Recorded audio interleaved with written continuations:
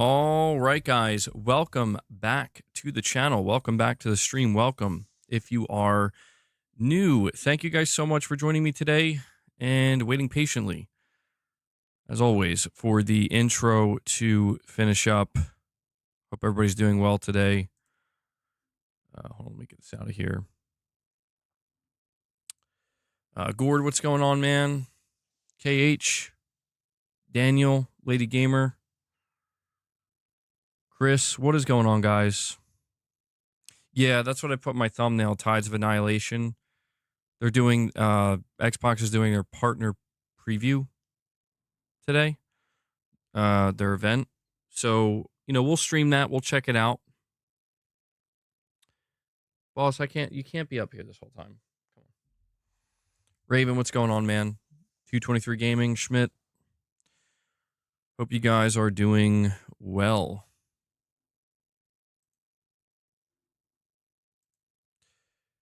There are also some regular topics we're going to talk about as well.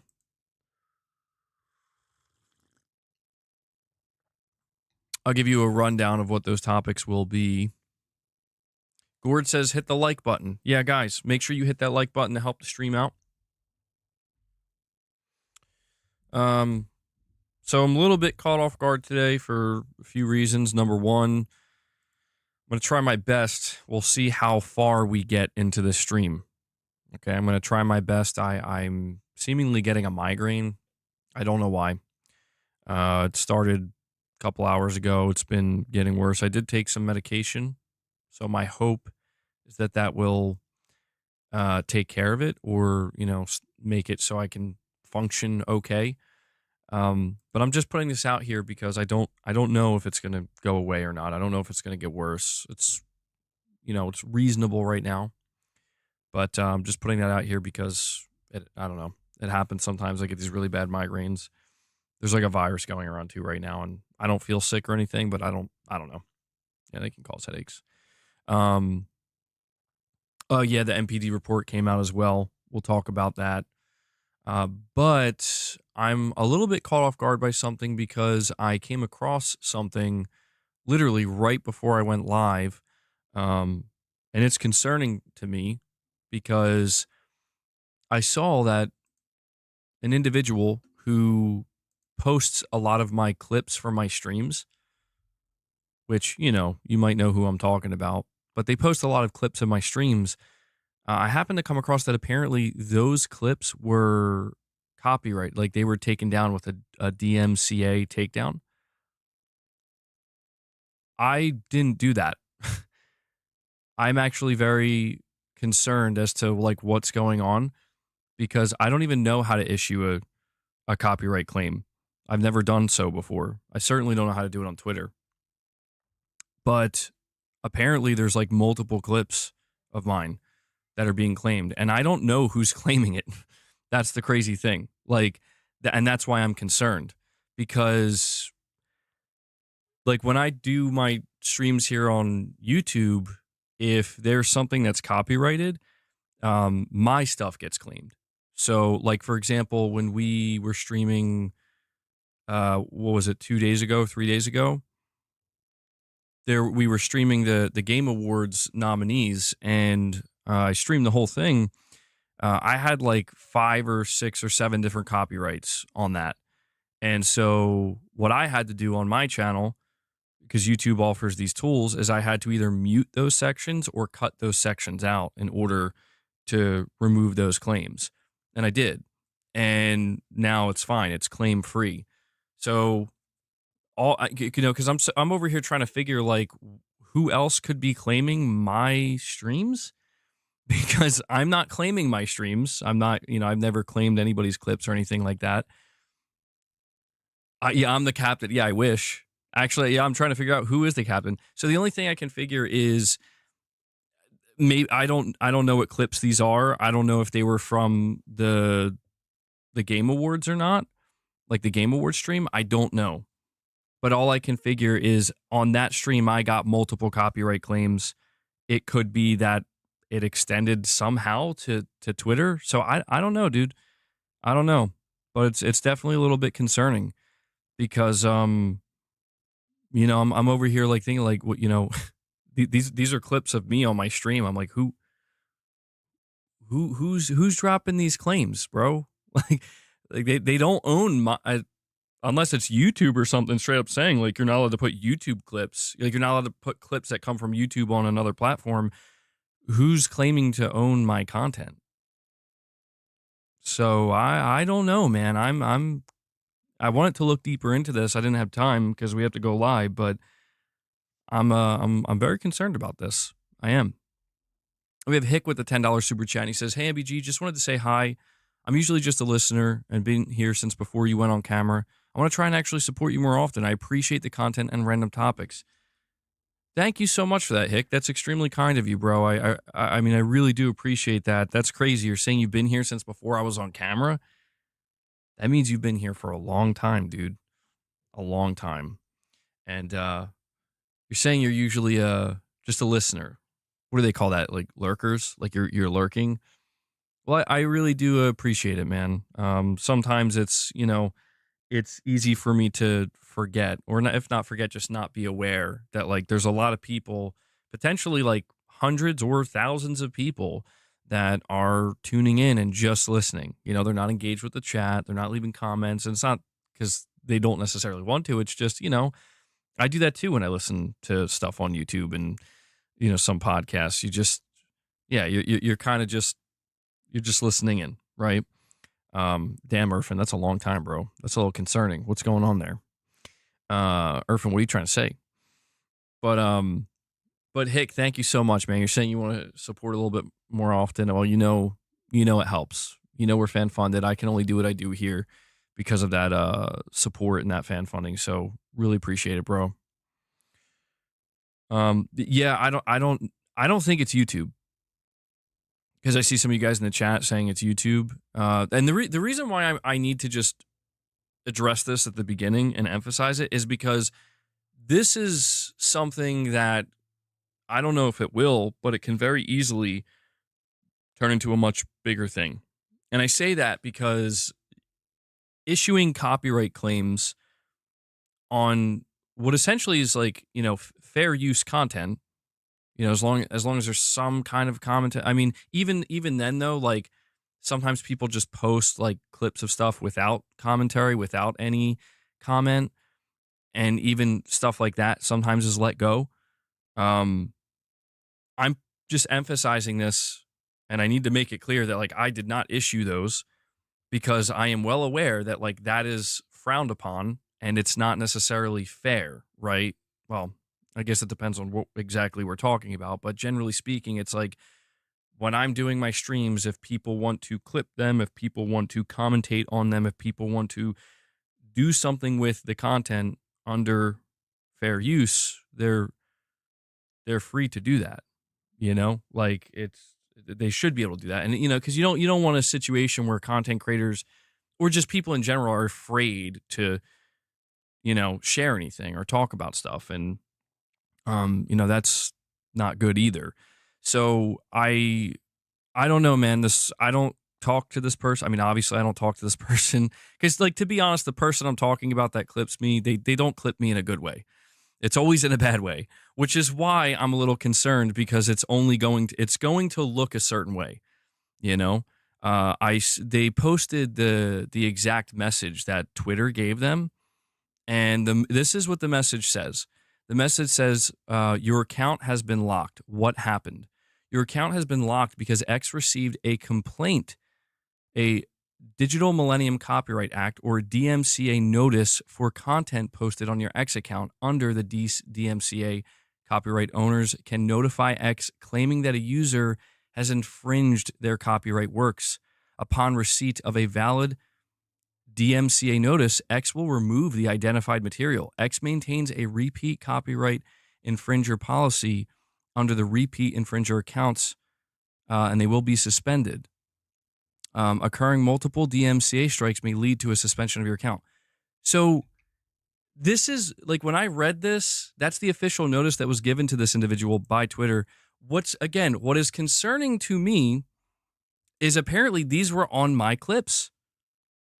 And I'm like, dude, I don't know how to issue a copyright strike, even if I wanted to. I don't know how to do it on Twitter. And I've never done it before. You know, that like you're talking about a person who's posted literally thousands of clips of me, and I've never done anything like that. Not once. Never. So the thing that's driving me a little bit crazy here is this notice does not say like who's claiming it. And I'm assuming this person has that information. Only they can have that information. I don't know, man. If there's any other content in the clips, like gameplay footage or music, could be third party. Well, that's what I'm trying to figure out if these clips were from when I was streaming the Game Awards. Because if that's what it is, like the Game Award nominees, it has to be that. Because I got copyrights on those. I just don't want people to walk around thinking that like I'm going to start throwing around copyright strikes, because I don't do that. I've never done that. You know, I'm in agreement. Like, people shouldn't be just throwing that shit around. It's not good. And Corey Landiga comes in and he drops 5 membership gifts for you guys. He's getting us started. Corey, thank you so much for that, buddy. We know you do it for the boss. Hang in there, boss. We'll see if we can get to our 25. I'm no hero. Corey, Never always was. appreciate your support, bud. Never will be. Saying maybe that's why people clip you. People already think Inferno, you're saying people are already, yeah, I was looking around and I'm like, dude, I didn't, like, I listen, I do not communicate with this individual. I do not communicate with this individual for obvious reasons, but I had to leave a reply on Twitter saying, just so you know, like, I didn't claim these. I don't know what's going on. I'm just as in the dark. I went to go double check on YouTube though, to see like, did I receive any kind of copyright? You're saying I should consider copywriting the Clippers? Well, no, because the whole thing about that is like, the only time I would ever consider even doing something like that is if somebody was like, I'm just going to re-upload all of your streams from start to finish, or like hours of content of your streams with zero commentary. As like, I'm going to basically open a different place for people to watch your streams so they don't have to go to you. That would be different. You know what I mean? And that's not what's being done. As much as I don't like it, as much as it bothers me sometimes, it's like, yeah, no, you're allowed to do that. You're allowed to take clips of what I'm saying and give your thoughts on it. You know, I've always encouraged people to do that. I've always just encouraged people to be fair about it. But yeah, and the thing is too, like, people who've tried doing that, people who've tried to copyright strike content because they're like upset about what people are saying, it never ends well for them. Because it's just like, dude, you know, like it's one thing if they're literally stealing your content. Like, it's one thing if they're stealing and they're trying to like profit off of your content by not being under fair use. That's one thing. It's another when they're not doing that and, you know, people are just getting very upset. That's like, I don't like what they're saying. Like, dude, there's people all over YouTube who, you know, use my clips and stuff and bring me up on their channels, and I've never once went after any of them, because yeah, it's just like, I don't know, that's just not cool, regardless of how I feel about it. You know, I may not like it, like, oh, you know, that's not what I want to hear, it's not what I want to see, but people are free to do that. And Keynesy7, you're saying, hi guys, just my 2 cents about the Gabe Cube, which we will be talking about. Everyone is praising it, but no one is mentioning that there won't be physical games on it. But people criticize Sony and Microsoft when they don't release physical. Hypocrisy. Well, that's the thing. Like, one of the biggest reasons I would not buy that is because, yeah, like, I don't want to buy a digital only console unless that's literally my only option. But yeah, I would say for anybody, I think it points Kane in the direction of people who are interested in this. Yeah, they're already digital. It's for PC players. Or somebody who is thinking about going to PC. If you're thinking about going to PC, that means you probably don't care about physical games. I mean, you can't. There are no physical games on PC. Are there people who are maybe being hypocritical about it? I'm sure, yeah, on Twitter, I'm sure you could find that. I don't doubt that. But Kane, I appreciate that. Yeah, and that's one of the things we're going to talk about. There seems to be a report I think it's coming from Linus Tech Tips. Seems to indicate this console is going to be more than $500. Not confirmed, but an indication nonetheless, potentially.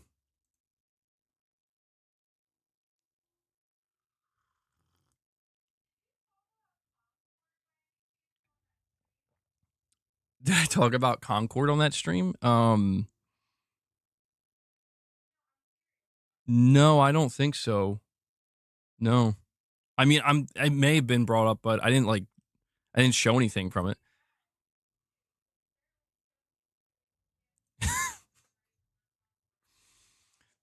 Sony's doing DMCA takedowns over Concord. Oh shit. Well, you know what? That probably has to do with if I had to guess, that has to do with the people who resurrected it. And they're like probably recording footage or something. Sony's like, get that shit out of here. But yeah, the Concord revival. Sony has to kill. They're forcing Sony to kill Concord twice. Capcom lawyer with the super chat says, being an open PC, the price was always going to be $800 plus. A company could order 10,000 only to use in offices and never use Steam. They'd lose store sales. Yeah, you did mention that, and yeah, I'm not gonna lie, I didn't believe you, or I didn't. Not that I didn't believe you, because I mean we don't know, but I wasn't leaning in that direction of a more expensive Steam machine. I was leaning more so on like, nah, man, I could see this being like $300 or $400, and it seems to be subtle in some way confirmed that like it's at least going to be more than 500. I still don't know if I'm convinced it's going to be more than 800. That's a lot, but Whiskey, you're saying that's crazy because the specs aren't even that good. The VRAM is laughable. I've been seeing a lot of people talk about that. Yeah, I've been seeing a lot of people basically saying like this is going to be pretty much a 1080p machine, which, you know, Steam, come on, boss. Steam said that, or Valve said that they purposely did that because the overwhelming majority of people who game on Steam game at 1080p. You know, they don't have hardware powerful enough to do 1440 or 4K. And I'm like, well, yeah, then that would make sense for you to target that, you know. But when compared to something like the PS5 or something, I think it, you know, people are going to naturally compare these two things. But if you're wondering, the report that I'm talking about,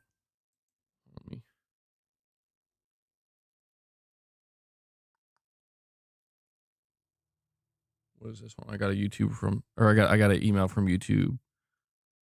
Oh no, hype. A new way your community can help you get discovered. Okay. They're talking about this hype points or whatever. And Capcom lawyer with another super chat. Thank you for that, buddy. He says nobody watched Valve's interview. They said it was made for 15% who played SD docked or the Steam Deck docked. So they're already saying its target audience is less than 500,000. Yeah, I have to admit I still haven't watched that interview. But you have mentioned it, and it does sound like everything you've said about this interview and everything I've heard about it. It does sound like they pretty much laid it all out there, where it's like, yeah, this is for Steam Deck owners. In so many words, it's not. I mean, I don't know if they said this directly, but it's like it's basically like, yeah, you're gonna walk away from this interview realizing this is not for the casual gamer, and this is not meant to take on Nintendo or Sony in any way. All right, boss. You gotta go. This guy, I'll tell you. I will say though, that's I mean, I think it'll do more than 500K though, man. Like the Steam Deck has sold like 4 million, 5 million on the high end. I mean, I can imagine this console. I just think the problem is like, I saw people saying like, wait, so you're saying this thing might be as much as a PS5 Pro? And like that, I feel like that could be a problem, right? Like if it does come out and it's like, boss, get the hell out. You're going to turn the PC off, man. God damn it. Go. You gotta go. No. He's like trying to fight. I'm sorry. He literally was trying to turn my PC off. Go. You do realize that's going to do the opposite of get you treats, right? This boy.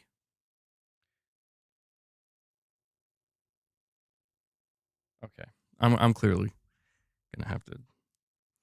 All right, I'll leave it up to the chat before we continue. Should I give boss treats now? In good faith that we will hit 25 members at some point? Should I do it now? Or should I keep him waiting? Because I'll put him over there. I'll put him over there. Corey says yes. Titus, what's up, man? Daniel says yes. Titus is like, it's your cat. All right. I'm going to assume we're going to hit 25 today. All right, guys? Good faith gesture. Now, boss, you better leave me alone after this.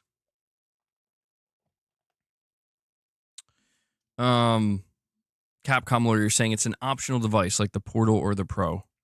Yeah, and I think if you view it from that point of view, yeah, it becomes a lot less, like, I feel like the conversation becomes a lot less interesting, or not less interesting, but less dramatic, right? Where it does remind me a little bit of when the PS5 Pro was announced, like, people were losing their minds over it, and I was like, I felt like I had to kind of not fight back, but just kind of go a little bit on the defense to let people know, like, guys, it's like, this is not a mass market device. Like, this is literally just for the PlayStation enthusiast who, yeah, like, is this device necessary to enjoy PlayStation? No. Is it expensive? Yes. Do you want it anyway? There's going to be a market of people that say, yes, I do. I do. Even for $700 or $750, right? If you view what they're doing with the Steam machine in a similar vein or a similar light, it's like, yeah, that makes a lot of sense, actually. Suddenly it's a lot less concerning, if you want to use that word, if it's expensive. And you're saying, according to Google, it shipped 6 million, expected 8 by 2026. Interesting. Yeah, I do wonder if it can hit that 10 million mark. Because what? I think we know how well the Switch is doing. And we think about when Sony did the PS Vita, I think the PlayStation Vita only sold like 16 million. So if the Steam Deck can start to kind of catch up to the Vita, that'd be interesting. It'd be very interesting. How's that ROG Ally X doing, the Xbox Ally? Do we have numbers on that yet?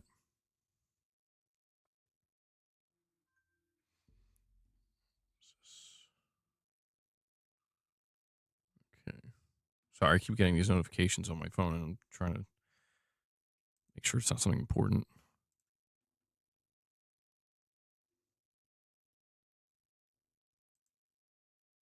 Let me see here.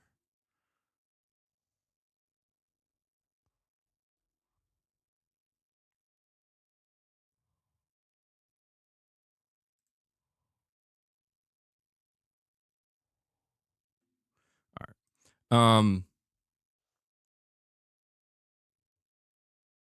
It sold 150K. That's above Asus's expectations. 150K.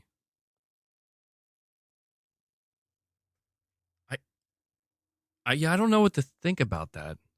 And Dreadful83 comes in. Dreadful, thank you so much for that, buddy. He drops a single member gift for you guys. Dreadful wants to keep that member train going. Thank you. I do appreciate it. We'll add that to the counter. That brings us to 6 on the day. Good stuff. Yeah, guys, Dreadful's reminding you. He's here to remind you. You can always drop a single member gift if you want. It does contribute, to the goal. Oh, and by the way, speaking of memberships, we did a members lounge yesterday. So if you get gifted a membership, go check that out when you're done here. And go check out all the other members' content. But we do have a morning with the missus we're going to be doing tomorrow. All right? As long as this headache doesn't get any worse and I don't wake up in a worse state tomorrow. We're going to be doing a morning with the missus. I guess you could say like a Thanksgiving special. If you want to call it that, So if you are a member, please look forward to that. It'll probably be 10 a.m. Eastern. All right? I'll put it out ahead of time. Do I think we get the Halo release date? No. No, I don't think Halo is going to be part of this Xbox partner preview thing, which is happening in about a half hour. But no, I don't think you're going to get that. There's a report saying that the Xbox Ally is selling more than they thought it would. Yeah, I mean, you have to wonder what their internal expectations are for something like that. I have a headache. It might be dehydration. Yeah, I got a seltzer water here, so I'm going to try to drink that. Capcom lawyer saying, and the Steam machine will likely only be available through the Steam store. So without a Steam account, the mass market can't get one. Valve loves niche. Well, it kind of got me thinking. We're seeing more and more rumors and buzz and reports that seem to indicate Half-Life 3 is in fact real, and it is in fact going to be getting announced.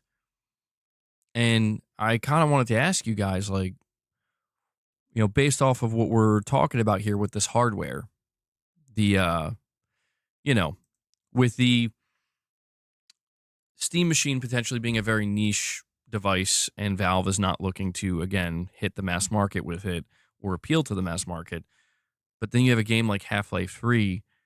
Are we thinking Half-Life 3 is going to be like a full-blown multi-platform title, potentially? Is it possible that Valve would want to get that game everywhere?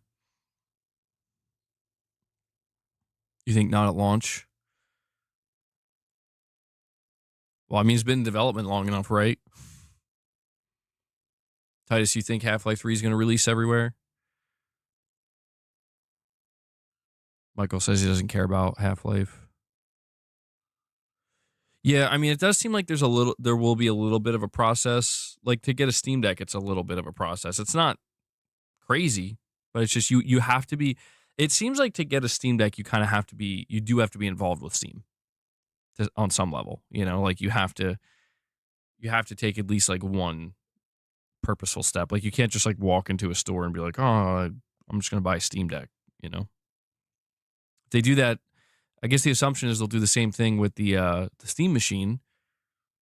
Well, yeah, I guess if somebody's selling it used, you could do that. No, neither of us are going to be dressing up like turkeys tomorrow. Yeah, I don't know if Half-Life 3, if it's real, I don't know if it's going to be exclusive. I don't think it would be, but I don't know. Like, has Valve? I mean, like, I know Left 4 Dead is on console. Most of their games are on console, though, right? Like, their games have made their way to consoles. I don't know if they've all been at launch.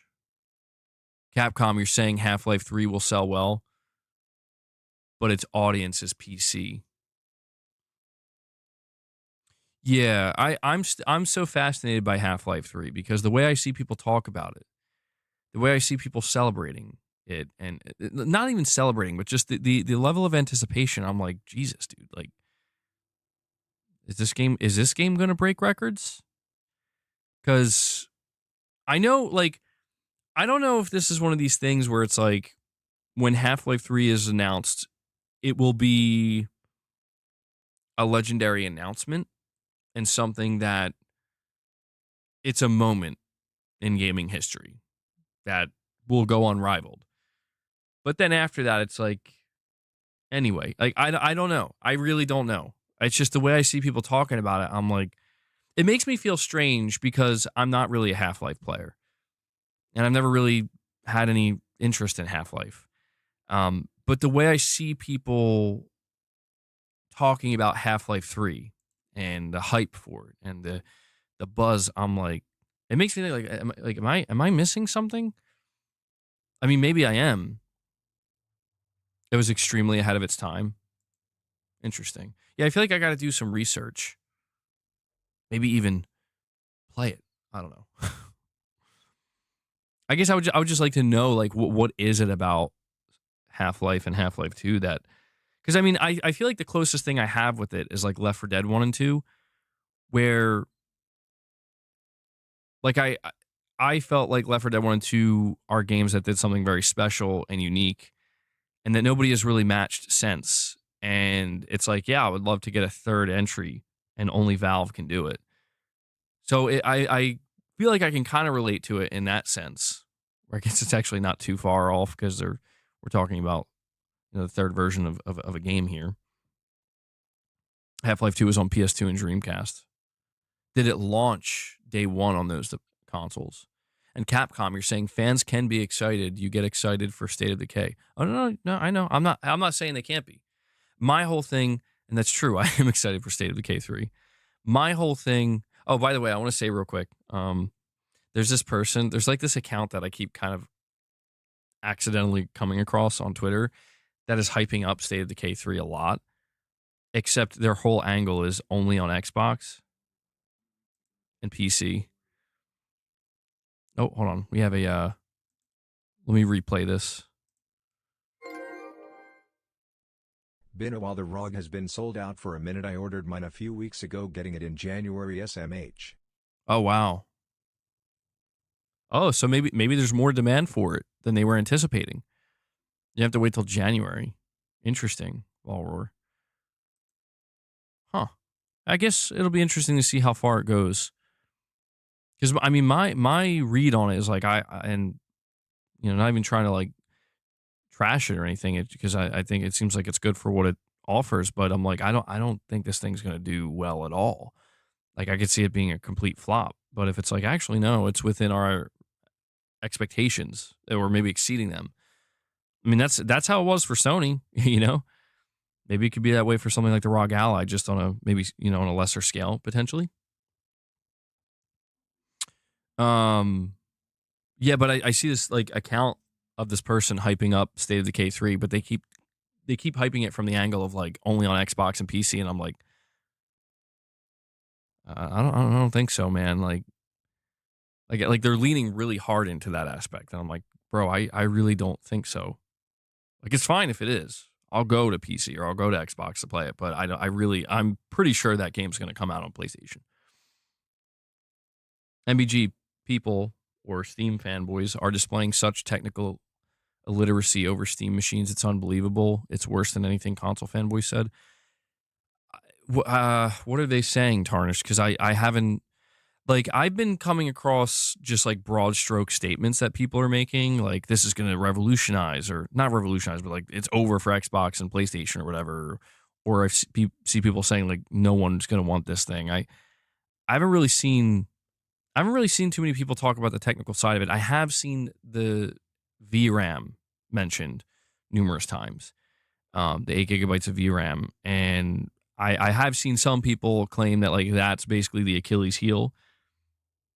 I've seen some people saying, or at least Digital Foundry, that the GPU is a little bit on the weaker side, but my general understanding of the Steam machine is it's not as powerful as a base PS5.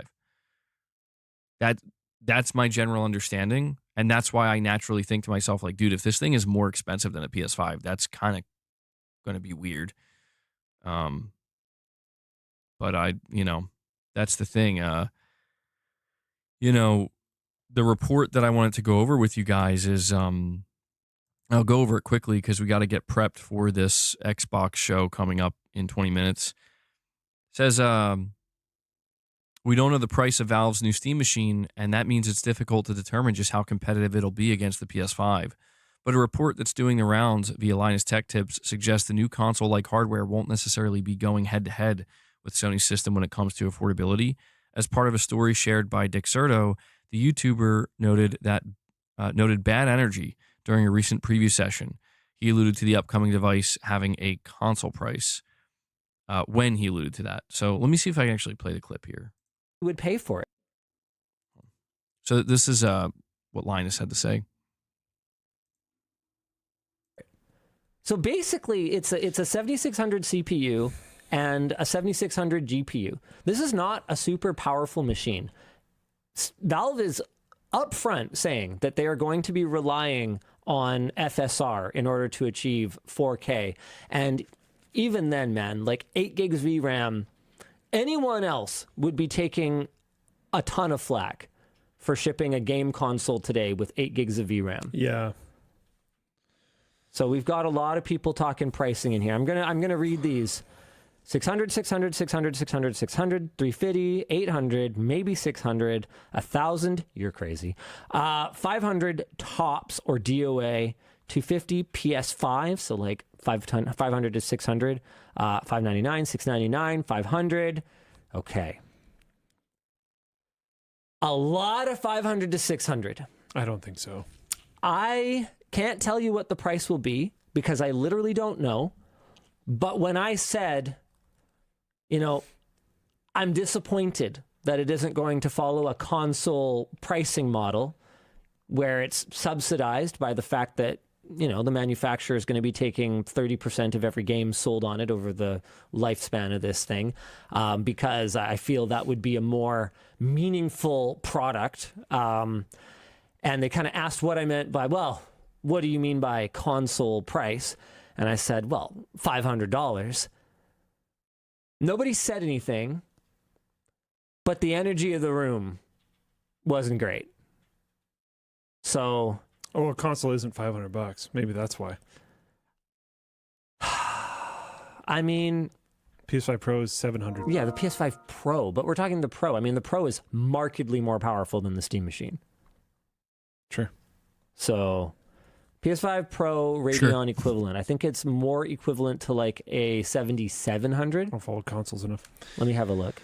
All right, well, I mean, that's basically what Linus had to say, and I don't know. Like, I don't know. Do we think Valve is trying to be like, don't say anything, don't say anything? He's going to be surprised when it's like $400. I don't know. Sean Mitchell, a member for 31 months. Thank you, buddy. He says Half-Life 2 had one of the greatest stories of my childhood. Well ahead of its time. I had it on PC and did have the orange box for the 360, which had it and Portal. Interesting, Sean. Yeah, I remember during the 360 days that the orange box was like a really big deal. And something that I almost, it's weird because like looking back, it's like it's something that I probably should have played and got into. And, you know, I never did. I don't know. Like Left 4 Dead was like the only Valve product that I ever got into for one reason or another.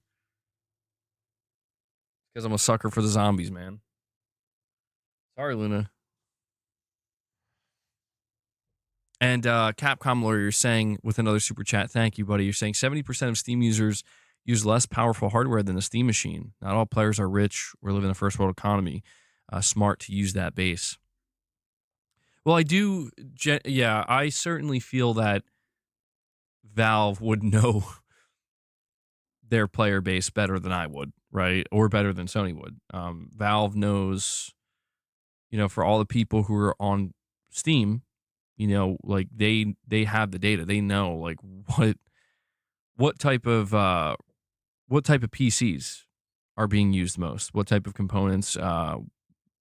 You know, it's if they see that 70% or more of the entirety of Steam players are playing at 1080p, then like, yeah, that if that's the difference between potentially hundreds of dollars and how much a device like this would cost, it makes sense. But I guess, yeah, the thing that really makes me think this is ultimately going to be a niche device, truly, it does fall under the category of kind of like what Linus is saying here, where he's like, well, if this thing is more than 500, people are saying 600, some people are saying 700. I mean, Capcom, you're saying 800 or more. If it does turn out to be that way, but the overall performance is less than a PS5 and certainly less than a PS5 Pro, I will be, yeah, at that point, I'm locking it in that like, okay, yeah, this is going to sell. This is literally meant for the Steam enthusiast, right? Like the person who's going to buy all the Steam and Valve products.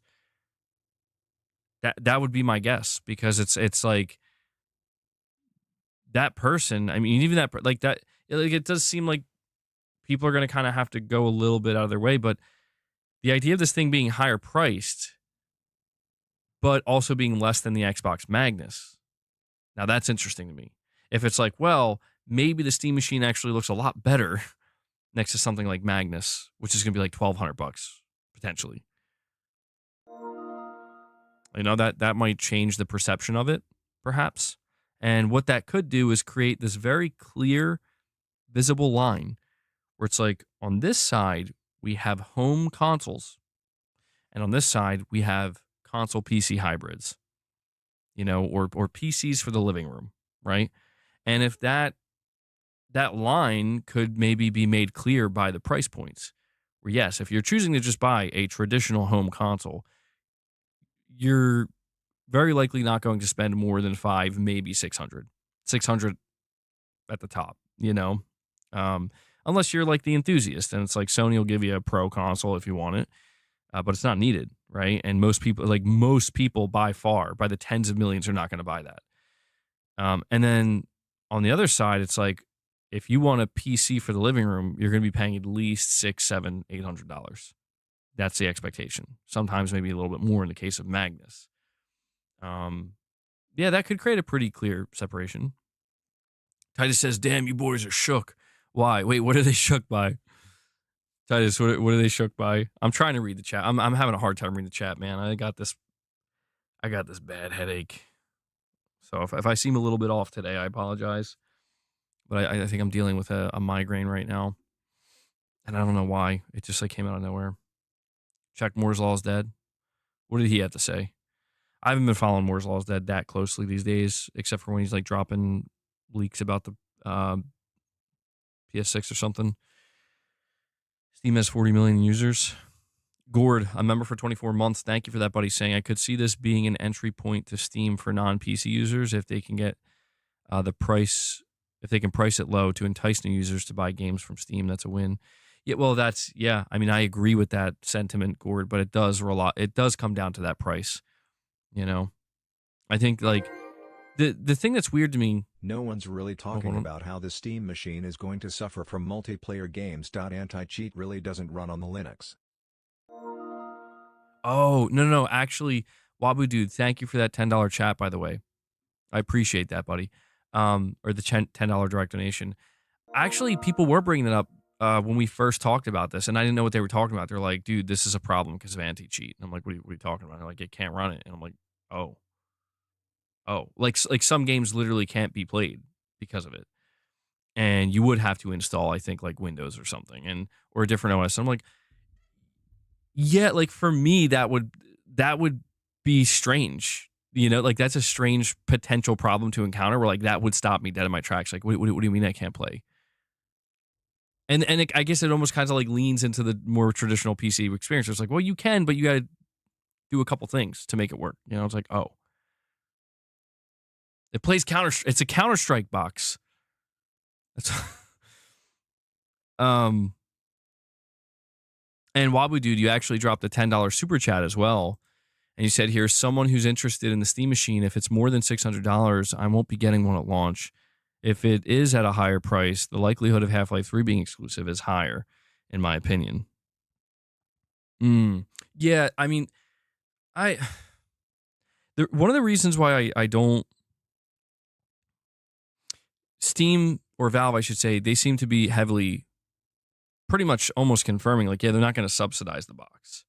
And that's what Microsoft's doing. See, this is why, like, when we look at what Microsoft's doing with Magnus, they're literally just basically following Valve's playbook at this point. And it's just so strange to see because Xbox, you would think, would never do that. Now, what Valve's doing, like, to be honest, if they come out with an expensive Steam machine, even though it may be less powerful than a PlayStation 5, I wouldn't be, like, shocked by it because I'm like, well, yeah, they're not treating it like a console.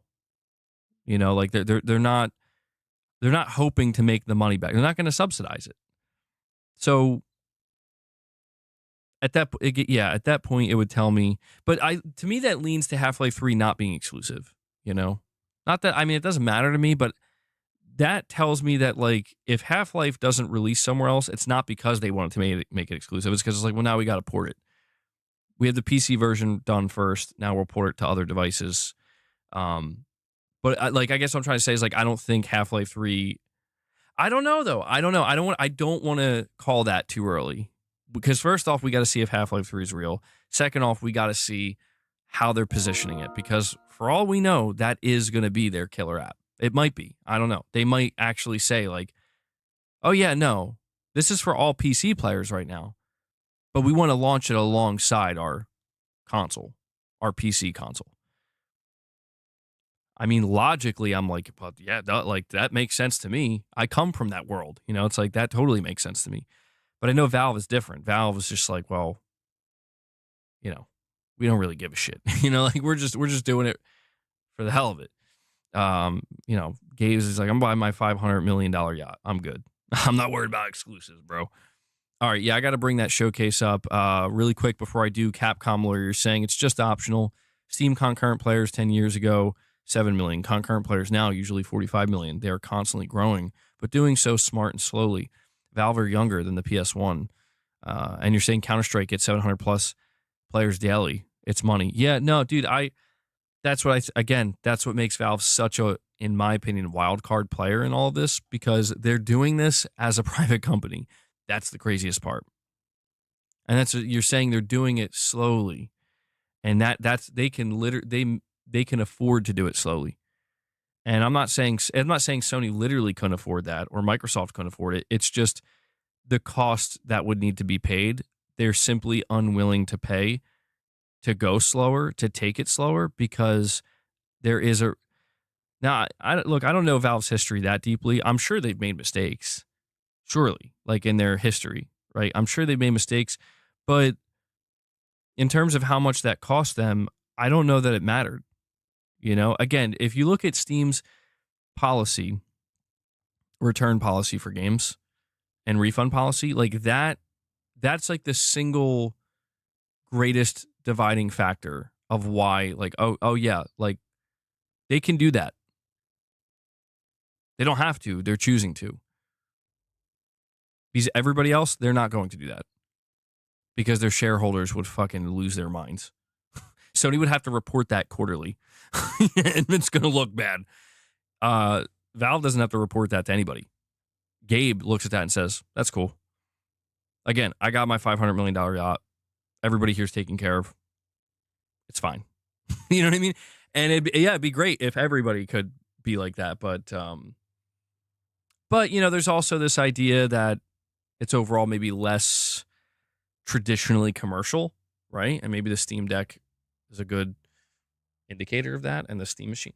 But anyway, guys, I do have to bring this up because this is about to start. Hold on. All right, let me get this set up. Give me just a moment.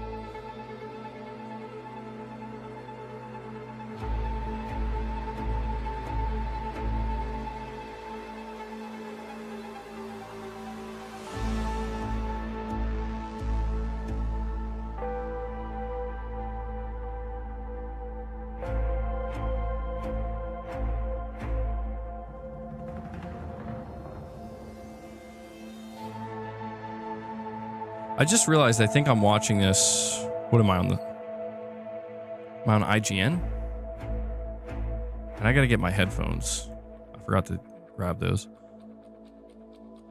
Okay, so they do confirm here it's a 30-minute digital show. I guess we'll just watch it through IGN. Whatever, I don't really care that much. Or, I don't know, hold on. Yeah, there we go. I'll give the Xbox channel the views, They're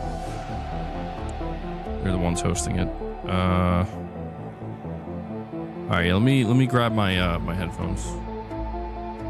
And you're saying MBG, they're the highest paid game devs out there, I think, at Valve, because the money they spread through the company rather than through to shareholders.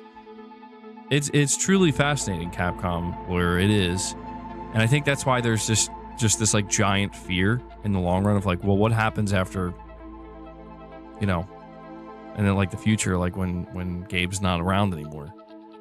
But then, like who's, like what could change? I don't know. Sony's gonna go private. No, they're not.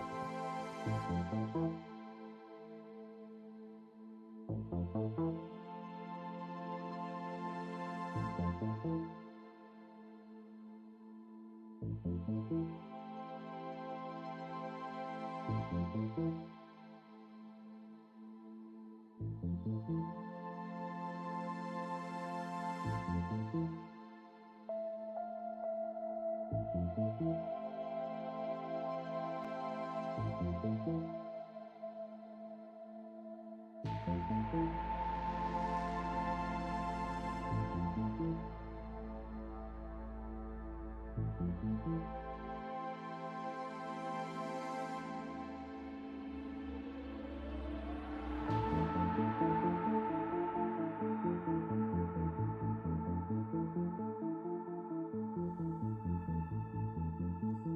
right.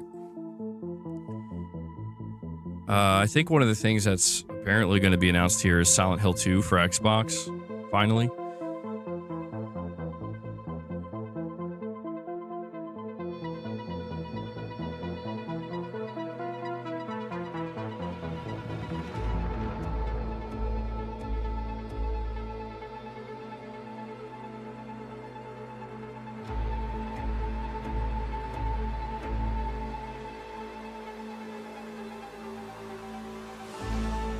You think Half-Life 3 is going to be announced here?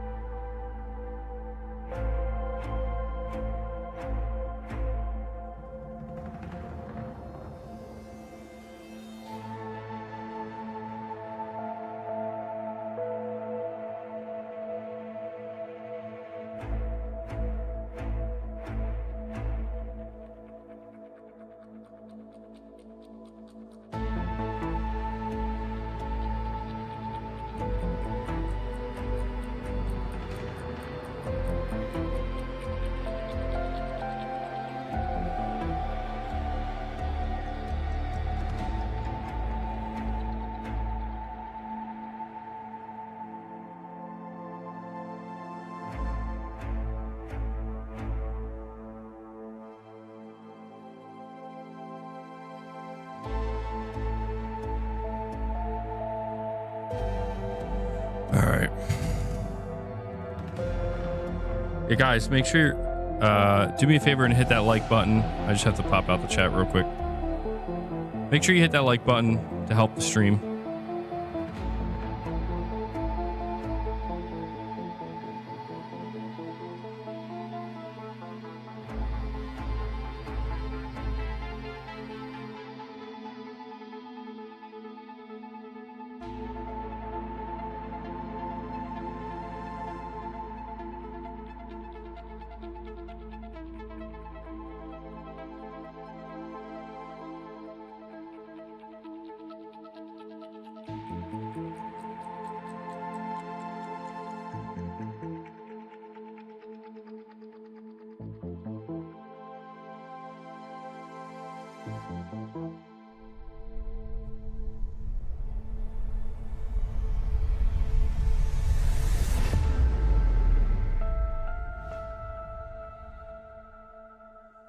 All right. Let us see.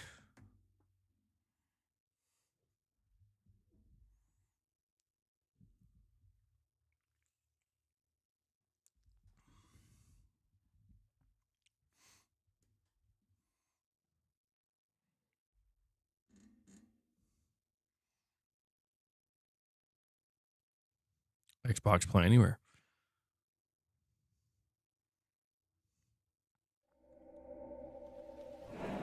"7 years ago, the veil tore open, and the worthy were claimed.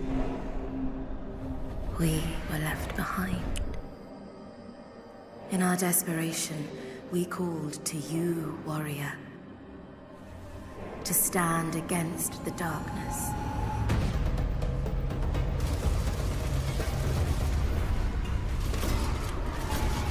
Yo, this is giving me like Returnal vibes. Big time. This looks kind of sick. What is this? Equipped with our best, you will Yo, this is forge definitely paths giving me through Returnal planets vibes. long decayed. Together, we must reach the sunless gate. When we die, we will leave this place. But you return again and again.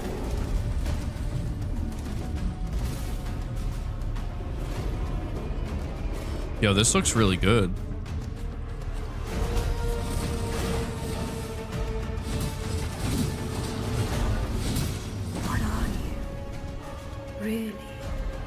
This is going to be the only game that's an Xbox exclusive announced today. Is this You watch. our salvation?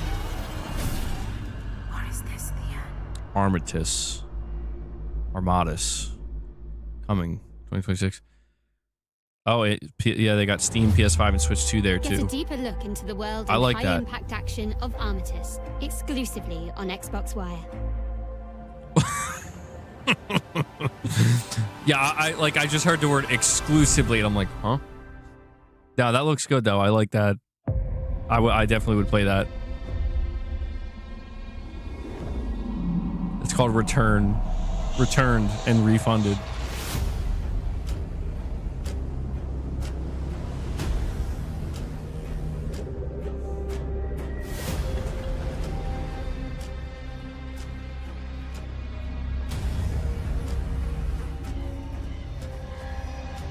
Is this that Sea of Thieves update that's going to make the game realistic?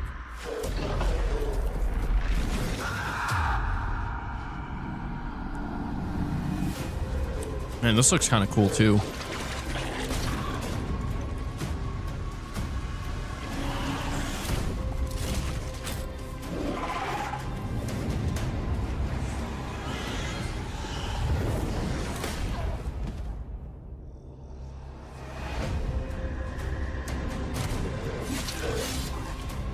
Man, they're starting off the show with 2 good-looking games, bro. I like it.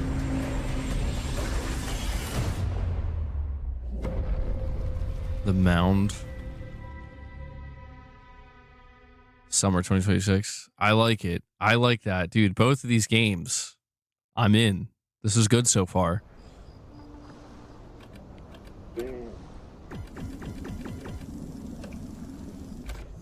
Cthulhu.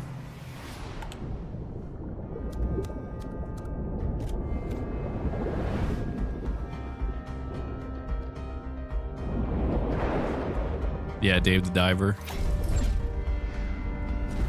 Never played it.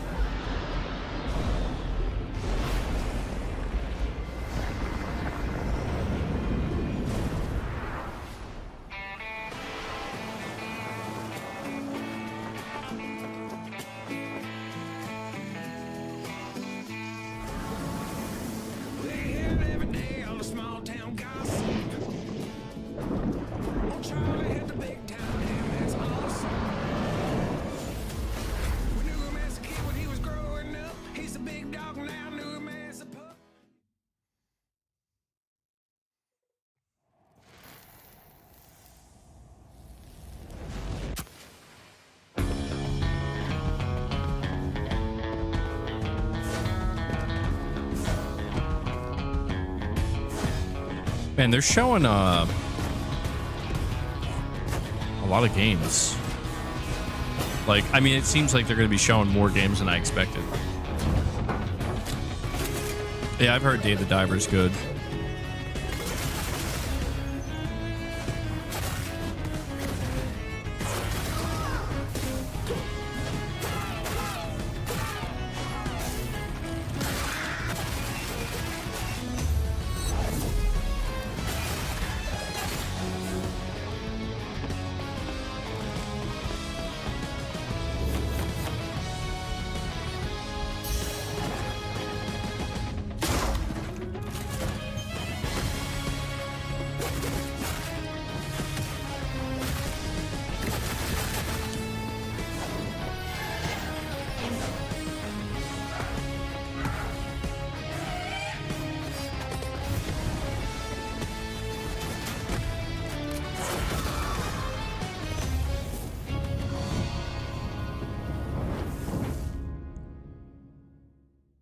Crown Sworn.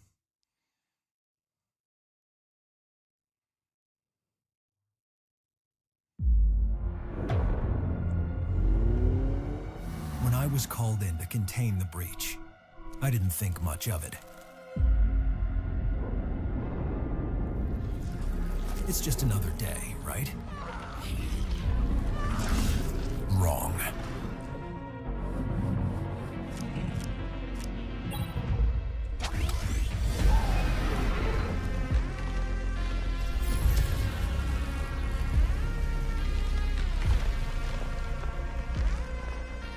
Once forces beyond our reality trapped me, it was a one-way ticket to a whole new world.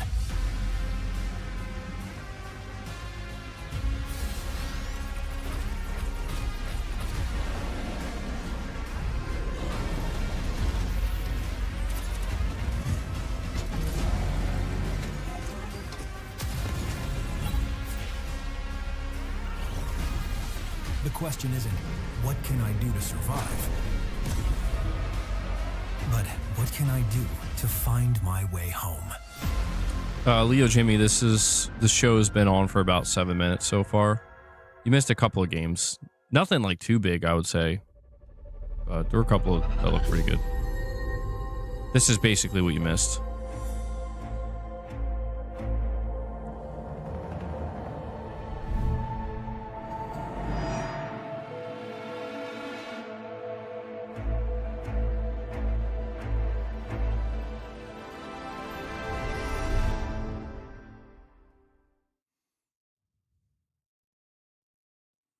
Never gotten the Vampire Survivors, but I heard this is one of the most addicting games ever made.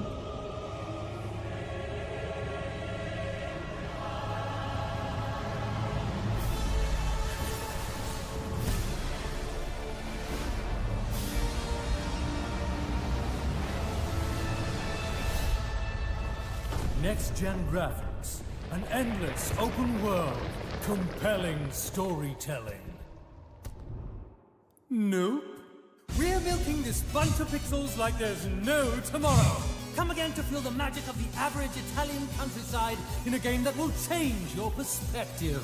A new adventure begins. Explore maps, level up powers, kill nice, monsters, Mr. B. find treasures. Either take your time and be tactical, or play as fast as you humanly can. The outcome is always accurate. Use wilds to break the combo system and summon survivors to trigger cascades of effects. Get overpowered to plow through enemies, or carefully customize your abilities to control the unhinged chaos of Vampire Crawlers, the turbo wildcard from Vampire Survivors. Coming as soon as we think it's ready. Cut! And we're done! Great work, everyone! We managed to go on for over a minute without ever saying neither card nor deck building. Nobody will think we're just another roguelike deck builder. We're in the clear! Check out our interview with developer Ponkel to understand their bold approach to the follow-up to Vampire Survivors, exclusively on Xbox Wire.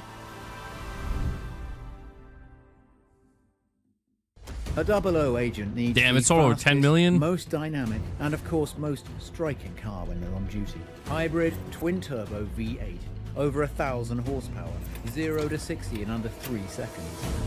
Lightweight carbon fiber chassis, and a few modifications you won't find in the brochure. Meet the Aston Martin Valhalla. But this one is only for 00 agents, James. If you want to drive it, you'll have to earn the number. Yeah, Ray says Spy Hunter. Ain't no way, Ray. Is that the extent of 007 showing up? Because that's crazy. 007 First Light will be honoring a long line of iconic Bond vehicles. Find out more exclusively on Xbox Wire. Wow, okay, that is. All right. I mean, it's something. It's something. We've been undercover at this human gas station for 1 month now, and no humans have found out yet. My job is to get everything ready and in place for the invasion. To help with that, we've got Schlope here, our lead scientist, once featured in a very popular magazine on Probalia Tita 12. Our state-of-the-art technology allows us to blend in and gather all the data we need. Of course, it's important to keep this place up to human standards. Otherwise, the scary ones show up. We need your help. Everyone is being called to Earth to prepare for the invasion. The mission depends on you.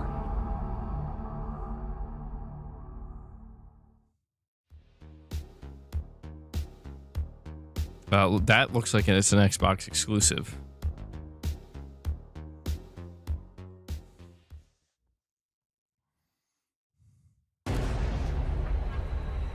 I've been alone in this place. Isolated and rotting away. It has been suffocating. Tari. I've lingered here far longer than I ever meant to.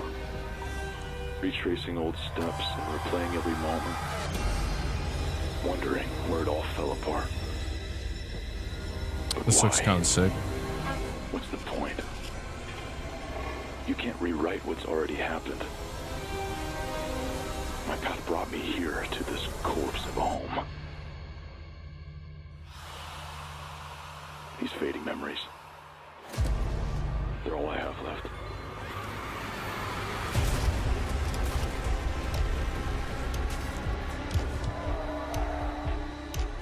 Yeah, this looks pretty good too. So hard not to drown. And yet here you are, dragging yourself deeper.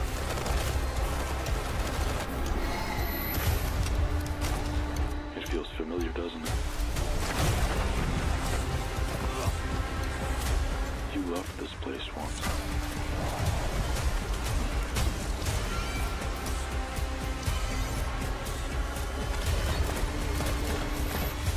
Every moment you dwell here will lead you closer to inevitability.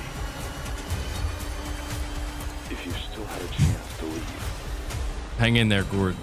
would you take it? Yeah, this looks crazy. Sam. Bible. Kira Yamaoka. Oh. Total chaos. Okay. That looks promising. Oh shit, it's available today? What? Okay, yeah, I might have to check that out. We know from experience. Holy shit. I thought that was gonna be like a 2026 game. From those we love. Good shit. They got a little shadow drop. Sold. Somebody tell me how much it is. That looks pretty good, man.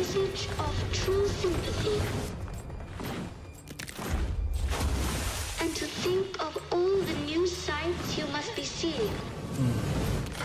Wish my head wasn't hurting like this. And the adventures you must be having.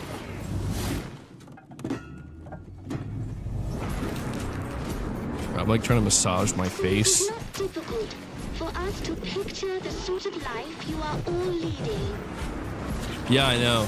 I recognize his name. I'm like, yo, they got Akira Yamaoka. Good night, and good luck to you all. Reanimal.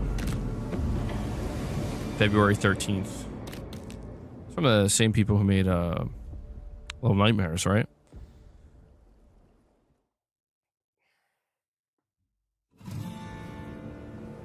This story begins the same way so many do. In I'm not this sure, world. Dwayne. With blood. With blood. When a man loses everything that matters, ain't nothing that can keep him from setting things right. Not even death. But it's gonna take more than iron to save the one he loves. Because the one thing a bullet can't stop is time.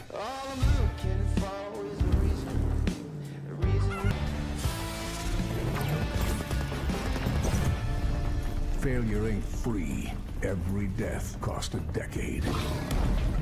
He has to find her. Pikachu with the super chat says, "Hey MBG, do you play older games via emulation? If so, I recommend Spy Hunter on PS2. Soundtrack is by Saliva." Yeah, I know that band. Not into that band, but I know that band. Yo, Ray, weren't you just talking about Spy Hunter? I don't really play games like that through emulation, but I appreciate your recommendation, Pikachu. That game, Spy Hunter, sounds so familiar, though.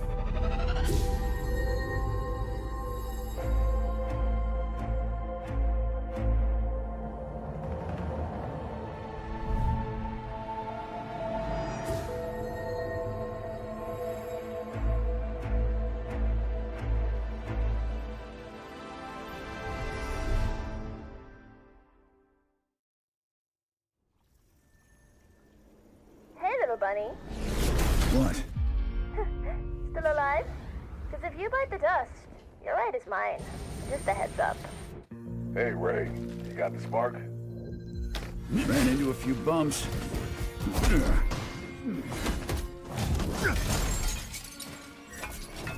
But yeah, I got it. Is that a rabbit? Hey, that's stone guards too. Team effort, remember? But Ray, stone that came so easy. Aren't you worried it'll bring trouble? Relax. I'm counting on trouble. It's a hair.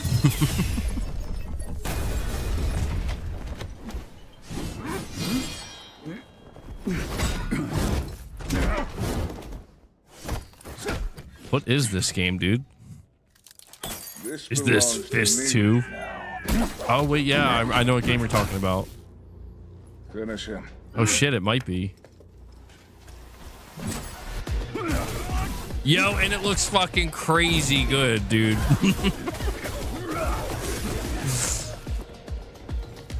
Uh-oh.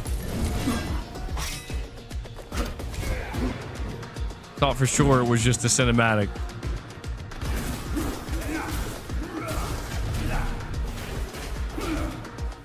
Dude, this looks sick.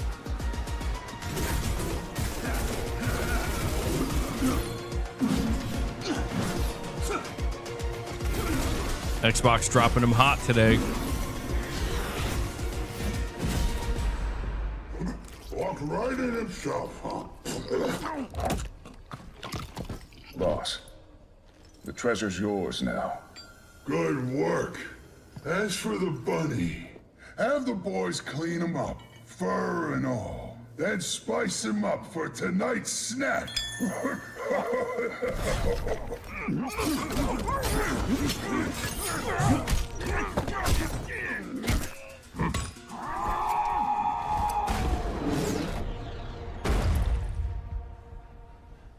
What? This is a crazy trailer, dude.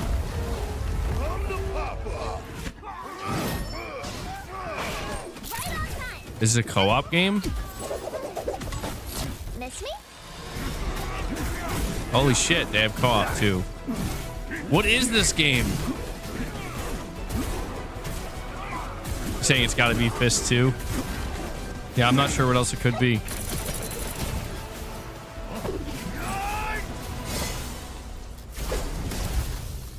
No. Dude, it's just straight up zoo punk, bro. Yo. Not sure about that name, but that looks sick. I like it.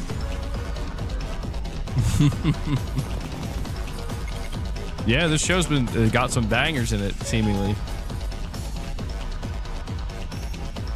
I mean, I think almost every game's had a PS5 and Steam logo with it. How is this not Fist 2?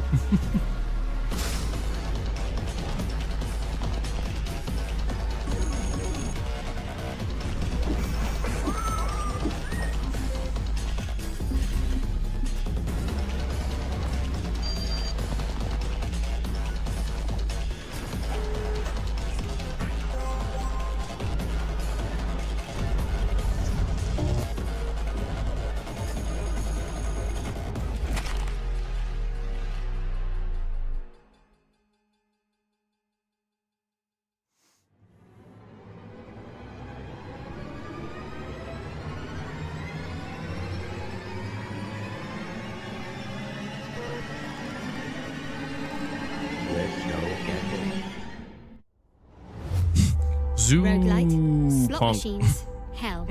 Delve deep into the bizarre but fascinating Yo, I journey need that awaits zoo you punk. in Clover Pit, exclusively on Xbox Wire.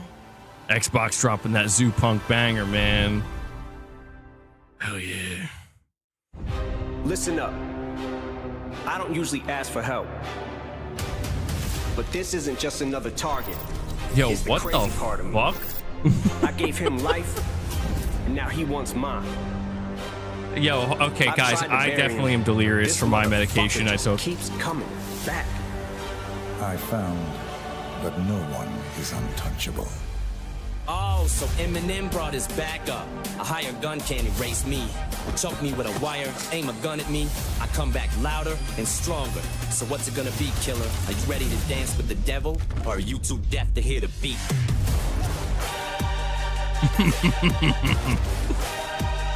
Yo, first Bruce Lee, now Eminem. This is it. Let's end this motherfucker.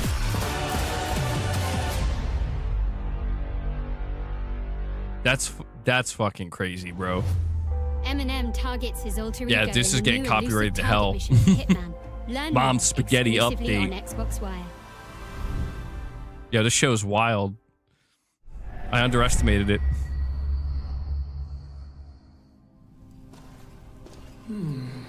We thought all his knights were dead. This is Tides of Annihilation now. Lamorak sends one more. I almost admire him. We get Eminem, the video game, before GTA You're 6. one of the White King's sorceresses. You destroyed the Whitelands. That destruction is in fact salvation. You're insane. You know not of what you speak.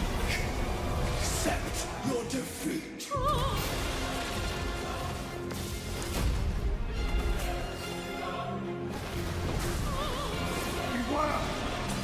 Lamorak! At that opera. Another folded realm. I can't reach her.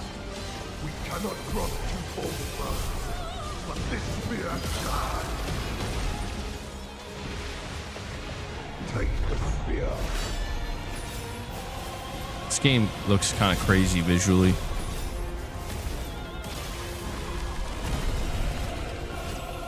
She's human again.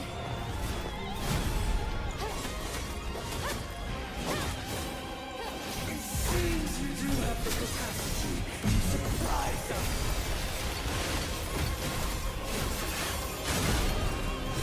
You know it, Blaze. You know it, Blazer.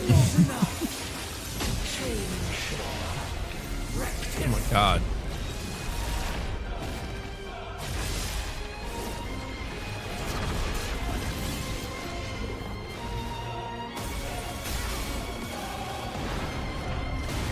Even with your new ally, we end this here.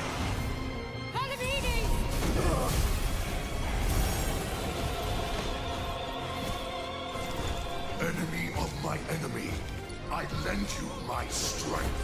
We fight as one. Oh shit.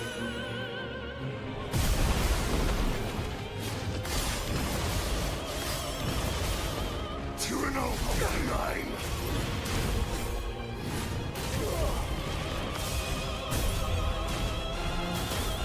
You will not escape justice. Justice. There is only the king's will.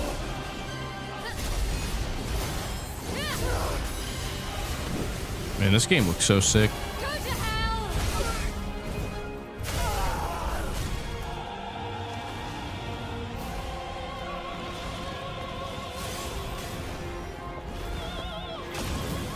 Foolish knight and your foolish friend.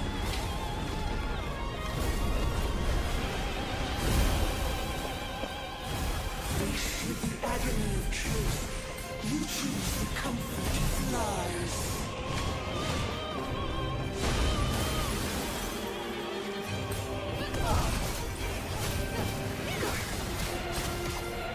Loyalty without inquiry is in itself a betrayal.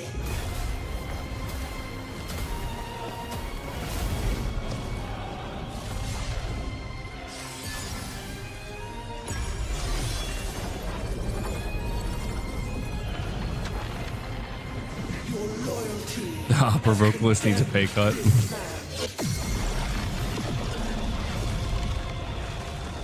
Yo, dude.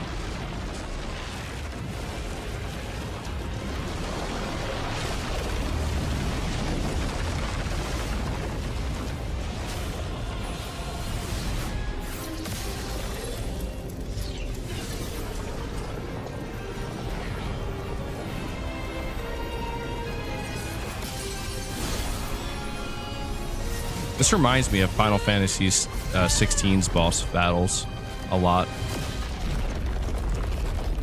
Whoa. Still no release window though. Damn. Yeah, I'm starting to think that's like a 2027 game. Straight from Eclipse It looks really, really good. Story, setting, and gameplay behind that high-flying, unedited boss fight, exclusively on Xbox Wire. I think that's it. Oh wait, no.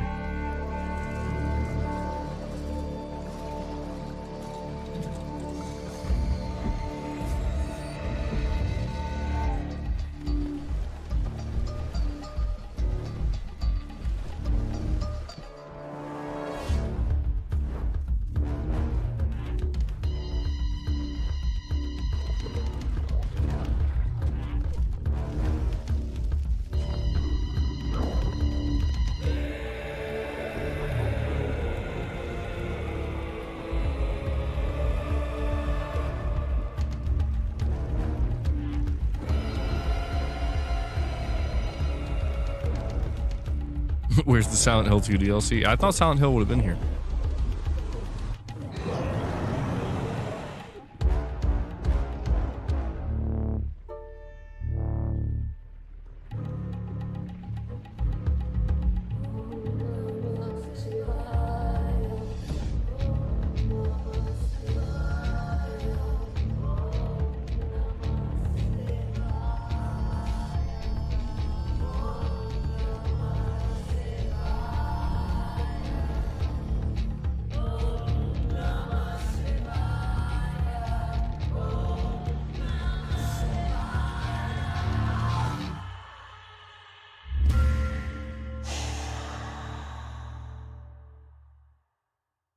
Okay, I guess. I mean, I don't know. Find out what details lurk behind the gorgeous and evocative world of Raji Kali Yuga. I don't know what to think of it. Raji and Ancient Okay. Epic, exclusively on Xbox Wire. Okay.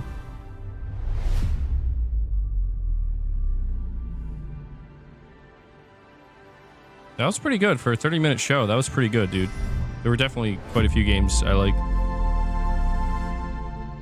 So let me see. I'm pausing it because it's over. But Armistice, I like that. The Mound, Omen of Cthulhu.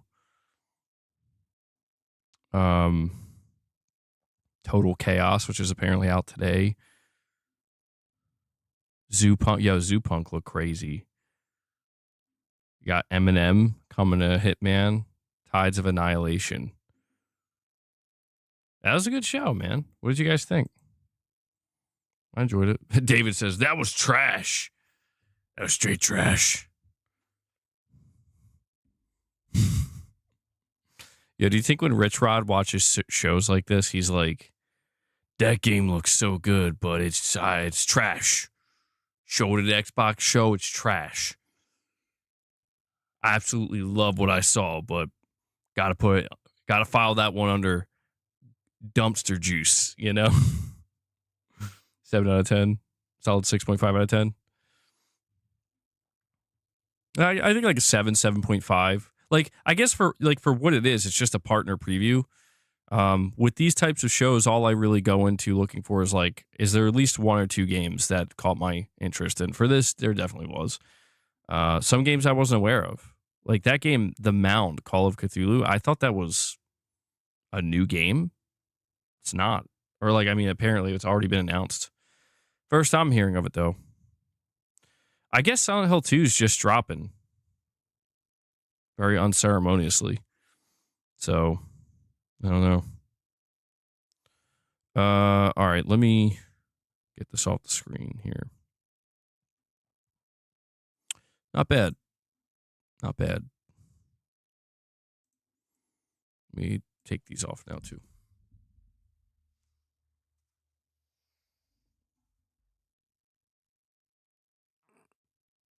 Oh, God. Just got to stretch a little bit, you know? All right. Yo, Tarnish is just ready to go.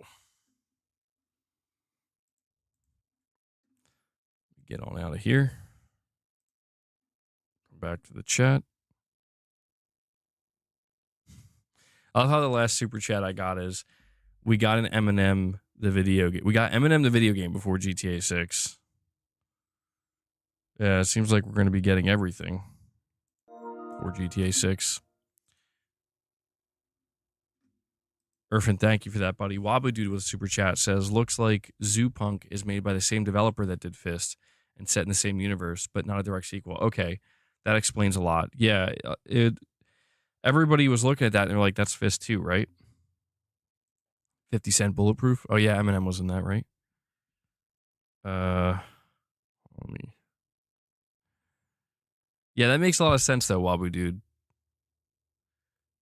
It's going to be a little bit weird if it's like, no, it's a completely different game from a completely different developer. All right, let me.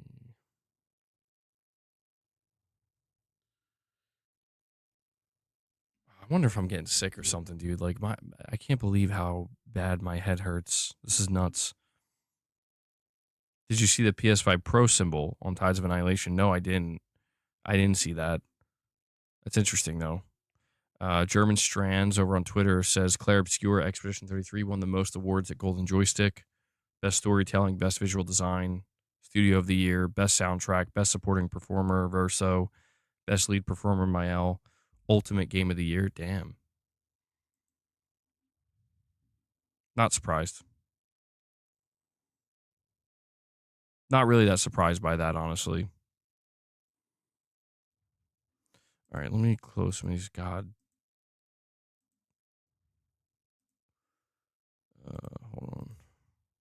I got all these tabs open and I really don't need them open. Get rid of that. Get rid of that. Get rid of that. Leave. Get rid of that. Okay.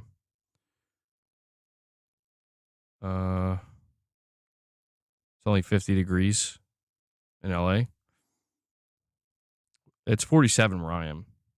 I'm on the opposite side of the country. It's 47 here. I feel really hot though. Yeah, I don't know. I'm starting to think I'm coming down with something. I'm getting sick. I hope not. It's that time of the year though, bro. It's definitely that time of the year. All right, let me go check on the situation with these copyrights. See if there's any update. Because it's really bothering me. I need to know what's going on. Top-notch Metroidvania Fist gets a PS5 prequel in Zoo Punk. Okay, so it's like a prequel.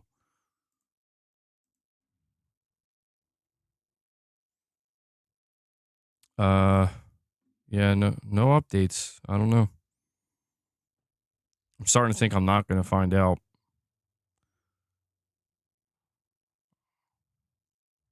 This is going to drive me nuts, though, dude. Like, what the fuck?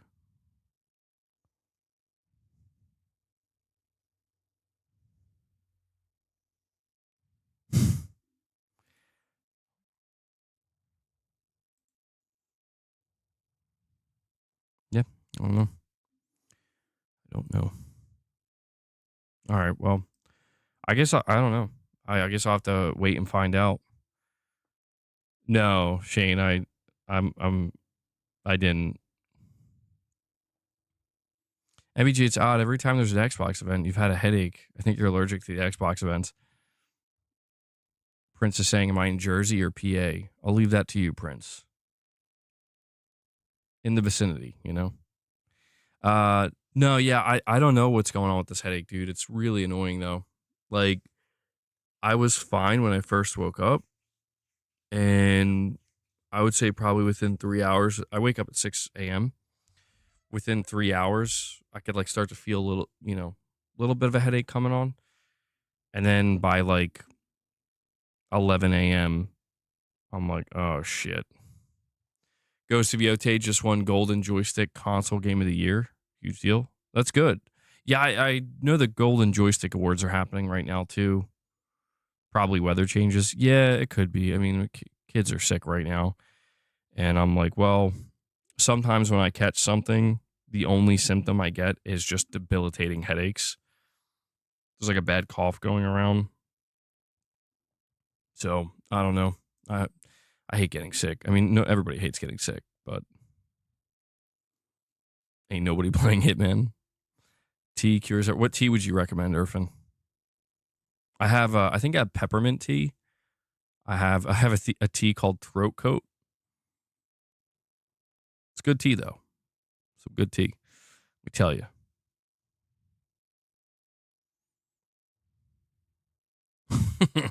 Carl says seeing the Xbox logo and Microsoft stuff makes me feel sick too. Ginger tea. Yeah, ginger's really good. Maybe I should get some ginger tea. Ginger tea. No, Dan, that's not what it's called. Luckily. I think actually in that throat coat tea, one of the main ingredients is like licorice or something. Or no, there's like catnip in it. I'm not kidding. Persian tea, Turkish tea, both are great. Never had either. I mean, is that just what it's called? Like Persian tea, Turkish tea, Turkish tea. Like the way that sounds. Lemon and ginger. Yeah, that's a popular one. That's a good combo. Lemon and ginger. Do I have the Switch? I do not have the Switch 2. No. Maybe one day I'll get one. Jeez, man. I'm starting to wonder how I'm going to feel tomorrow now. Today is Kirby Air Riders Day. Hell yeah, I think. I don't know. You won't catch me playing it. Only one PlayStation game won the Ultimate Game of the Year at the Golden Joysticks in its 40-year history, The Last of Us Part 2. Damn it. How's that P.O. box coming along? I know, dude. I know. I apologize. I keep telling you guys every time we do a Morning with the Missus, oh, next time we're going to have a P.O. box open, and then it never happens.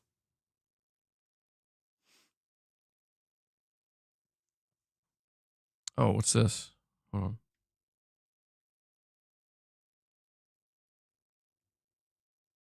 Hey, I think I just got an email from the Zoo Punk guys. Hold on. How'd they know? How'd they know? How'd they know that I was like, this is a banger game.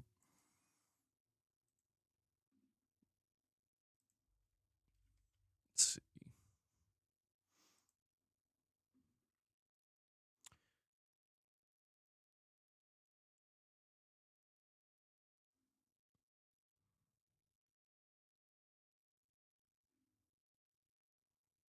Huh. Well, that's cool. I guess they're reaching out to like content creators trying to build some interest in the game. Maybe I'll keep tabs on it. I mean, the game looks good to me. I like what I saw. Kirby Air Riders requires you to be on acid. It's an insane game. Whoa, hold on, though. Did I miss something with this game? Thought they were going to show Forza Horizon 6. No. Yeah, well, when they announced the partner preview program or events, from my understanding, like they don't show any first party stuff there. I don't think they ever have. It's all right, Tarnished. It's all good. I probably would respond, but I just, or go deeper into it. But I don't know, man. Like I'm used to streaming for like 3-4 hours, and I want to see how far I can push it.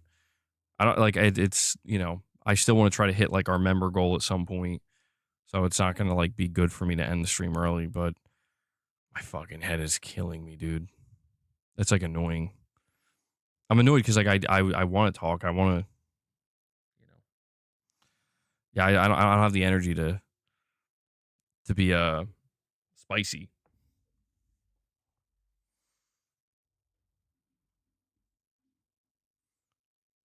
I know. I gave well, see, I don't know. That's why I like giving him his treats nice and early, because he's knocked out now. He's sleeping like a good boy. If I didn't give him those treats, he would be annoying the absolute shit out of me.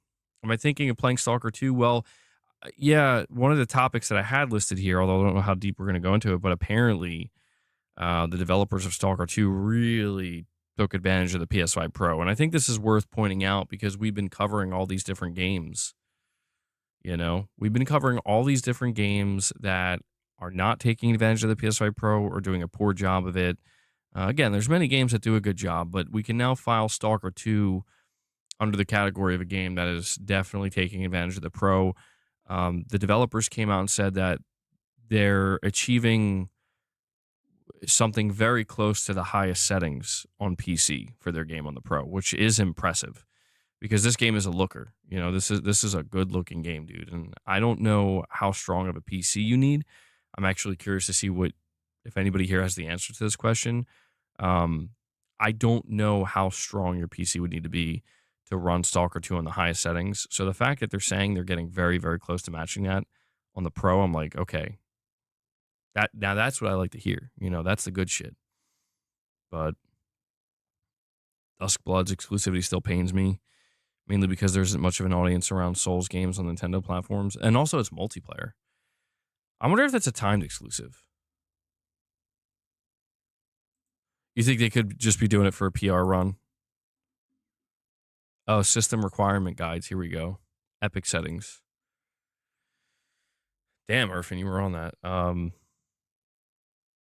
To reach 4K 60 frames or higher, you need an Intel Core i7 13700KF or an AMD Ryzen 7 7700X, 32 gigabytes of RAM, an NVIDIA RTX 4080 or an AMD 79 XTX, and 160 gigs on your SSD. Okay, so based on those specs I just ran down, how much would that cost you? How much would that PC cost you? I don't know. I have no idea. Surely more than 500 for sure. Would it be more than 750? 1800? That can't be true. Really? 1800? Shit. 1500? Jerry says at least 2K. Oh my god. Stalker and Metro are known to kill every GPU. Well, the thing is, I saw some screenshots of Stalker 2 running on the PS5 Pro, making the rounds. And I was like, yeah, dude, that looks fucking crazy. Like, that looks nuts. I haven't seen it running yet, but I mean, it's just good, you know? I mean, I'm just saying, like, for somebody who bought the PS5 Pro, and the thing is, I don't know if I'm going to be playing this game. I would like to play it. It does look good. I would like to play this game at some point. I don't know. Maybe I could check it out in December. Apparently, there's a game that dropped today that I want to play. But it's just nice to, after seeing so many developers not do anything with the Pro or struggle with it, to have a developer come out that seems to, you know, be doing a good job with it.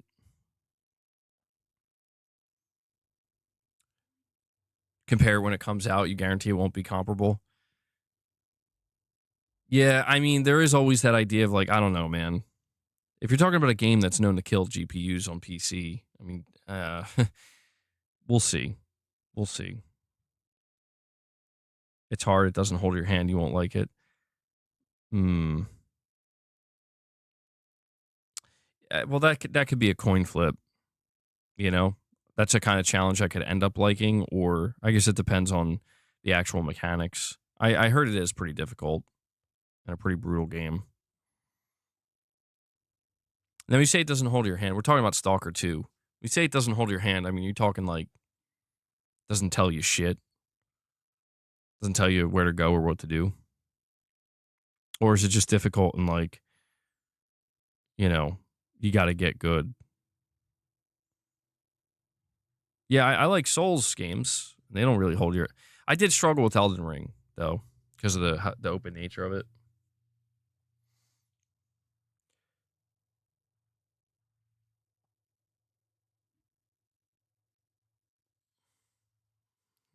Not sure if I'm going to sneeze or not.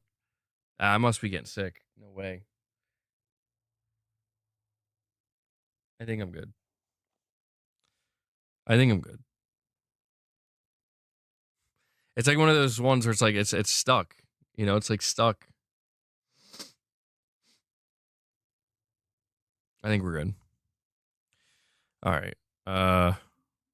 It's ass with controller. Very much mouse and keyboard. Titus, you haven't gotten it yet. It released broken as hell. PS5 version will probably be good. Irvin says I just ate a massive pizza and I'm knocked out like boss. It's a good feeling though. Well, I mean, usually. Sometimes it can make you feel like shit.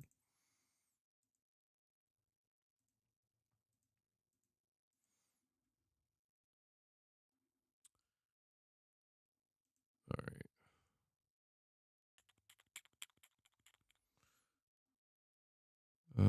Oh yeah, so by the way, the NPD report came out for October. And you know what's crazy is it's not crazy. I don't know why do I say things? Sometimes I feel like I just say things and I'm not really thinking about what I'm saying. It's not crazy, but the PS5 is down 22% year over year. So starting to see the slowdown, man. However, the Switch is fucking killing it. Ghost of Yotei, the number 3 best-selling game, though. And the thing about it being the number 3 game is it's missing its first 2 days of sale because it was accounted for the last NPD. So it's a little kind of fucked up. But it also was revealed that Ghost of Yotei is, I think, now the 10th best-selling game of the year. So pretty good overall, I'd say. Not bad. I wonder how Sony feels about the... I really wonder how Sony feels about those PS5 sales dropping, though. I guess we'll see what they do this holiday season.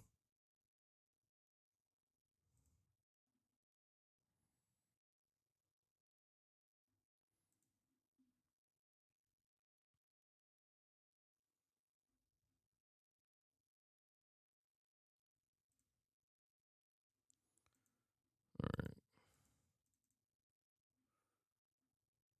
Returnal's influence expands with PS5 roguelite shooter Armidas.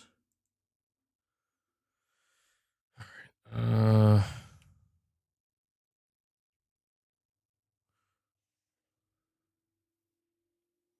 Switch 2 will do crazy over the next month.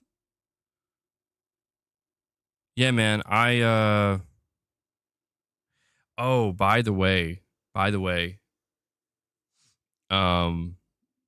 I came across this. Let me bring it up. I don't know if I'm going to be able to bring it up on screen, but people are pointing out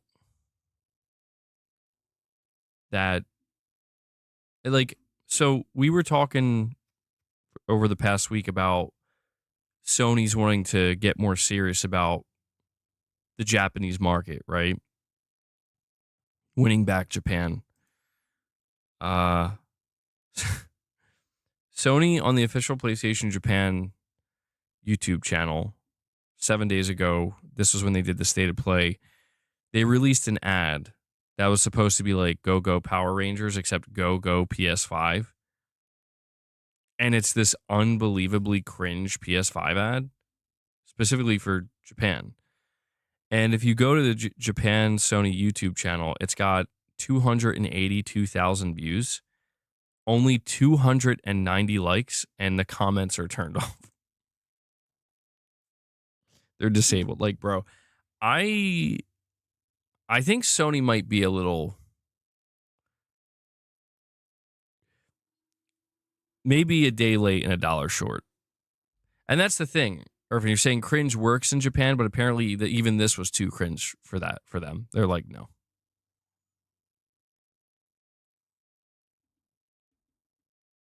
I don't know. Maybe I'm misreading. You're saying it's a promoted ad. Maybe that's why there's no comments. Oh, it could be. I don't know. I'm just trying to get a read on like if anything Sony's attempting to do is going to work or if they're just going to be rejected. The sales data will show us, but we got to wait for that. Sony abandoned Japan for California. How could they do that?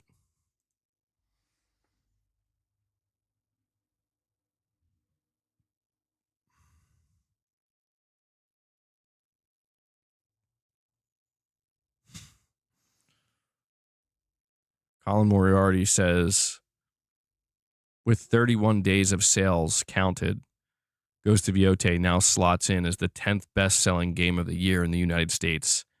I can only imagine the devastating meetings that are happening behind closed doors at Sony as they strategize to manage such an unprecedented, quote, sales flop.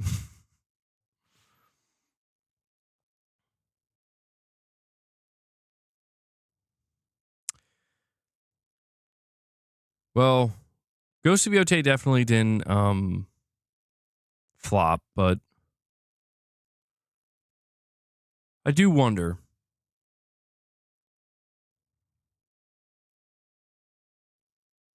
I do wonder what like I said, what the long-term sales of this game are going to be.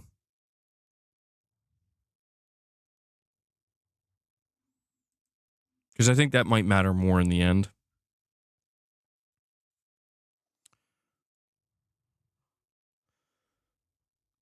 No, I don't think so, Tarnish. I think he's fine. Capcom lawyer's fine.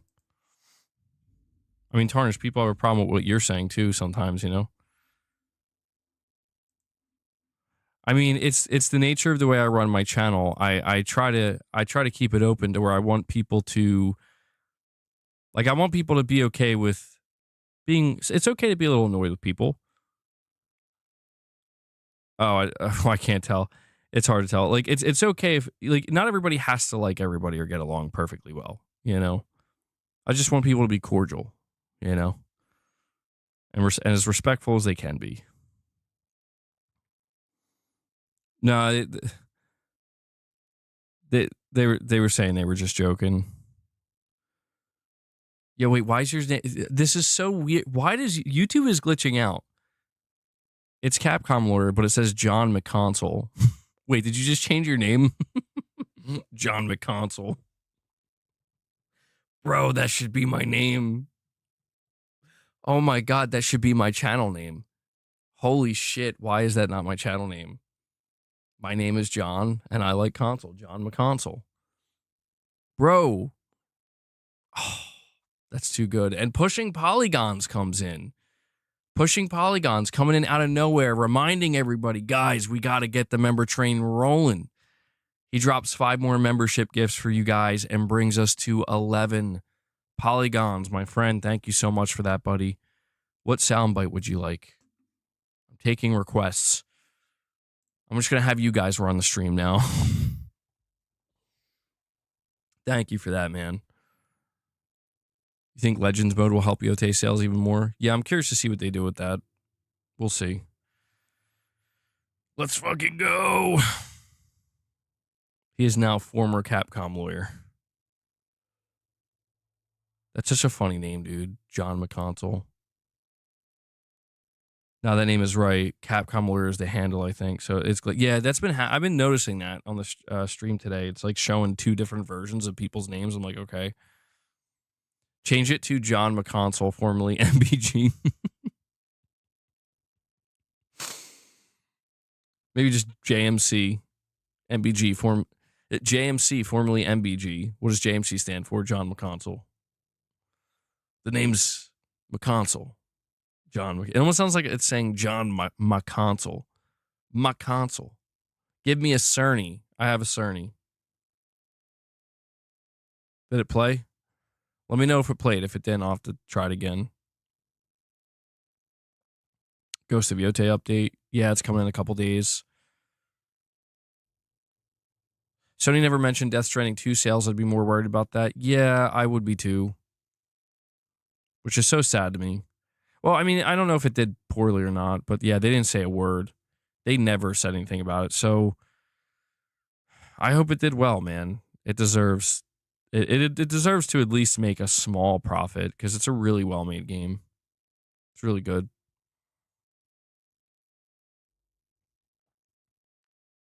Bro, Ubisoft releases gameplay of Avatar, the Avatar game in third person. Did Ubisoft give their earnings yet, by the way? Like they paused their earnings or halted it and they just like aren't doing anything else. Or like they haven't given us any more updates. Like what's going on?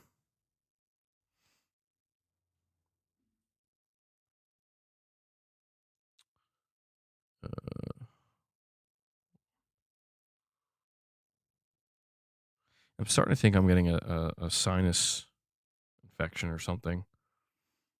Because as time goes on, I'm starting to realize it's all here. All my sinuses.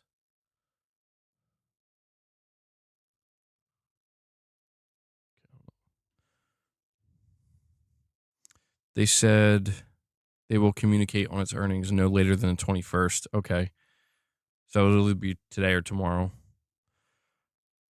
I'm really curious what's going on with it because it's like either something's happening where they're getting purchased or just something major's going on with some kind of transaction or they're fucked.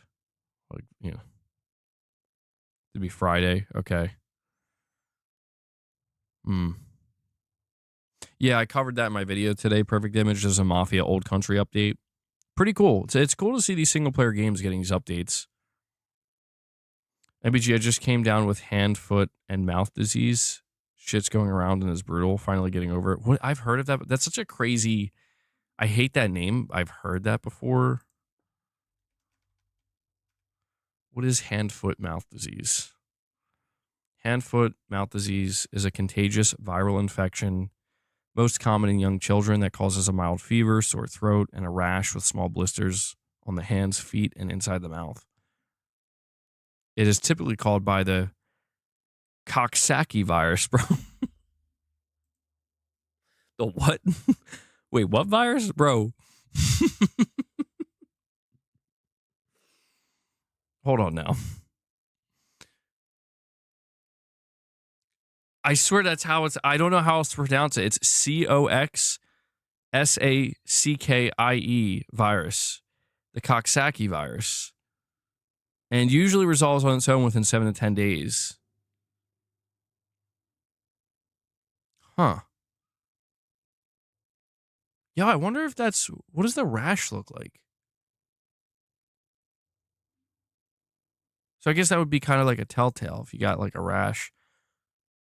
They look like little sores. That's so weird. On the hands and the feet. I don't know if that's what it is. I mean, I don't have anything.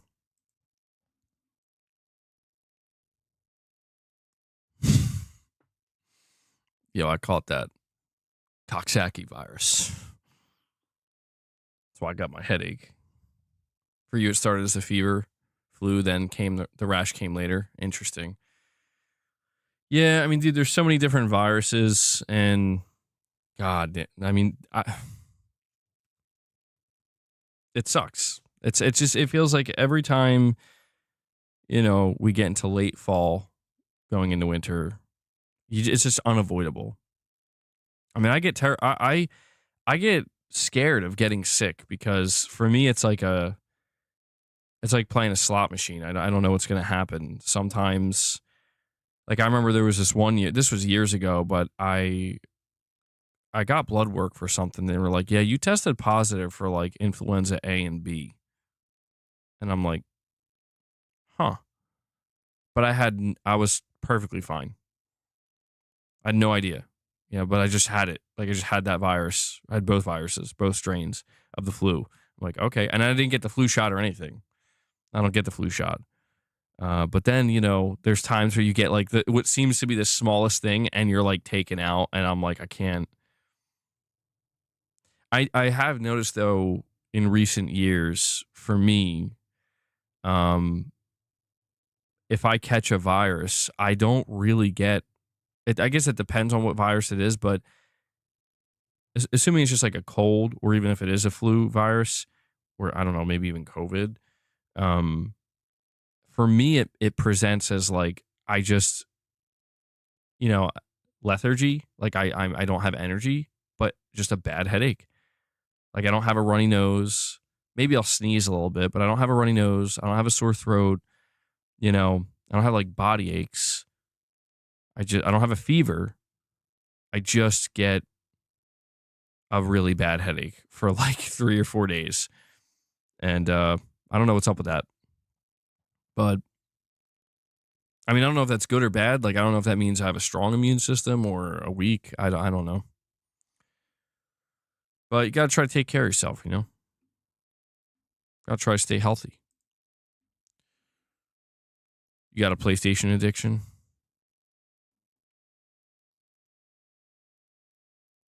Oh, pushing polygons. A soundbite never played? Hold on. Simply put, it's the most powerful console we've ever built. I'm pretty sure I think it played that time. Maybe I didn't press the button hard enough, I guess. I don't know.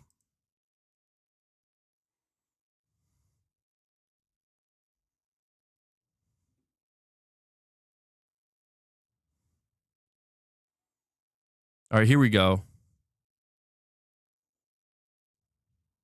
Let's go. Let's go with some of the MBG slander, some of the MBG hate. You ready?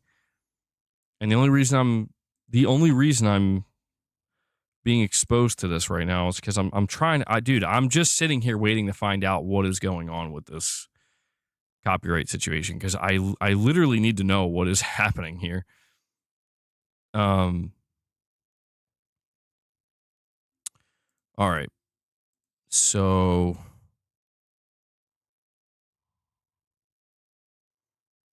we got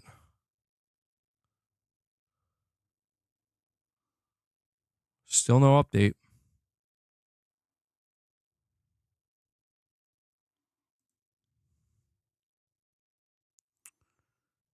MBG, you spineless. Okay. I guess I'm spineless because all right.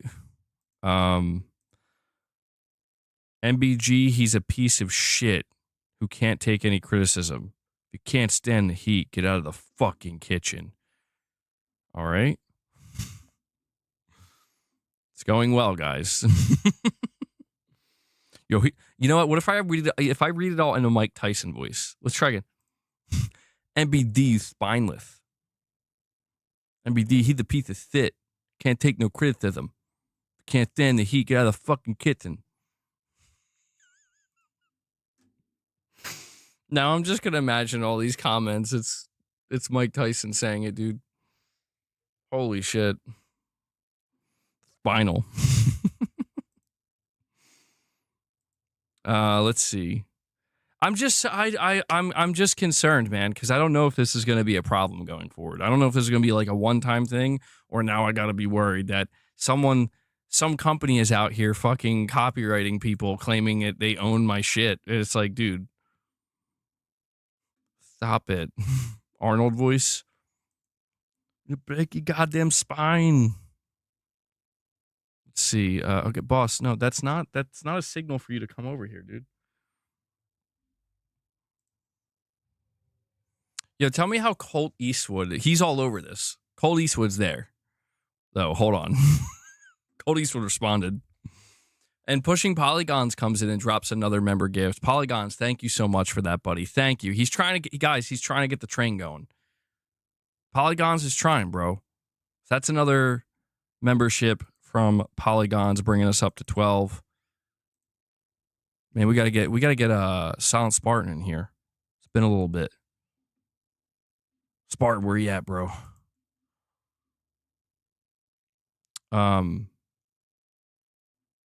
hold on. What the hell happened? Where's the hate from? So Devil Shooter, were you here for the beginning of the stream? Because if not, there's like a situation going on, apparently, with like clips of mine that are getting copyrighted. And I don't know why. And Pushing Polygons comes in, he drops another 5 for you guys. Polygon's is like, you know what? I'm doing a heavy lift for you guys today. We need some W's in the chat for our good friend Pushing Polygons. He's been here supporting for a long time. Really, really appreciate that, man. I'll give you a Herman Hulst for that one. This is an incredibly exciting time for Absolutely. PlayStation. And he brings us up to 17. So thank you, guys. I know that sometimes there are people, they come in, they donate when they can, and they try to drop memberships when they can, and they shine at certain times. So thank you. You don't have to be somebody who's donating all the time or supporting all the time to be appreciated, right? So thank you, Polygons. I really, really am grateful for that. And no, Devil Shooter, so you know who, right? I don't need to say their name, but you know who clips me constantly, right? And I woke up today and it was actually like right before, well, I didn't wake up right before my stream, but I came across it right before I went live, that apparently this person who put out like 3 or 4 or 5, I don't know how many clips of one of my streams, apparently their account got locked because of copyright. And the clips that were copyright claimed were my clips. And so naturally, everybody is assuming, which I don't blame them, they're assuming I'm the one who claimed it. Like I'm the one who issued the copyright. And I'm like deeply disturbed because I'm like, I did not. And I'm not sure who did. I didn't get a notification of it for anything.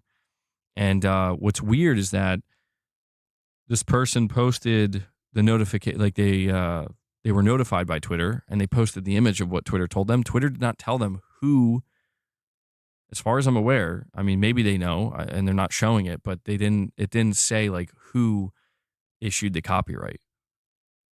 And I would like to know, because it's like it wasn't like that. Those were clips from my stream. Yeah, that's they should know who the copyright claimant is. Yeah, that's the thing. And that, you know, I'm looking over their Twitter and I'm like, I don't see it posted. So it's like,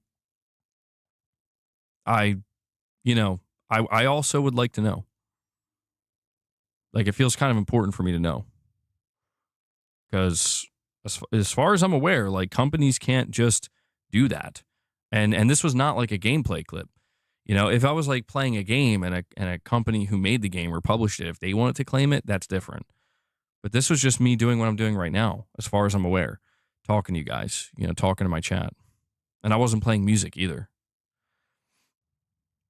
You recently saw a 4-year-old Reddit post about you and you were laughing hard. You'll lose your shit to know the topic. I already know, Irfan. It had to do with, don't tell me. It had to do with Blue Box. Devil Shooter saying it's well-deserved, but this opens the gate by a ton of YouTubers that love going in on copyright abusers.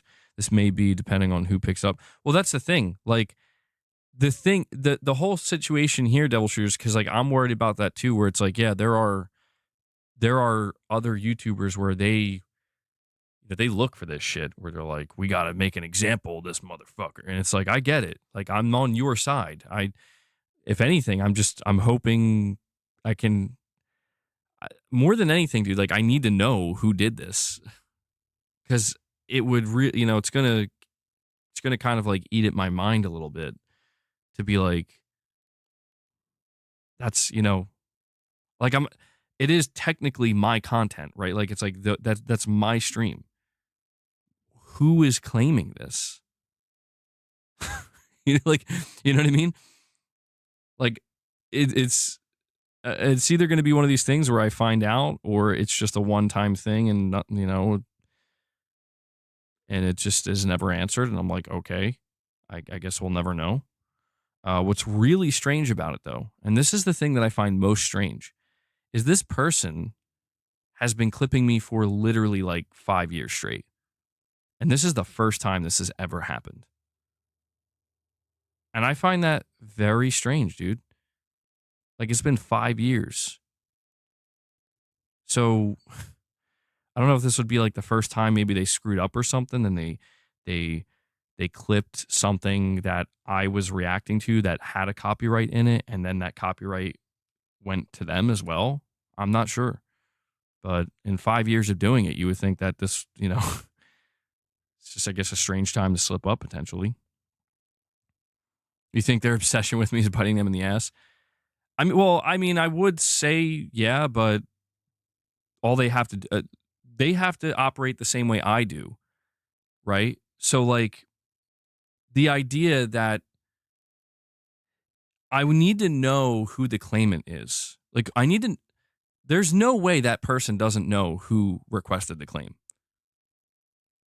Or not requested, but just claimed it and said like, this is mine and you can't use this because it was not me. And that's the thing. They're acting like it was me. And I'm like, dude, I'm pretty sure you know it wasn't me because it would have told you it was me. I've never seen a copyright claim on Twitter, by the way. I think, at least I know on YouTube. On YouTube, if you get a copyright claim, it tells you. It has to tell you, like, here's who's claiming your content. So, like, for example, if I play the GTA 6 trailer right now, it will get claimed by Rockstar or Take-Two Interactive, and it'll tell me, like, your stream is claimed, and here's the segment that's being claimed, and it'll demonetize the entire stream, and it'll say Take-Two Interactive, and it'll timestamp it, and it'll ask me what I want to do. I can cut it out, I can mute it, I can try to appeal it, which would be a losing battle, because if I tried to appeal it against Take-Two, that'd be like me saying like, no, I am allowed to play your trailer, and like maybe I could be protected under fair use, but then it would be a whole thing that was dragged out where it's like, you know, now I got to fight Take-Two Interactive in court. And so it's just like, and what's weird is like they're like one of the only ones, by the way, they're like one of the only ones that claim YouTube trailers or whatever, and I guess they do it. I don't know why they do it. And Pushing Polygons, bro. Pushing Polygons is coming out swinging today for you guys. He drops another 5 membership gifts. Polygons. Man, thank you so much, dude. Thank you. That's incredibly kind. I'm not used to seeing you drop so many member gifts. And let's get more W's in the chat for our good friend Polygons here. He's trying to get us to that 25 mark, guys. Who's going to help him? Who's going to help him? He brought us to 22. Now I'm going to have to give him a Nishino. PlayStation has been defining the gaming industry for the past 3 decades. Pushing Polygons, thank you so much, man. He's helping us get there. We'll see. We need 3 more. Could we get 3 singles? That could do it. There'd be no content on Twitch if all the content creators constantly copyright strike each other. Yeah, dude, exactly. That's the whole thing. Like, it has become almost like a business in its own right. And so many people would immediately go out of business if they started copyright claiming each other. I've always tried to avoid, using other people's content in the name of like, creating drama. I don't mind reacting to other people's content if it's something I'm interested in, but I've always tried to avoid it in the drama space. But at the same time, like, I'm not against it because I don't know. It's just like my only thing, and I've talked to you guys extensively about this, and I'm not going to go on a big tangent or anything, Polygon says he's tapped, but he's really quick before I continue. Polygons is encouraging guys. He says let's get us across the 25 mark. So Polygons, he did the heavy lift for you. We're 3 away, so we'll see. We still got a little bit of time, boss. For God's sake, man! Like, what do you? Come on, bro. We still got a little bit of time. We might be able to hit that 20. I think we'll be able to hit the 25 mark. I think somebody will come in.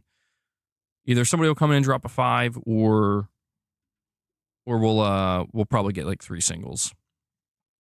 So I believe in you guys. Yeah, it's not going to be Rich Rod. For some reason, he refuses to drop membership gifts. He does the direct donations, which I appreciate. But I always tell him, like, there's a Rich Rod tax. And he's like, nah, bro. I'm like, bro, I play all your songs. What do you mean? Dillo says, if someone wants to gift a few in my name, you can. That's a first, Dillo. Ryan, you're saying, since we're on the topic, I always see these hate tweets, too. I don't know why people care. Yeah, well, I mean, I'm at a point where I'm like completely used to it, but all I've ever said, just to be clear, all I've ever said is I just want people who are, I would like, I know they're probably not going to, but people who are going to clip me in the effort to make me look a certain way, which frankly, sometimes you don't have to go out of your way to do. I get that. But my only request is like, can you also like show some of the good stuff too? Can you show the good with the bad and the bad with the good? And it's one of these things where it's like, no, we'll just show the bad. It's like, oh, okay. But it for as frustrating as it is, I've never taken the stance that like you're not allowed to do that. I frown upon it. I think it's disingenuous and I think it's kind of shitty, but it is what it is. You're not posting my entire streams or anything. You're not trying to act like my content is yours. And that line has never been crossed. So, and to be honest, I don't know that anybody's ever done that to me, which is nice as far as I'm aware. I don't think anybody's ever done that.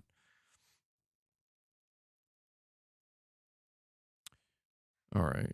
Let me go. So Colt Eastwood responded and he said, wait, he's claiming your posts of his podcast.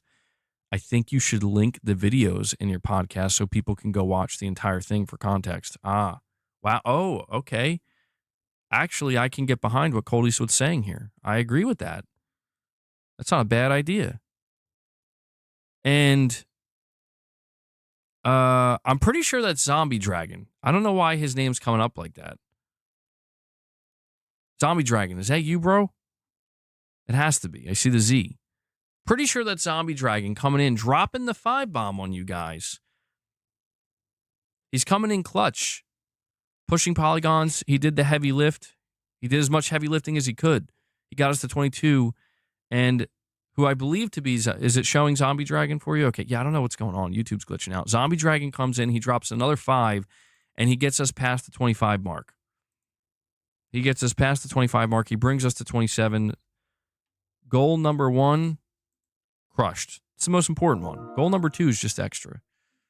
We'll see if we can get. I mean, we'll see. We'll see where we end the stream at. But thank you guys. The most important thing is to get past that 25 mark, and we did it. So I appreciate it. Zombie Dragon, Pushing Polygons, everybody else who dropped membership gifts. Thank you. As long as I don't wake up, super sick or something tomorrow and messed up, which I don't think I will. We'll be doing a morning with the missus and then hopefully a regular stream. We have John McConsole. I mean, I know it's Capcom lore, but now it's showing up as John McConsole saying Witcher 4 was 2% behind GTA 6 for most wanted category at Golden Joystick Awards. 18% to 16% apparently. Event received 21 million votes. RE was third at 8%. Really? Was Wolverine even on there? That's crazy, though, man. Wow. Witcher 4 only 2% behind GTA 6. That's wild. I didn't think it would ever be that close. Never thought it would be, get that close. And we have Luden Prime coming in. Luden Prime. Out of literally nowhere. Dropping another 5 membership gifts for you guys. We need some W's in the chat. I'm gonna drop a holy shit. I don't know why I said it like that. Why would I say it like that? Holy shit. Luden Prime, thank you so much for 5 more memberships gifted. Luden Prime is keeping that member train going, following up Zombie Dragon, bringing us up to 32. So we are well on our way, guys. We'll see. We'll see how far we can go today. And again, if you got gifted, if you're in the chat right now and you received the membership gift, you'll now be entitled to checking out all of the member content. We did some reaction members lounges this past week. We're hopefully, like I said, going to be doing a morning with the missus tomorrow. And, I want to always encourage people who get gifted memberships to go check out a little bit of the members content. If you end up enjoying it and you're like, I kind of like having this extra content, then consider renewing your membership and becoming a paying member each month if you're feeling it. Because that helps me out. And, there's a lot of people who choose to pay monthly. And it's that it's that type of support that creates a level of stability for me, which is really helpful. So thank you. MBG, you really have no idea how massive The Witcher is. Play 3, it has a PS5 version. You'll love it. It's my number one of all time. No, I know, dude. I don't know, man. I guess I'm going to have to figure something out at some point because there's so many people here on my channel who are like, yeah, Witcher's like their number one game, especially Witcher 3. I don't know if he's still in the chat here, but like Corey talks about Witcher 3 and how, you know, he's put so much time in that game. It's like one of his favorite games. I'm like, oh, I have no idea. But I guess I just would have thought that GTA 6, I don't know, maybe the delay soured people. I think the delay may have soured some people on it where they're like, you know what, I don't even care about GTA 6 no more, bro. Oh, yeah, they do have a physical version for the PS5. That's good. That's good. I'm glad. All right, let's see here. But yeah, I have to say, like, in a rare turn of events, I actually agree with Colt Eastwood here. I back what Colt Eastwood is saying up. He's recommending that whoever decides to clip my content should link my stream with it. So if people are interested in getting the entire context, they can potentially do so, and there can be a potential benefit to my channel rather than just people seeing it not being able to. I mean, people can always go out of their way if they want, if they really want to. Like, they can go find my channel. Rare Colt W. Yeah, I wasn't expecting that. I just saw that he responded to it, and I wasn't sure what he said. Oh, what's interesting is the person says the only thing that makes me not want to do that is that I know he'll claim I'm sending people to his channel to attack him. I mean, I guess that, yeah. But see, I feel like that kind of reveals your hand, though, a little bit. You know what I mean? You get what I'm saying? Where it's like, well, if you're afraid that all you're going to end up doing is sending people to my channel to attack me, then why do you think that would be? Because you're only showing them what you want them to see. You're only trying to you're trying to frame it in the most negative light possible. So then they come into my channel loaded and ready to go and be like, MBG, I came across this clip. But you know what? I'm at a point where I'd welcome it because that would be a fascinating situation. I've encountered that. He already got treats though.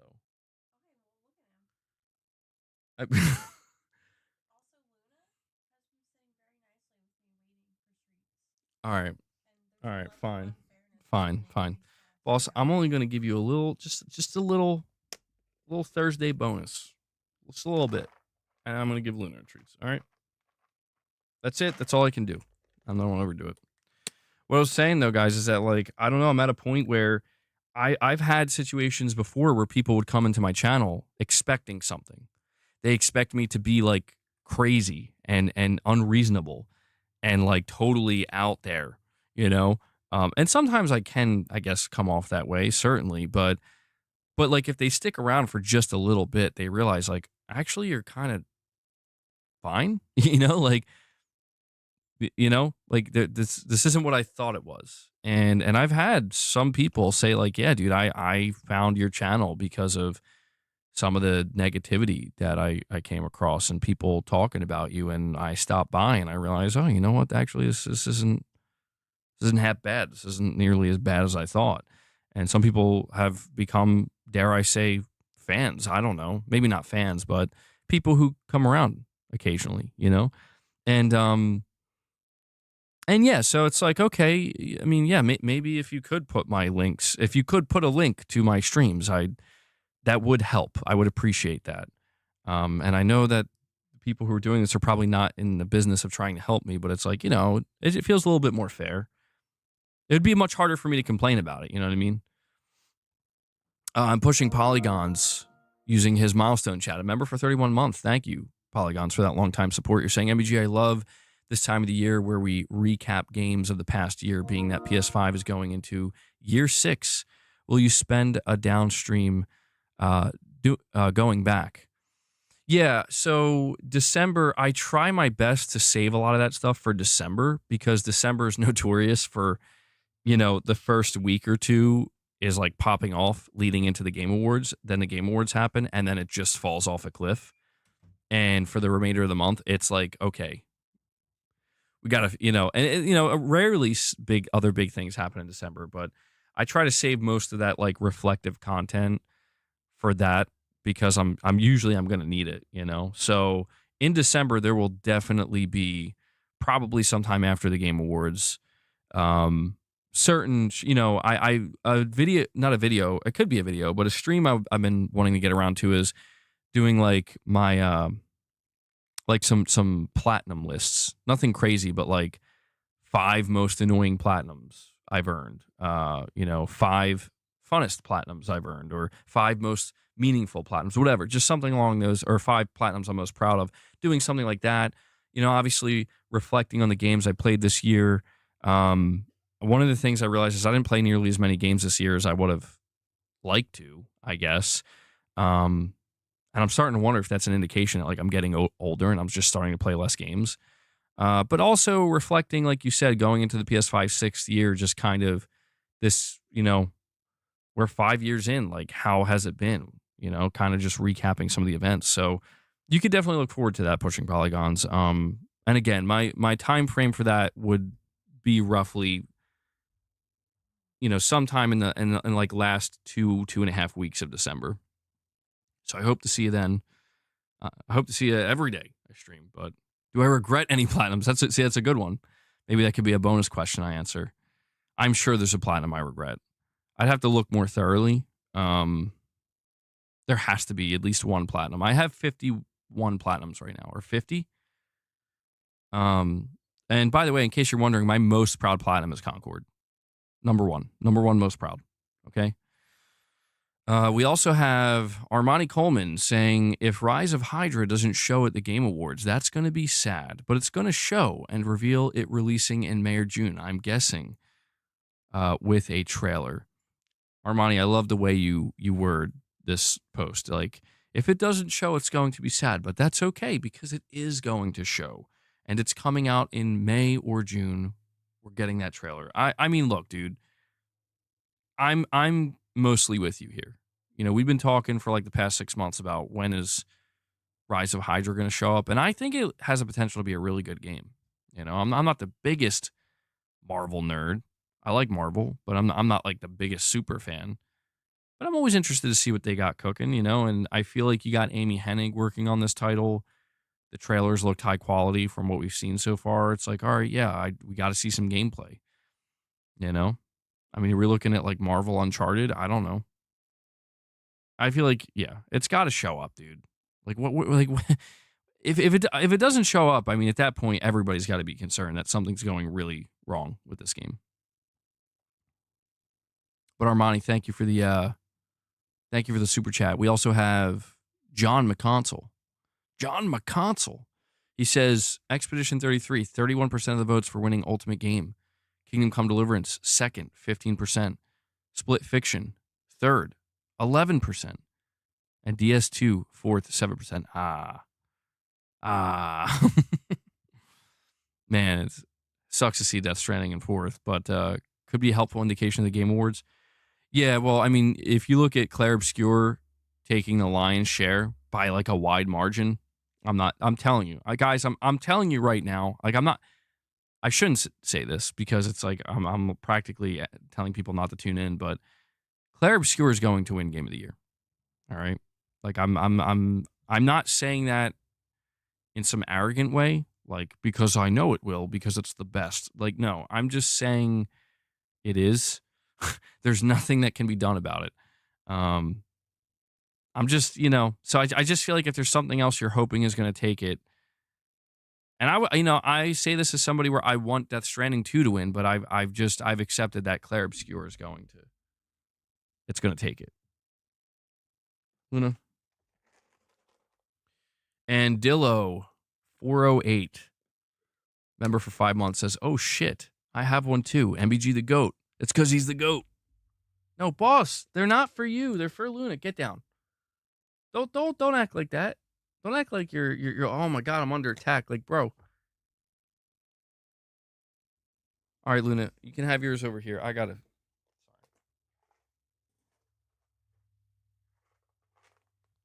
I can't believe you, man. Look at you. Look at how big you are. You don't need any more.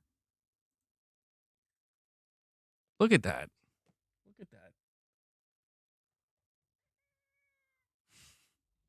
Do you hear him? Well, you gonna bite me? You see, he's starting to get aggressive. Boss is just getting fat and angry, bro. Like, I don't. What happened? What happened?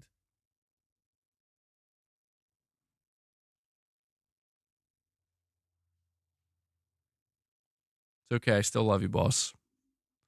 Yeah, boss. I'm serious, dude. We're gonna have to get you a treadmill. I do feed him. I know. I'm sorry, boss. I'm sorry. I've made you fat. I don't know that I'm responsible for making you angry, but I've definitely contributed to making you fat, and I apologize. We're gonna have to do something about that. I'm gonna have to find like diet treats or some shit. I don't know what else to do. You know, like we've gotten to a point where like it's become such a tradition to give boss a couple treats when we hit our goals, our member goals. But I'm like, take him for a walk. You know, I've thought about that. It's not cat abuse, Capono. Come on. He's okay. Well, I did say he's fat and angry. So, because I was about to say he's a happy cat. He's living a happy life. I did just say he's angry though. So, well, to be fair, I don't think I make him angry. He's angry and upset right now because Luna's right here. Luna makes him angry. But you talk about taking boss for a walk. Like, dude, I've thought about that. And I'm like, is that normal? I need to know on a scale from 1 to 10. 1 being like totally normal. Nobody will even think twice. 10 being you're a freak. Get help. Right? On the weird scale. Rate it from 1 to 10. How weird is it to get a leash for a cat and take your cat for a walk? Dylan, you're saying 2, but then 7. Yo, John McConsole, that's too much. No way. He's not that fat. Don't tell me that. He's not that fat, bro.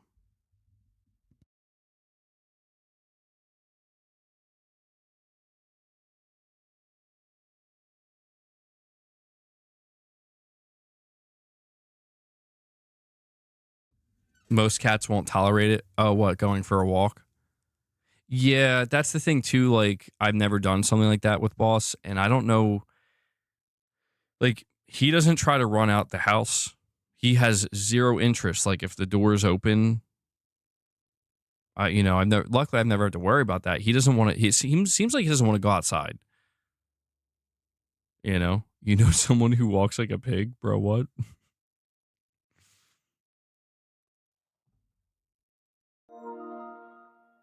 Look at how big you are. You don't need any more words. My wife should probably say to me. I mean, I guess that's a somewhat polite way to put it. Armani Coleman with another super chat. Thank you, Armani. He says, I like Spider-Man, but to me, I feel like Wolverine gameplay is going to be more satisfying because the blood and the climbing with the claws. I agree. Dude, I put out this post on Twitter yesterday, and I was quite surprised at how... I'm just going to be real, like how fucking mean people were being. Like, look, man, I'm not as soft as it may seem like I am. Like, it's not that the things that people say like hurt me. It's just sometimes why are you being that much of a dick? You know, it's just more like confusion. Like, why, like, what is the, you know what I mean?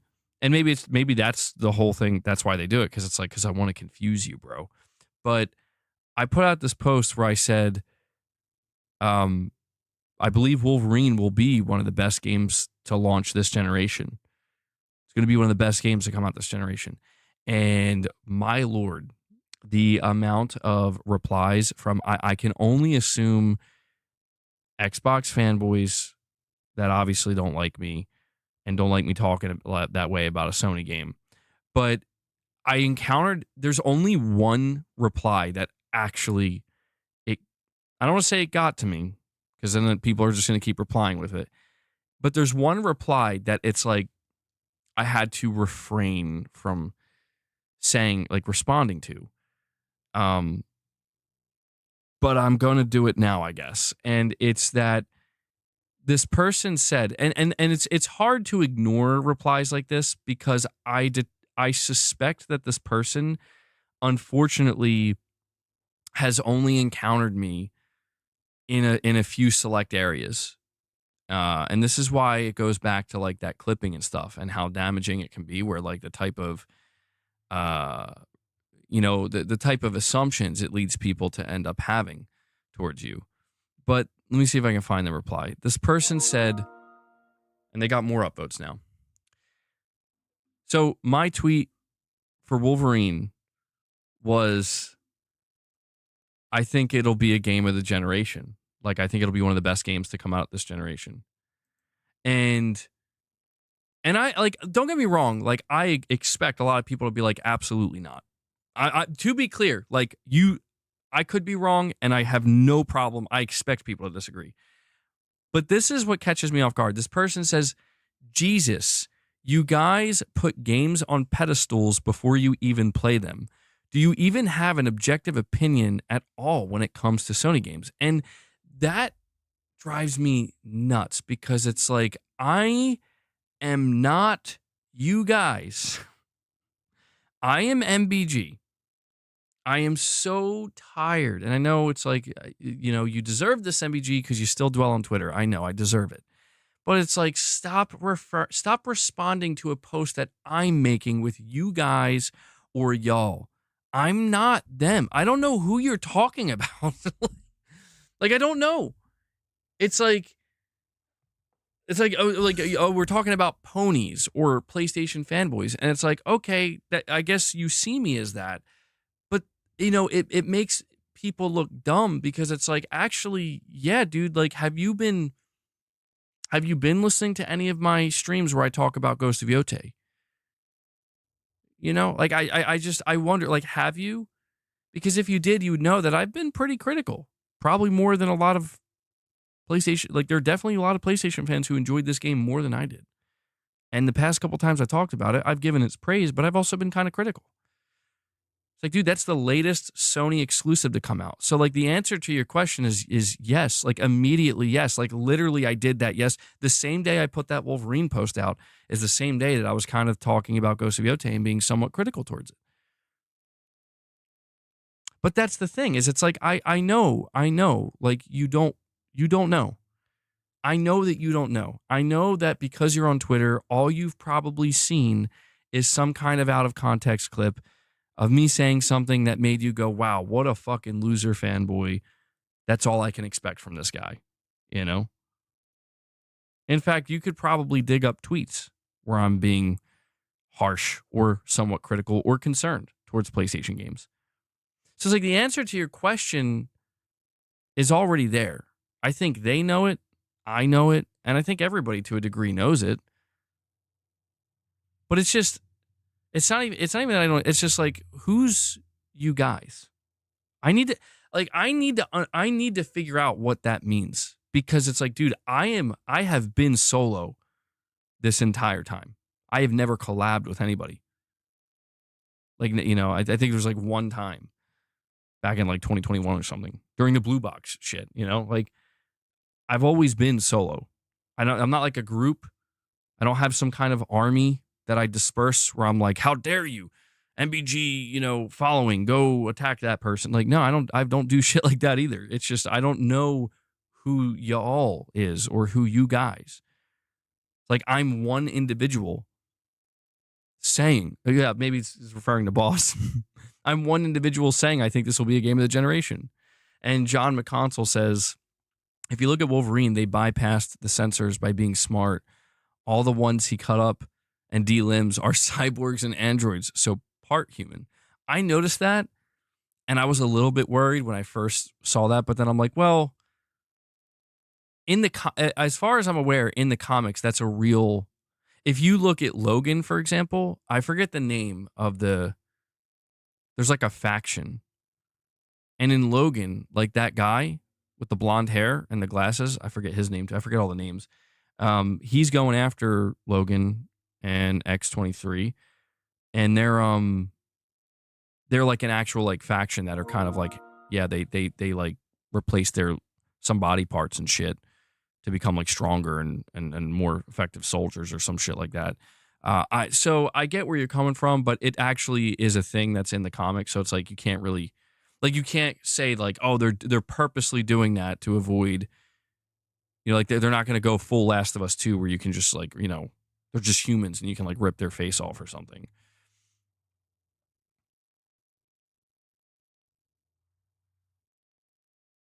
Do you know about this? No, I've never heard of that person. He farms my entire stream.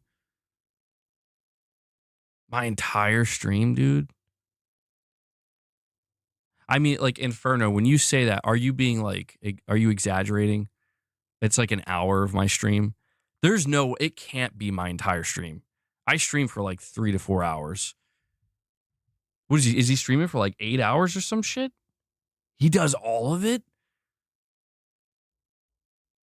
Bro, what? I'm gonna have to look into this, dude. That's crazy. That's crazy. Hold on.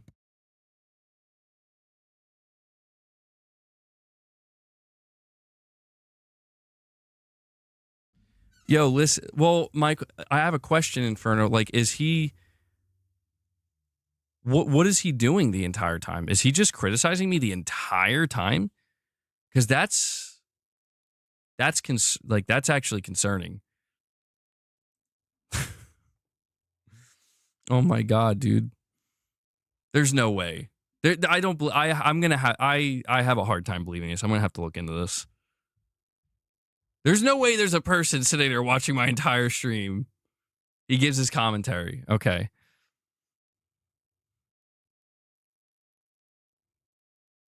Yeah, that makes sense to me. I mean, like, even something like that, to be honest, that bothers me less, I guess.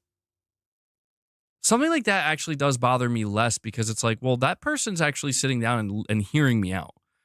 You know what I mean? Like, they're not cherry picking. So I can at least have a certain level of respect for that, where it's like, all right,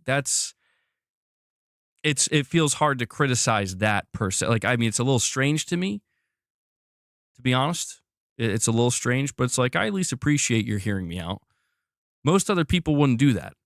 In fact, I would make an argument that the person who's willing to sit down, listen to everything I have to say, and even if most of it is disagreement or clowning or whatever, even if most of it is that, it's like, well, I mean, hey, man. Oh, yeah, see that? You're saying same amount of viewers. Yeah, I've never heard of this person. Well, I mean, I do have a question. It's a question I'll always ask. Could they do it on their own? Can they make it happen? Maybe I'll try to empower them. Try it. I'm not even saying that to be an asshole. I'm just saying, like, can you do it? Like, can you hold an audience on your own? Maybe you can. It's not easy sometimes, but maybe you can do it. Maybe you don't need to rely on me. Maybe you don't need to rely on anybody. That's always been my mentality, man. Just trying to, I don't want to have to rely necessarily on like one, like just literally one specific thing. It's like, without this one thing, I can't do this anymore. Like everybody will literally leave. I've tried to make sure to avoid that, but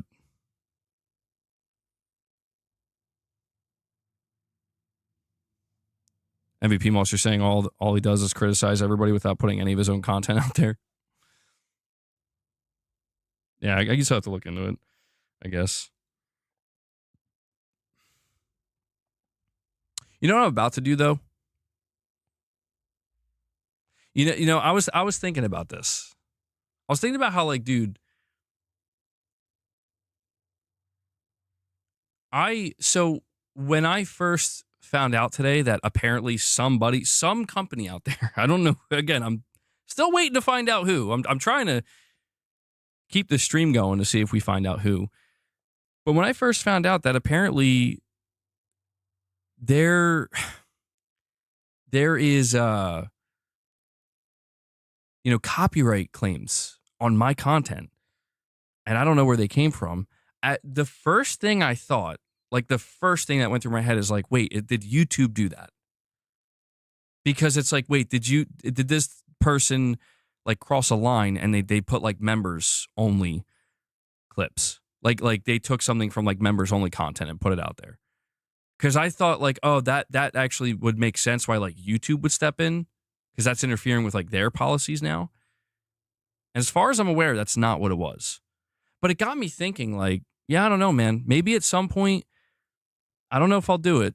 I mean, it would be a massive change, but maybe I will just, I don't know, do like a members only thing where it's like, not saying I won't do anything publicly, but when it comes to like my discussions with my audience about video games, like about the gaming industry, it's like, yeah, it's just going to be members only. And if you try, and like at that point, it's like if you rely on my content,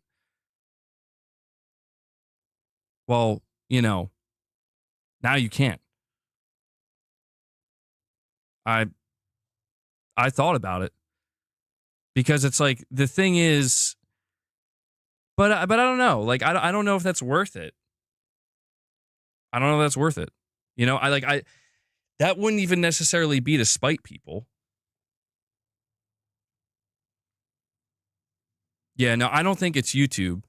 That's why I'm saying, like, I'm dying to know who, because I need to know so I can figure out, like, bro, is somebody fucking me over? Where it's like they're claiming to be me or some shit, or they're claiming my content. I'm like, who is claiming my content? That's why I'm saying it had to be that Game Awards stream. That's the only thing. That's the only thing, because here's something that's important to understand. And I just had this revelation. If you go to my Game Awards nominee stream right now, if you just watch the part where I'm actually reacting to the nominees, that's the part that got copyrighted.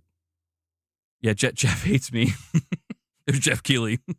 No, but that's the part that got copyrighted for me like 6 or 7 times. And I had to manually that night, it takes hours because it edits in the background. YouTube automatically does it if I tell them to. Like if I say, okay, yeah, like mute this part, trim that part out. My only guess is this person put those clips out of me before I did that. And so on their end, it's still being detected as copyright. On my end, it's not, because it's trimmed out on YouTube. That's my only guess. That's all I got. And I hope it's that, because if it's not, that means some other third party is doing this shit. And it's really concerning to me. What is this?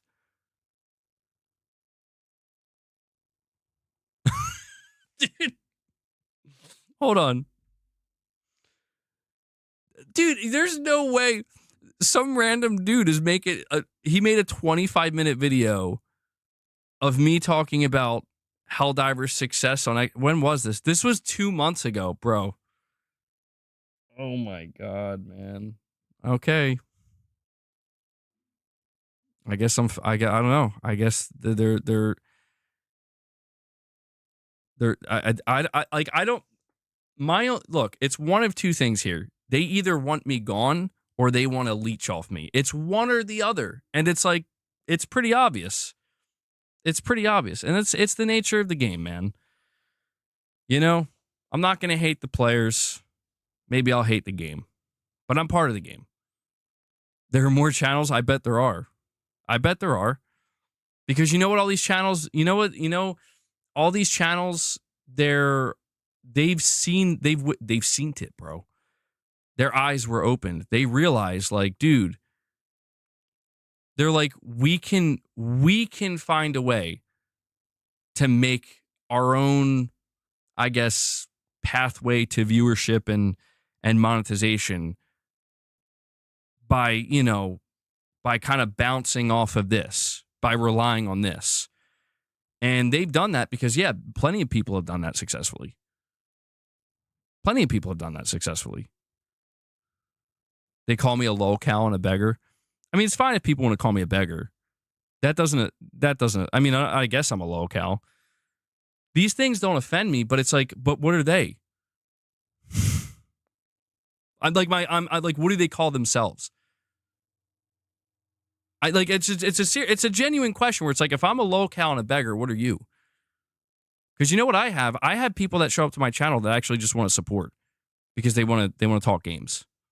They want to talk video game topics. That's what I have.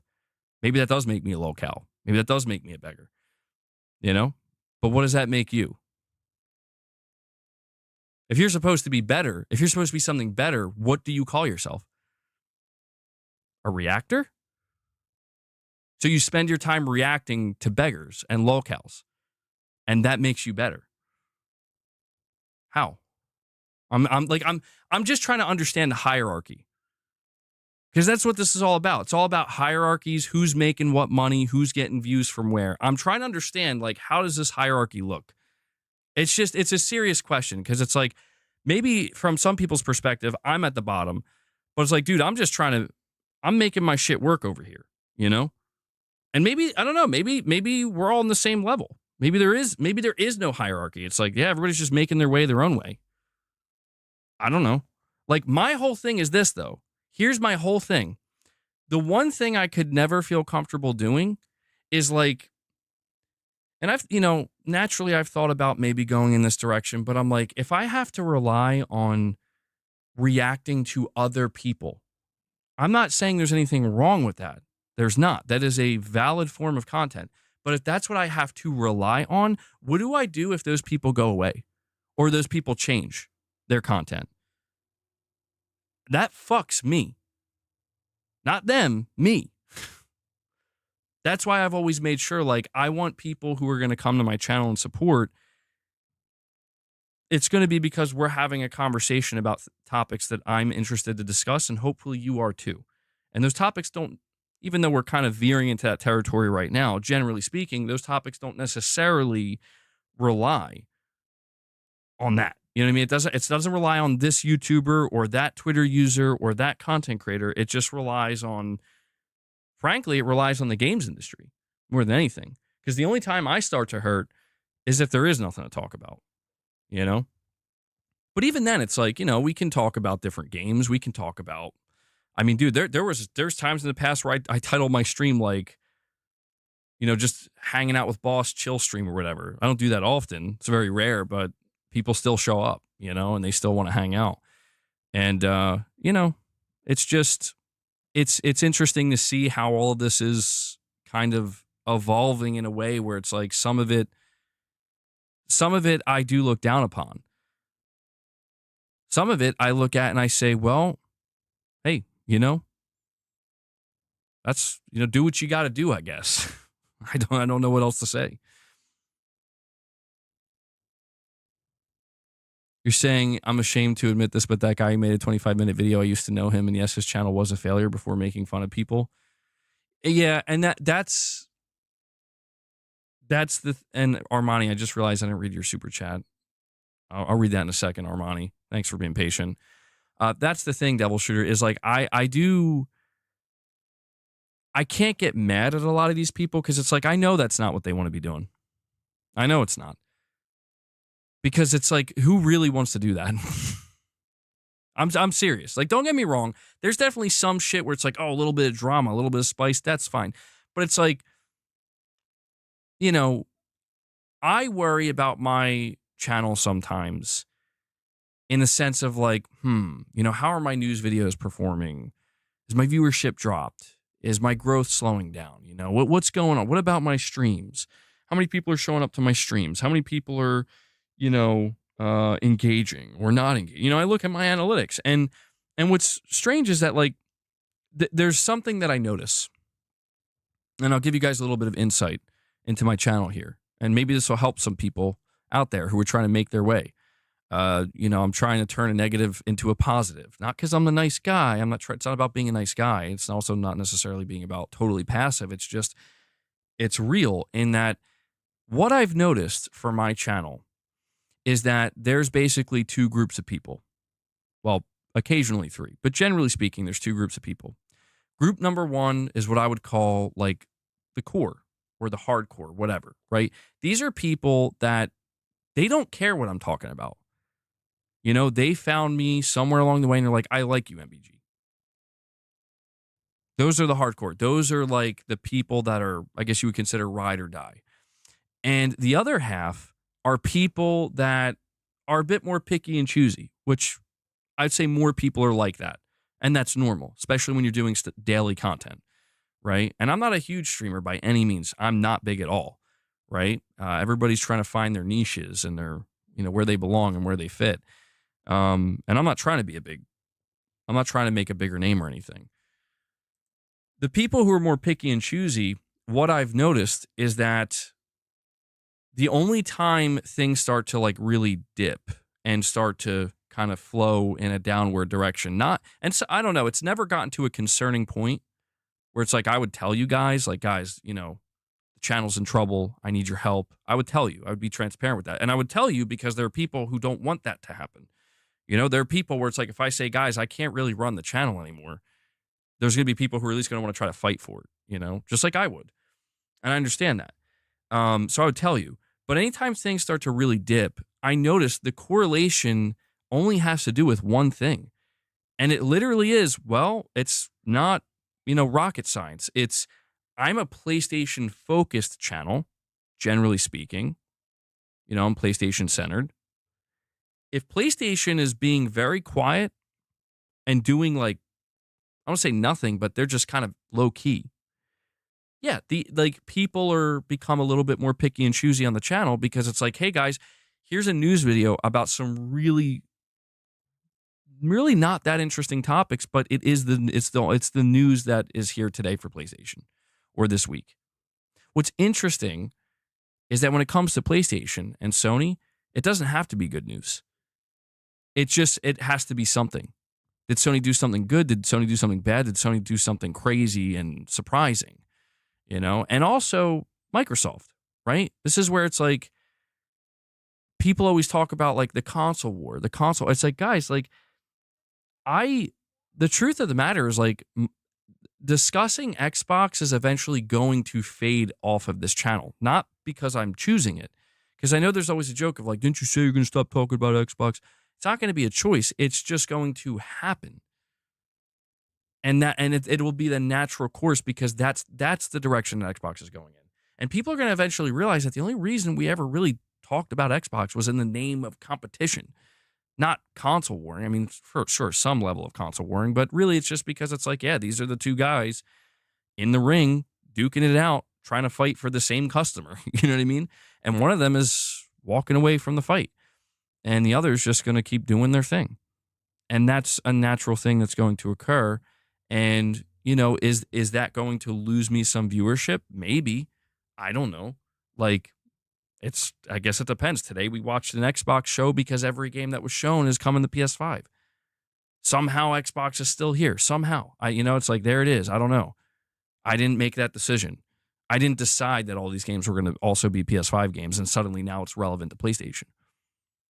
So I guess what I'm trying to say here is that I'm in a position that I try to be thoughtful about, in the sense that I try to be thankful for, because really I've had a level of consistency that even though on the outside looking in, it may not seem like it. Like it may seem like bro, your viewership's not what it used to be, your stream viewership, whatever it might be. And that's true. It ebbs and flows. But I will tell you, like, I've had a level of consistency on the channel that has never been here before. And I know that sounds shocking. And I was looking at my analytics recently, and even I was shocked. Like I was, because I was upset. I'm like, man, I feel like something's not going right on the channel.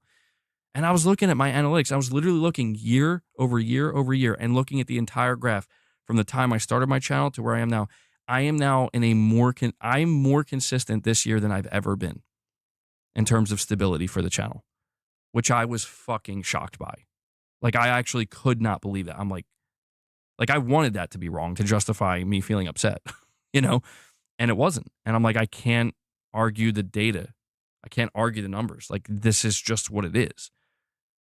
And it was important for me to look at that, though, because it's like it goes to show that, like, you're doing something right, dude. Like, it's not always going to go your way, and it's not always going to look pretty. But you're doing something right because this is what the numbers can't lie. This is what they're telling you. I'm more consistent this year than I was back in 2020, in 2021, and 2022. I'm like, how? How is that possible? And I don't know. I guess it's just because it's like I try to rely on what I believe is mostly the right thing. MBG, I watch plenty of streamers, lots of 500 to 1K average. One main thing that helped all of them grow from 10 viewers to those numbers is streaming every single day. How every big streamer grew. Yeah, and that's the thing. I think one of the problems for me, like if we're just talking about viewership, and I know we're like basically talking shop right now, but it's because I've expanded my gaming topics, and I think sometimes it's interesting for people to get some insight into this type of stuff. The big thing that I believe has it's been a kind of like double-edged sword, I guess, in a sense.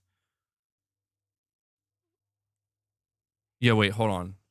Tarnished. That's fucking nuts, dude. I'm going to have to look into this. I didn't realize that. That may be a problem. Yeah, no, that may be a problem. I didn't realize there was somebody out there literally just farming all of my streams and just doing nothing but dunking on me the whole, or just pure criticizing the whole time. Like that's I don't know, man. That's not good.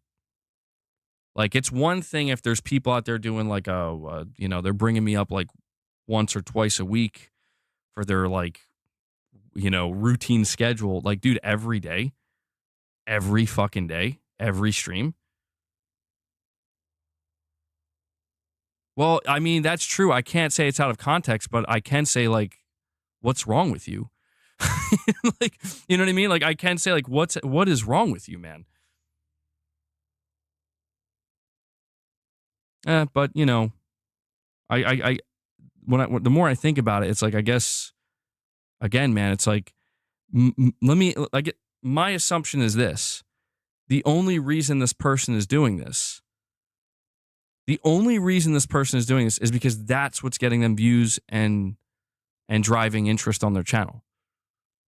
My question is, what happens to this person's channel when I'm not around?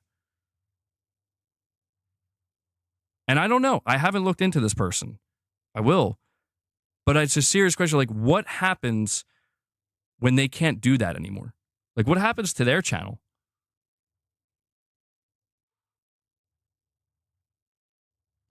I don't know. Like, I think that's something they have to consider. They should at least consider.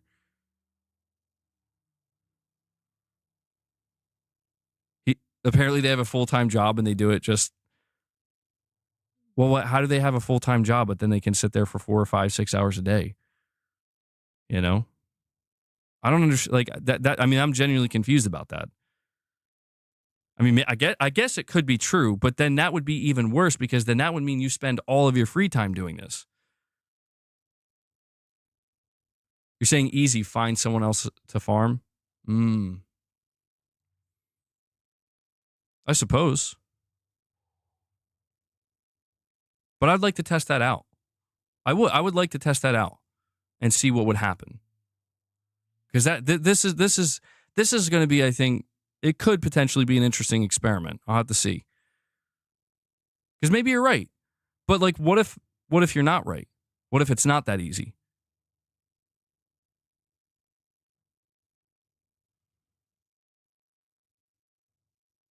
Wow, that's interesting. Tarnish, you're saying he literally admitted to me on a live stream after I verbally cornered and counter-argued him that he wants to hurt your reputation. He wants to dunk on you passionately. Passionately, bro. What did I do to this person that they want to passionately dunk on me? You're saying that was 3 months ago. They want to passionately dunk on me. Dude, who did I hurt, bro? I don't understand what I did. That's just like, dude, this is something I find myself confused by. It is a little, yeah, it's concerning. It's like I said, it's concerning. It's a little creepy. Where it's like, what did I do though? I'll tell you what I do. I'm the reason they get viewership. That's what I did.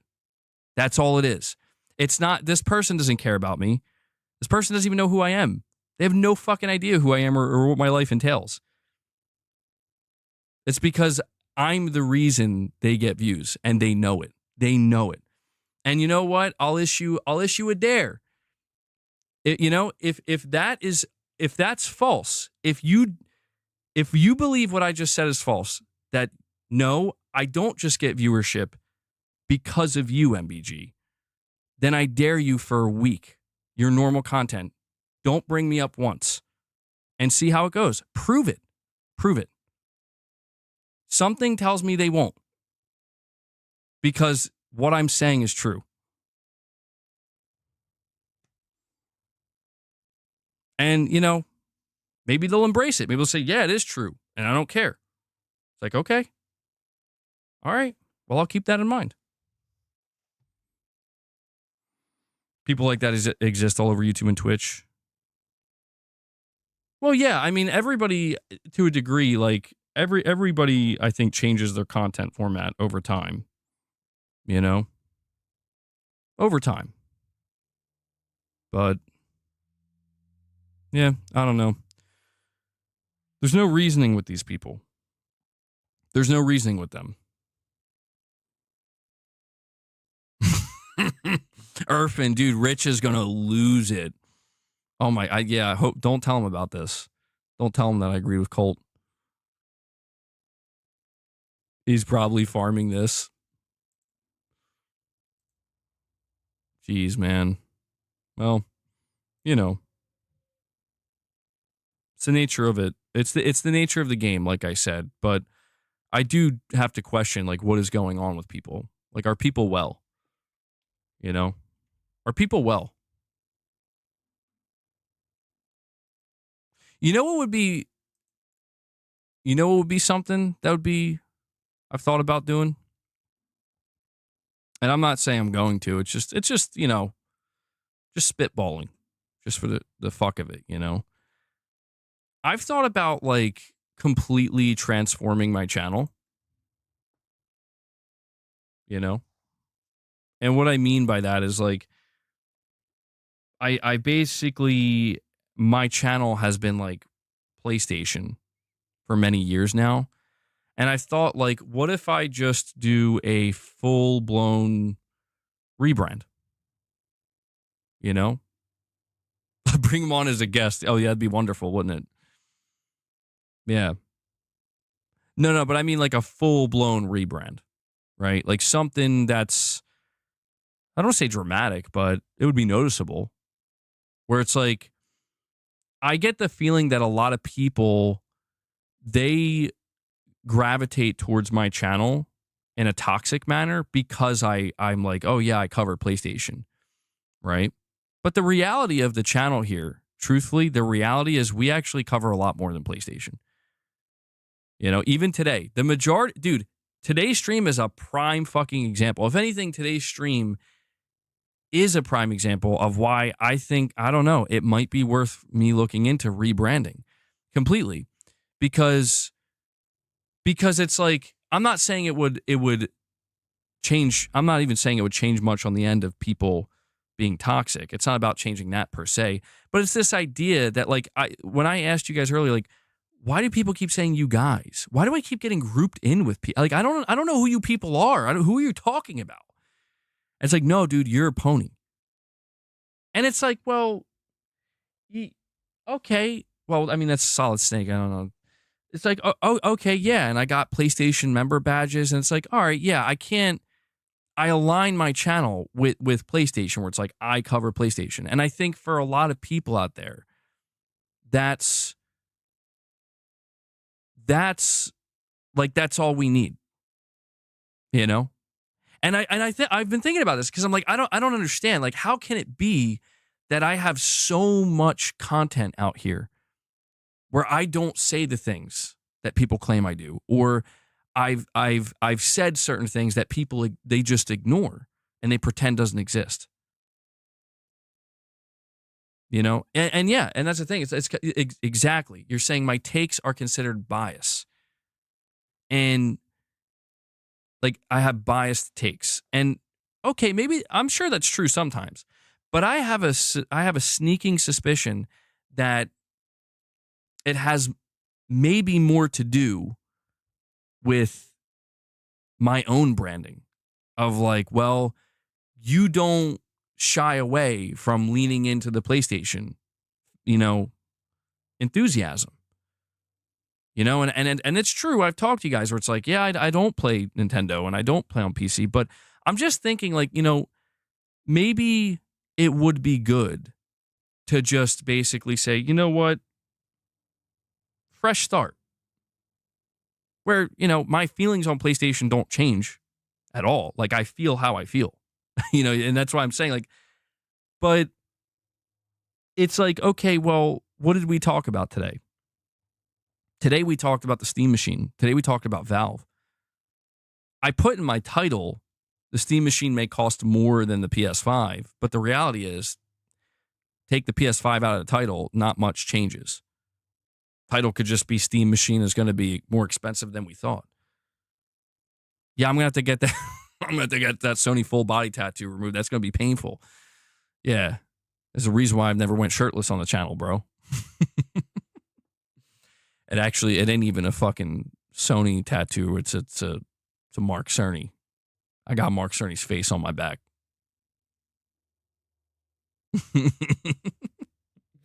Dude, that would be crazy. I should get like a fake tattoo of that just to fuck with everybody. Be like, I gotta show you, title the video like my secret. It's time you know my secret. Do I have a PS5 pillow? Hey, that PS5 pillow is very comfortable. All right.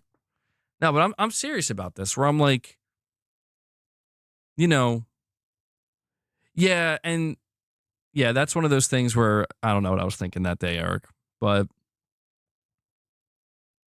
I'll do that when I hit 1 million subs, yeah, which will luckily be never. But I don't know, I'm really thinking about this. Like maybe it wouldn't be a bad thing. I think maybe at this point it could only have an upside, because it's like I said, like I tell you guys, there's something that I tell you guys, and it's the most true thing. Like, you know, not to say that the other things I'm saying are not true, but I mean, this really is at the heart of it. Like, this is we're down to the true nitty gritty here. And it's that I want to make it, obviously. I want to make it on YouTube. I want to make it, you know, with my channel.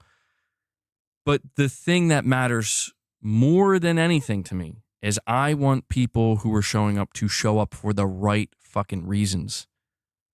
And that reason is just simply like we want to talk about games. You know, and yes, do I have a PlayStation slant because that's where I play and that's what I enjoy most? Yes. But I just feel like if I were to, I feel like sometimes the branding of my content and my channel, it, you know, if I look around, at this point in time, you see these people where like, why are these people getting views? Why are people tuned in? People are tuned in because it's like, well, the thing we do is we dunk on PlayStation fanboys, and we shit talk PlayStation fans because, well, I mean, look, they're PlayStation fans, right? And to be fair, like, are there PlayStation fans? This is why I say like it's frustrating to get grouped in with people where like I see some of the shit that other PlayStation fanboys are saying and like shit they're saying on Twitter, and I'm like that makes me want to actually completely like I gotta separate, dude, because I'm not involved, but yet people are grouping me in just because I'm a PlayStation oriented content creator. That's what I'm saying. Like, I look at a stream like today, we talked about Steam Machine, we watched an Xbox event, and now we're just talking shop. Now we're just talking YouTube. Almost none of this has anything to do with PlayStation.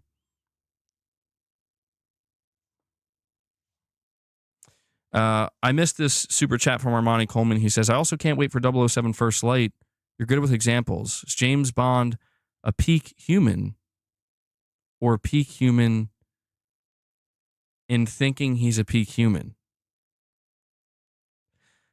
Armani Coleman, I'm not going to lie. You just broke my brain, and I'm not sure how to respond to that. We'll just say he's a peak human. All right? And New Soul 9 says, anyone had Almond Joy? Almond Joys are great. Almond Joys are very good. Isn't that like grouping all PC and Xbox players together too? What do you mean by that, John McConsole? I appreciate that, Tarnished. Hold on, let me go. I'm going to go check this shit out.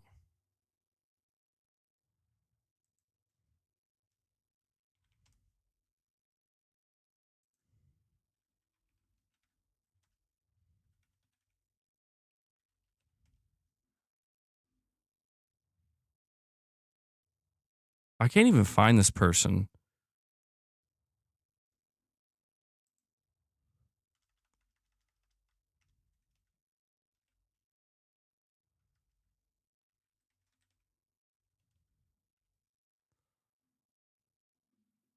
He uses AI thumbnails too, dude.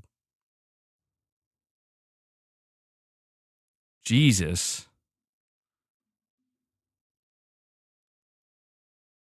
Oh, dude, hold on. Look, the title.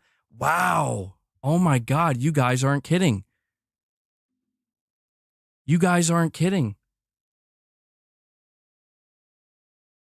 Look at this. There's a 28-minute video. MBG copes over Returnal going to Xbox rumors. What? And dude, it's an AI thumbnail of me sitting in like a therapist's office. Are you kidding me? Holy, you weren't kidding. Wow. Okay.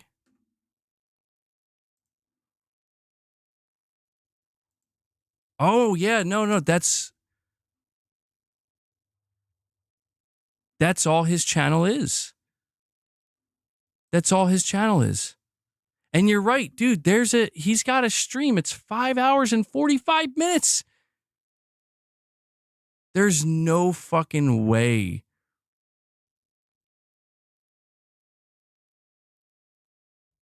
Dude, that's crazy. Okay. All right, man. Yikes.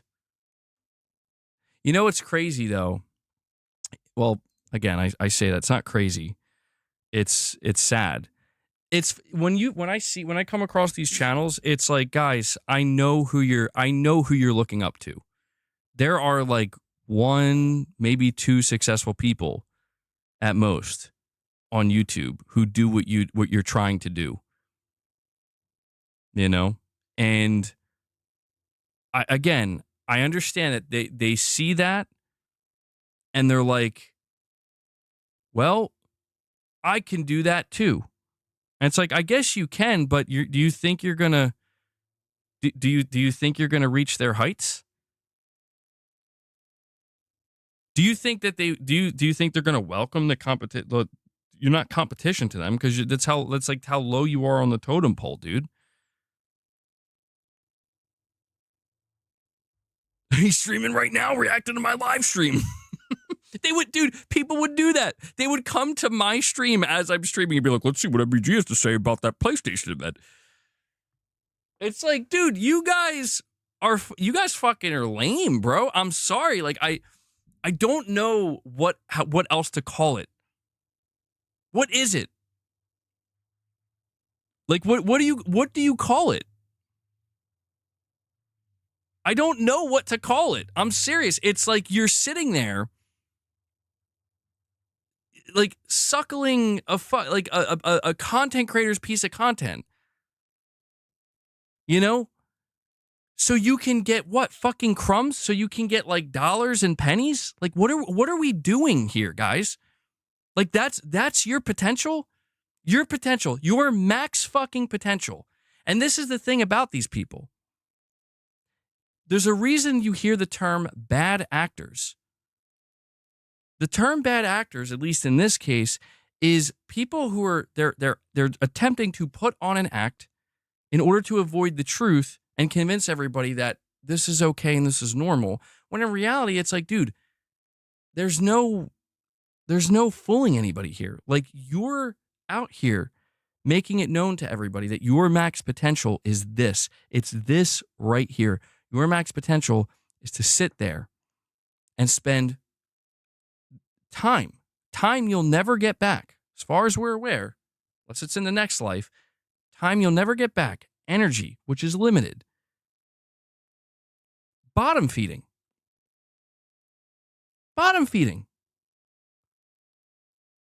Because you can't make it on your own. And that hurts them, dude. That is the truth. They cannot make it on their own. And they justify it because they're like, well, you know what I am making? I'm making some money. It's like, good for you, buddy. Money's everywhere. Money's all around us. There's probably a billion ways you can make money. And this is how you're choosing to do it. By, like, sure, again, you could call me a low-cal and a beggar, but I'll tell you what, I'm not sitting here saying, you know, man, I think the only way I'm going to get any attention today, and the only way I'm going to get anybody to donate any money to me so I can keep doing this, is by taking this guy's entire stream or this guy's entire video and saying, I have to laugh at this person and we have to make fun of this person. And that's my way to success. It's like, dude, what happened to you in life that this is where you are? This is what everything you've done in your life, every struggle, every challenge, all the pain, this is what it brought you to? You've allowed that to happen to you? This is what it brought you to? Okay. Have at it. Enjoy. But you know, there's something we all know deep down, no matter how good of an actor you want to try to be. There's something we all know. And that is, at the end of the day, you look at what you're doing and you see it for what it is. You know the truth. You know the harsh truth, just like everybody else does. And, you know, is it widely accepted? Yes. Is it frowned upon? Less and less. Less and less every day. Does it change the truth? No. It won't. It won't change the truth. But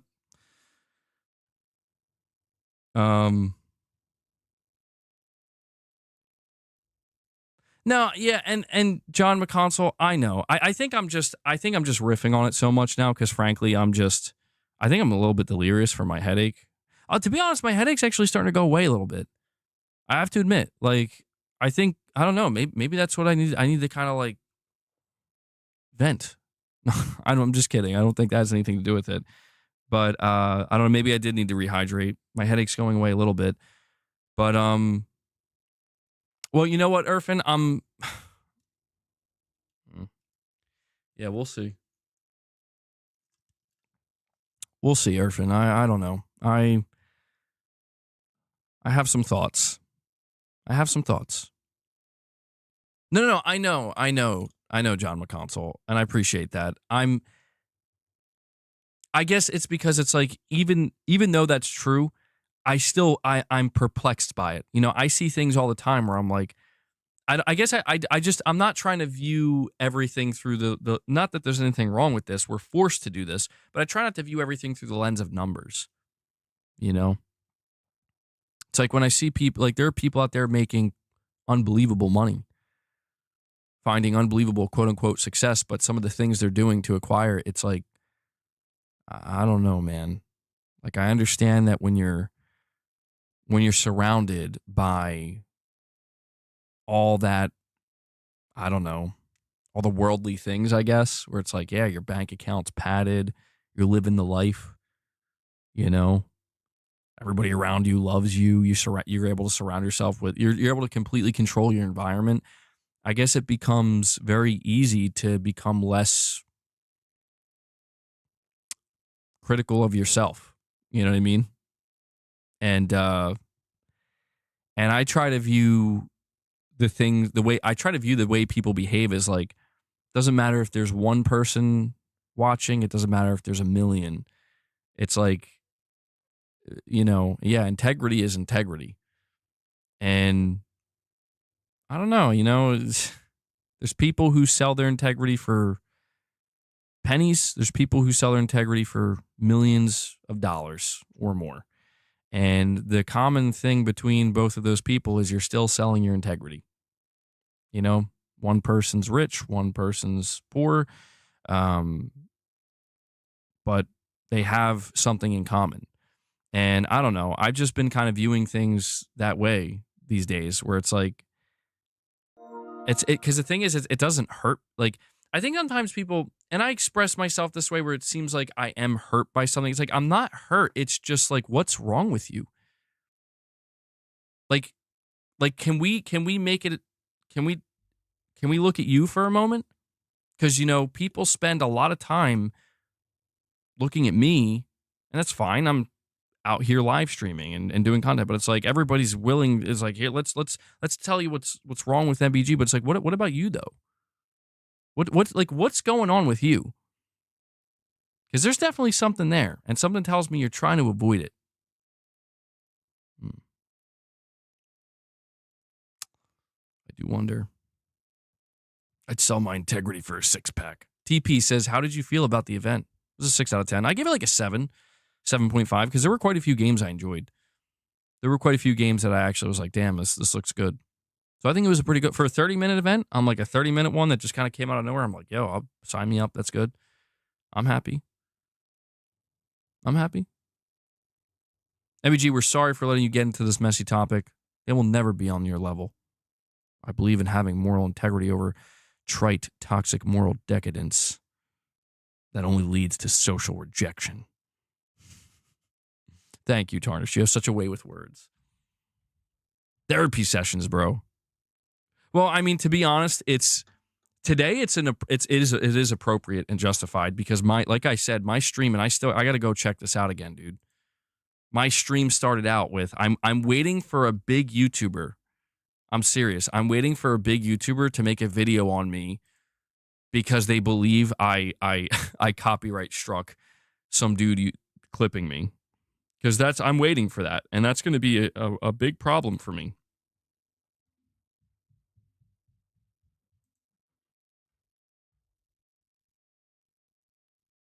They haven't responded to me. Why haven't they responded to me? I know they know I tweeted at them. Now I think they're just avoiding me.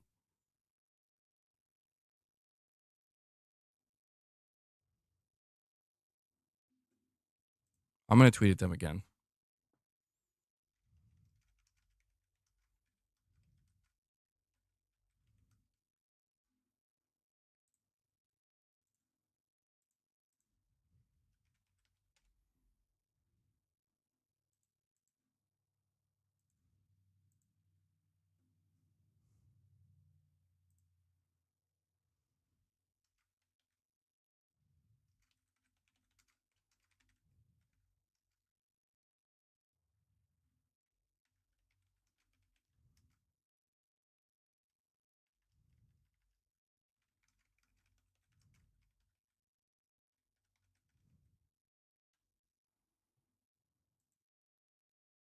All right, I'm now asking them to post who the claimant was. At the end of it all, integrity or not, we all go to the same place. That's true. The great equalizer. I don't want to go too deep into it, but yeah, I often wonder, like, if we're all connected, every person you laugh at, every person you see as the enemy or the villain or the problem, it's just you, man. At the end, it's just you. You all go back to the same place, and you're all one. Q, Creed's one. Dude, it'd be so fucking funny if I had that song ready to play. It would get copyrighted, but it would be so funny. Gaming Survivor, you're saying someone get me up to speed. I found out that apparently. What? Hold on. Gaming Survivor. I'll tell you one second. What is this notification from YouTube? Automated ads help you earn more while optimizing the experience for channel members? When they say members, do they mean actual channel members? Like, I'm pretty sure channel members still get ads. The same. All the same. Gaming Survivor, I found out today that somebody who clips me constantly, they received copyright claims. And they posted about it. They didn't post who the claimant was, though. But it wasn't me. So I'm genuinely because these are real copyright claims. Like, he had to take the clips down, and I'm like, that wasn't me. That wasn't me asking you to take those clips down. I don't know who the fuck it was, and I don't know how that was able to go through. So I'm trying to investigate and figure out so I know whether or not this is going to be a recurring problem, or if this is like I just want an answer. You know, I need answers here because I don't know. Josh says I'm a few minutes behind where you're talking about the bottom feeders. And yeah, that's how low these guys are. So why would you rebrand your whole channel for that? Well, it's not so much for that as much as it's just, I don't know. Because it's one of these things where it's like, the question is, how many people would be like, I'm not watching your channel anymore, MBG, because you don't have like a PlayStation theme. You know, like you don't have a blue banner, and you're not, you know, rather than saying you're a PlayStation content creator, you say you're a gaming content creator. The truth is, like, I don't think I'm not saying nobody would walk away, but I feel like they would probably come back too, because they realize, like, well, not much has changed. You know what I mean? Not much has changed. I'm just, you know, it would just be a more aesthetic and visual, like, you know, we're kind of just going to cover it. But you know what the thing is, though? I don't know that it matters much, because there are people out there who are that way. Like, they are not aligned with PlayStation at all, and yet the same shit happens to them. So, yeah, I don't think it would make much of a difference. But to be clear, if I were to do that, I would be doing it for me because I want to, not because I feel like I have to. Trust me, this shit's been going on for literally years. So if that was the reason, I would have rebranded years ago. But it's just a natural, like, you know, you do have to wonder, like, you know, like, sometimes, I'll be honest, sometimes I feel like I want to make it as difficult as possible for these people. I do. Not to the point, again, I wouldn't copyright claim them unless it was like members content, which I'm pretty sure I'd be within my right to do that, because members content is content that people pay for. But you know, it's not to the degree where I would stoop so low as to, like, try to nuke somebody and be like, fuck you, you know? Like, you're like, I don't give a shit about fair use. Like, no, I have to have respect for fair use, because I use it too. You know, I use it too. It's why, like, Sony can't come nuke my videos of criticizing Concord. I would be protected under fair use. Sony's probably punching air, being like, why the fuck is this guy saying this? Or big content creators who get a lot of views criticizing that. You know, we need that's important. It's important. You know, we can't let, just because people are upset, we can't let that determine what type of content, you know, can and cannot be shown or seen. However, you know, on a more personal note, it's like, yeah, I know how unfair these people can be, and I know how bullshit they can be, and I know how fucking damaging they can be. And it does get me to a point where it's like, I want to try to make it as difficult as humanly possible, where you are going to have to go out of your way to do that to this channel, you know? But then I think, is it really worth it? Am I really winning at that point? Probably not. Probably not. At that point, it's like, well, if anything, I've lost, you know? Nintendo copyright strikes themselves. I mean, that's another level, dude. That's basically me today. I'm gonna copyright my own clips. You know, I'm gonna upload my clips to my Twitter and copyright them. Copyright claim.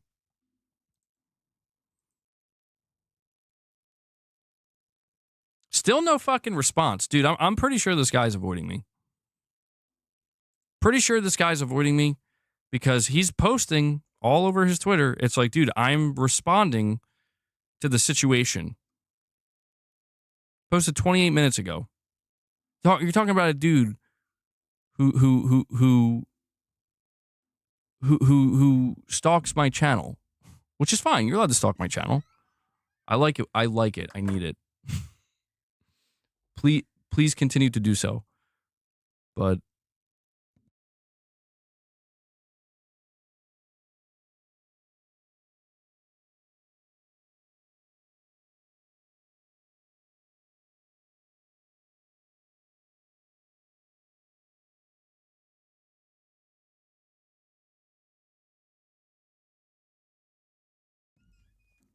sorry about that. I'm just a dude disguised as another dude playing the other dude. Yeah. Healthy stalking.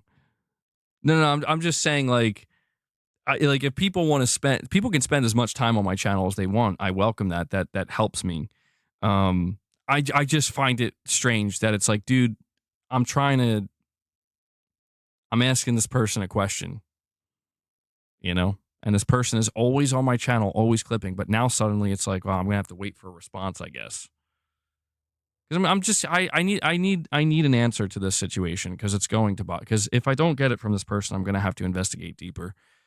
And it's important. It's really important for me because it's like, yeah, it is concerning for the well-being of my channel and the integrity of this channel to know, like, what is going on, you know?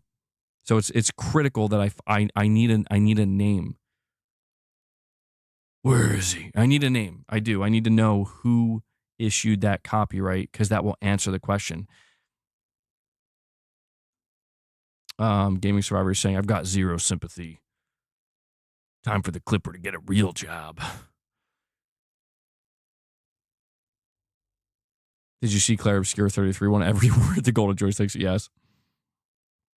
I've got zero respect for that incel MBG. This is how I imagine you talking, Gaming Survivor. I am the law. Got fucking... Oh, man. Gaming Judge Dredd Survivor.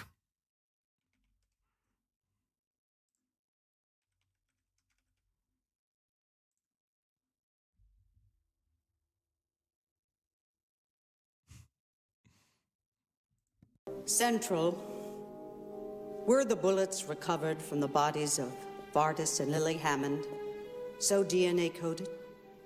Yes, Judge Magruder. It could not be otherwise. And what was the result of the computer check of the DNA coding on those bullets? The DNA is a perfect match for Judge Joseph Dredd. So the evidence has been falsified. It's impossible. I never broke the law. I am the law. We have no case. You gotta believe me. You have to believe me. See it. Basically me these days, you know? That clip perfectly encapsulates what's going on today, though. Oh, man. I never broke the law. I am the law. I love it. That's awesome. The golden joysticks just announced next year they'll be known as the Expedition 33 Awards. Oh, man. You're not going to get a response in this situation. It is a dream come true for them. Yeah, and that's the thing, Devil Shooter. Like, I have a feel, like, that's the thing. I know the type of people I'm dealing with. I know I'm dealing with people where it's like,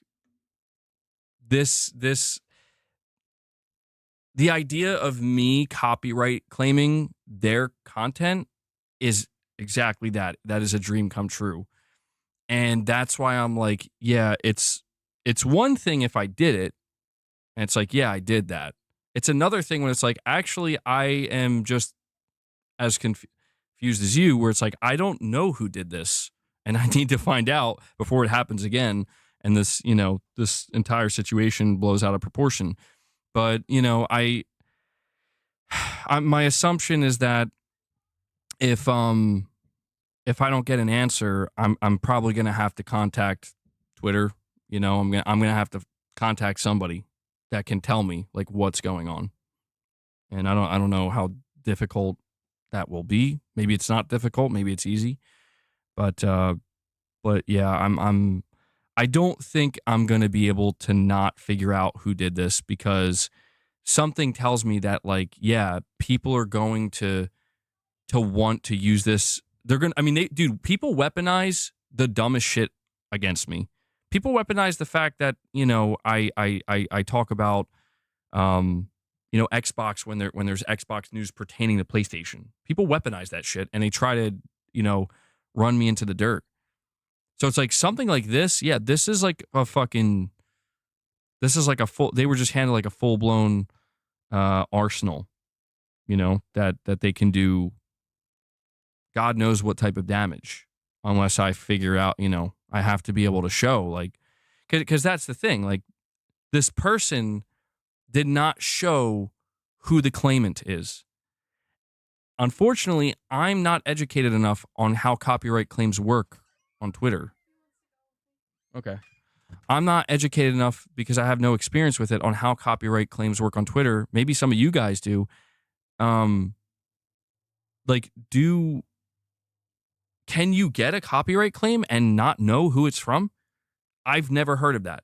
Again, I've only dealt with copyright. I've never got a copyright claim on Twitter.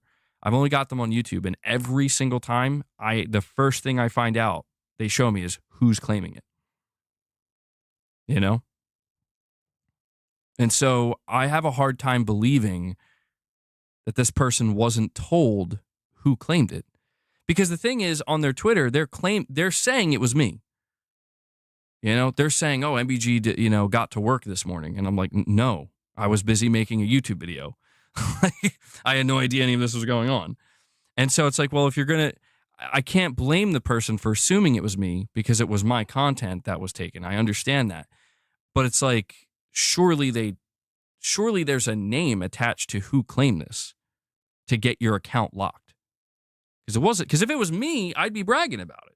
If that was me and something I wanted to do, I'd be telling people.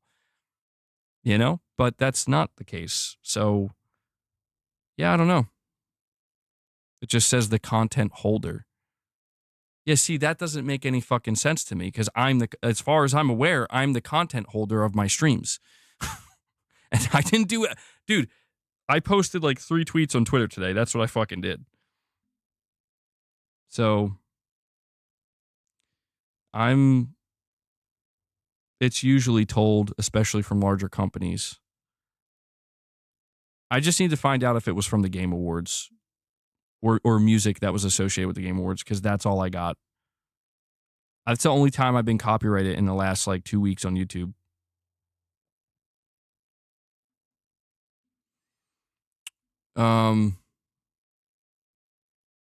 Is there any channels impersonating you on YouTube but couldn't be that stupid to not realize it's MB?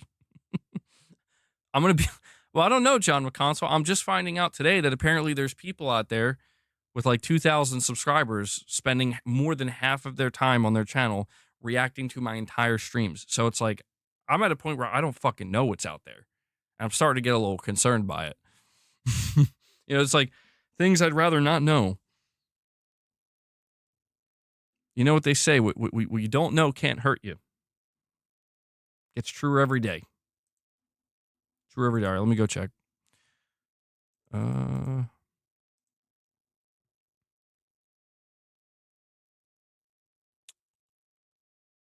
Whoa. Okay. Oh, wait, hold on, I'm under the wrong tab.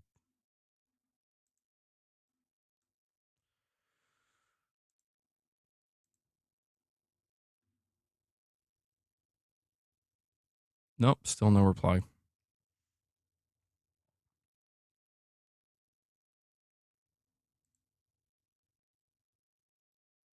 Somebody says maybe it's an impersonator trying to impersonate you. Or it's someone on the moderation team. Bro, is that, like, guys, is that a thing that happens? Do people try to impersonate others to make shit like this happen? Because, yeah, dude, if that's... Sure, I can't. Come on, man. Like, I'm a fucking small time YouTuber. There's no way somebody would stoop that low. Don't tell me that. I know people will go low, but that low, like to a point where it's like, okay, I now will have to take legal action over what? Like, it can't be. I refuse to believe that until, like, that's something I refuse to believe until it's proven true, because it's like, I just can't. No way. Chat GPT doesn't know who it was either.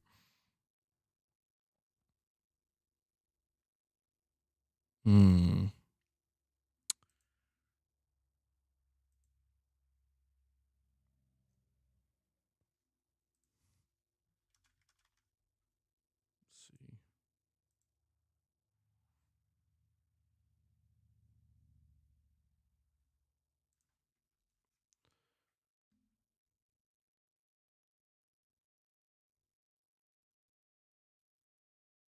Sorry for the dead air, guys. I'm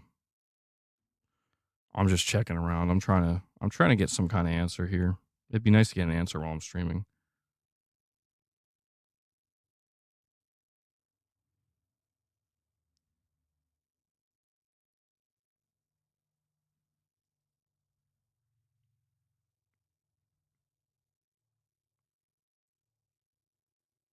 Nothing.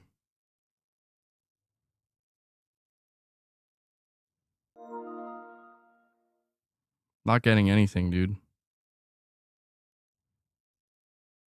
And I,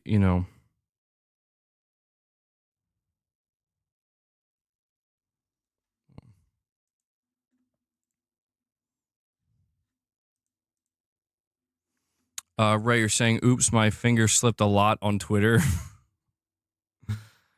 What are you saying, Ray? What are you saying?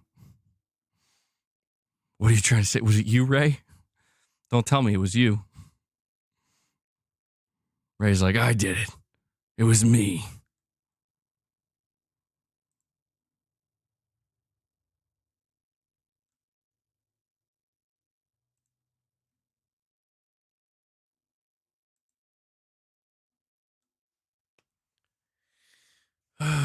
Okay.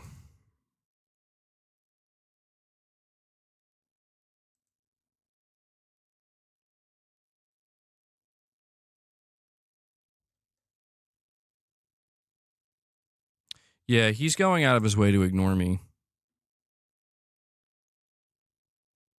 He just replied to somebody 12 minutes ago. So, all right. Gonna have to take this to the next level then, unfortunately. Which is not going to be fun. Yeah, he has like a little video clip here. He had one. How many clips did he have removed? 1, 2, 3, 4. He had 4 clips removed. Let me get a closer look at it here. I'm trying to see if it was during my reaction. So hold on, I'm looking at. Oh, you know what? Check this shit out. One of the clips that was removed. Okay. Yeah, there might be something fucking fishy going on here. One of the clips that got removed is this person. He says, MBG is once again suggesting that he'll attempt to counter what I clipped with clips of his own, and thus the cycle repeats. So I know, hold on, what stream was that from of mine? Now I have to go check. That wasn't yesterday's stream. That was, I think that was the day before. That was the one where I talked about the game. I'm looking at Devil Shooter's timestamps.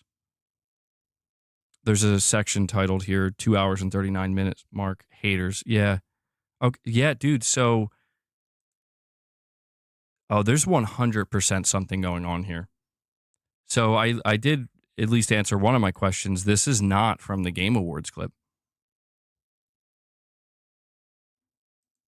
This is a problem. No, I actually at first I was like, I think you guys are maybe being a bit, like too conspiratorial, like somebody's trying to impersonate you or some shit and trying to like strike content on your behalf. Uh MBG, there's an MBG channel impersonating you. I can't find it.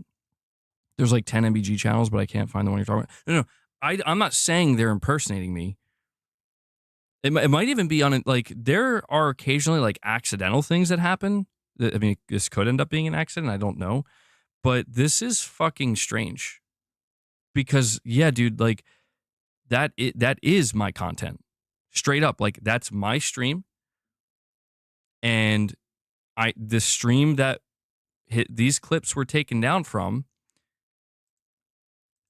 I had no music. I was not reacting to anything. It's just literally what this is right now. It's just me talking to my audience. So I don't understand, though. Like, they can't just take people's content down without proof that like the person who's requesting it is who they say they are. Let me see if I can find another. What's the other clip? MBG crying about getting dragged.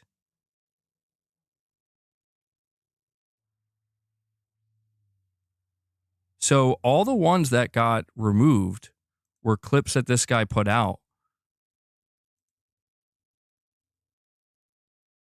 specifically from that one stream and that segment. Yo, somebody's trying to frame me. No, like, I'm not even fucking kidding. This is bad. This is bad. This is more serious than I thought. Yeah, I'm going to have to contact YouTube and Twitter because this is bad. Like, yeah, you're right. That's a good idea. I'm going to do that now. I'm going to have to screenshot everything. I underestimated this. This is what happens. I sit here and I thought it was...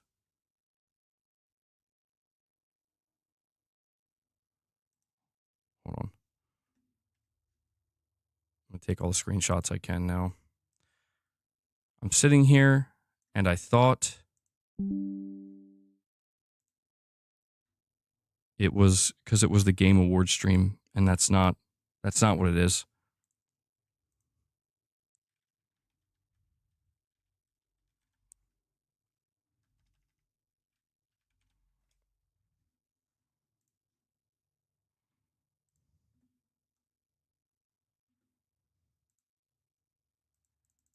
It doesn't.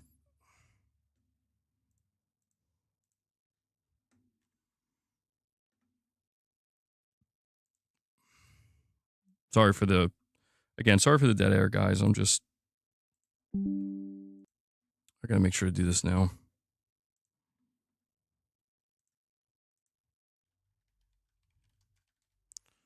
Okay.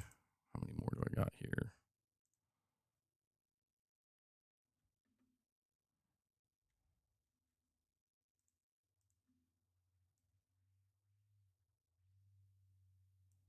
You know, he's being awfully quiet about it too.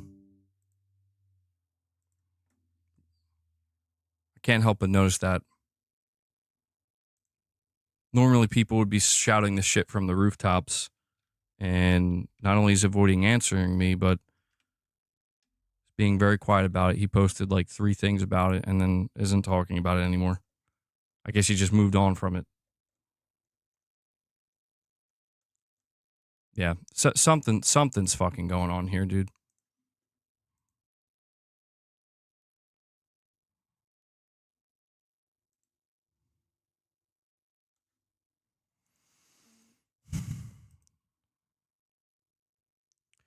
Let's see. What's the name of the? That's the thing, dude. You can go on this person's Twitter right now. I'm on it right now, and this person who follows me on Twitter, who by the way, their profile says PC gamer. I have a habit of triggering PlayStation fanboys, both deliberately and accidentally. This guy named Vocom, and he he responded to this tweet from this Astro Cyborg guy, and it says this media has been disabled in response to a report by the copyright owner.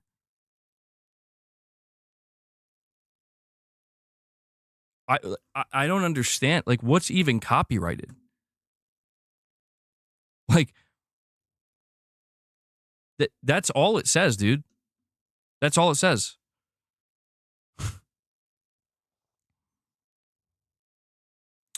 Could it also be gifted members in your member streams or just public streams? No, Laws, you can only gift memberships in public streams, not member streams. MBG, what if he just made it look like you copyright striked him for the clickbait? Probably made it with an AI or something to drum up drama.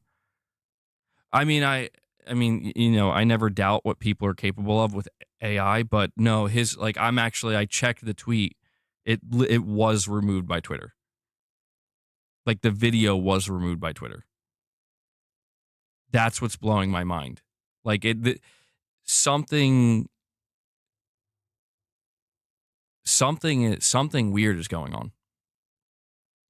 And my hope is that it doesn't have to turn into a bigger thing, but something or somebody out there went to Twitter and said that this is my content and this person's not allowed to use it. I'm claiming it. And then that person who clipped my content was notified that their account was locked until they removed it, I'm assuming. If not removed it, like, I guess had to do something because none of it's up now. And it just so happens that all of the, because there's so many. Now I got to go check. I'm going to have to go further back. I got to see if other clips of his were removed. Other clips of me that were put on their channel.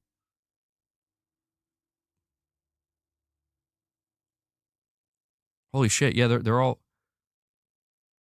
Yes, we're the toxic ones, MEG, not you as well. This media has been disabled in response to a report by a copyright owner. The fuck? All right, let's see. Are there any? I mean, if I go back far enough. I'm just trying to figure. Okay, so here's another clip from me. It's up right now on this guy's. This was from, well, I don't know how long ago. This is from November 16th. You can now add Yang. What? You can now add Yang Ye to the list of YouTubers that MBG is jealous of. Yes, I'm very jealous of Yang Ye. This is a 7-minute clip still there. And then underneath that, when you gladly take several review codes from Xbox and claim they're a bad publisher, 2.5-minute clip still there. And he even quote tweeted a clip from April of 2024 because I guess that's just how much these people, they just keep the receipts, I guess. And there's a clip from April 27, 2024. MBG crashed out about Jez because he fell for the Reddit post. 6-minute clip still up. This is fucking weird. Yeah, I don't know what's going on. I'm getting stressed. I have this bad feeling that YouTube's not going to help me.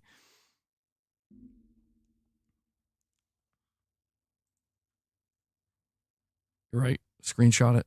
I got to screenshot it. I got to screenshot all this shit.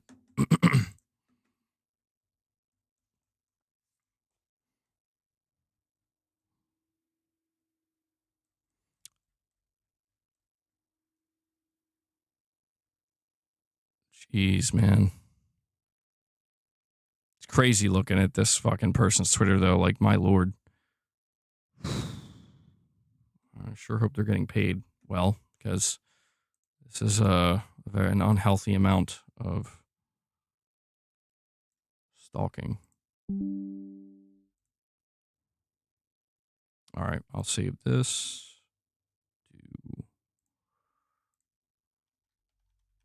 Great. We just take more here. Thank you for bearing with me, guys. I know we're like totally somewhere else right now. Not really gaming related, but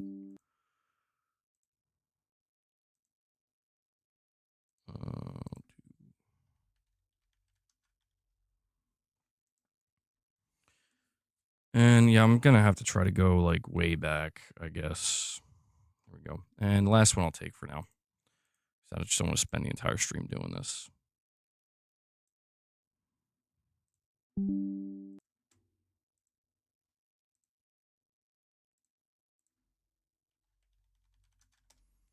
All right. And let me go see if they actually responded or not.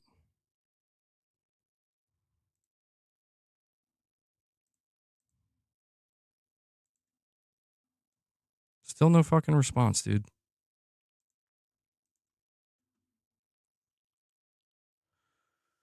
All right. I guess. MDK God, you're saying they talking mad shit about my boy MBG. They hating. Got shit better to do. Oh, yeah. I mean, there's nothing I can do about it at this point, man. Wait, what? John McConsole, why are you telling me they charge me for screenshots? Oh, shit. Perfect Image is like, nah, we here, bro. But MDK, I appreciate the super chat, buddy. Thank you. MBG, I was playing Dead by Daylight. Did I mess up? No, it's all good. No, this isn't anybody else's responsibility. I have to figure out what's going on.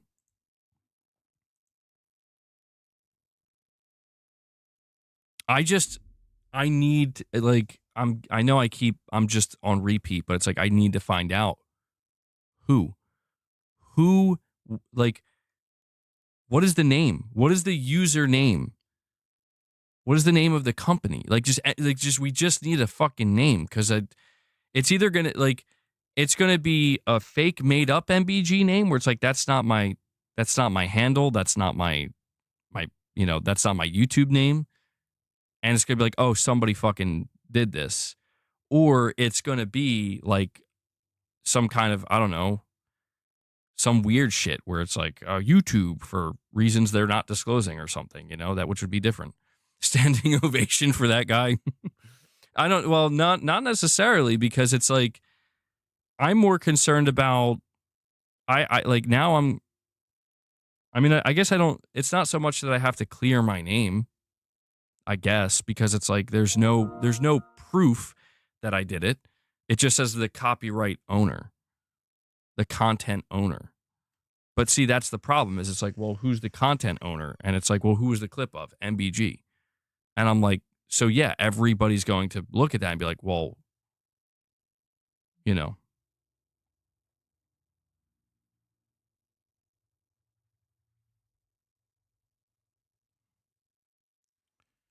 And MDK God, you're saying, dude, you want me to stream with you and shut these haters up? All I see is all trash talk about you online, bro, and that's not cool. No, it's all. I appreciate that, MDK, but it's all good, man. So clapping back isn't gonna stop it. If anything, it's just gonna give them more of what they want.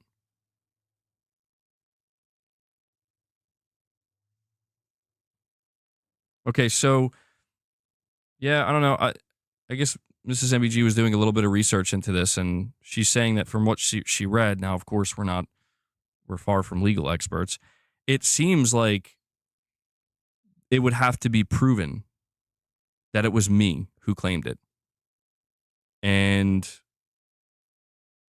this, like, so I don't know. I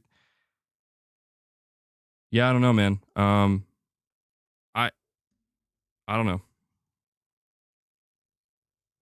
I mean, I need that proof too. I do. Because, dude, like, here's going to be the real test, right? I guess I'll have to see if this person posts another clip. Like, there should not be any copyright claim. That's John McConsole. That's what's fucking scaring me, is it's like, you're saying it can only be you. Nobody else can do it on your behalf. Yeah, I don't.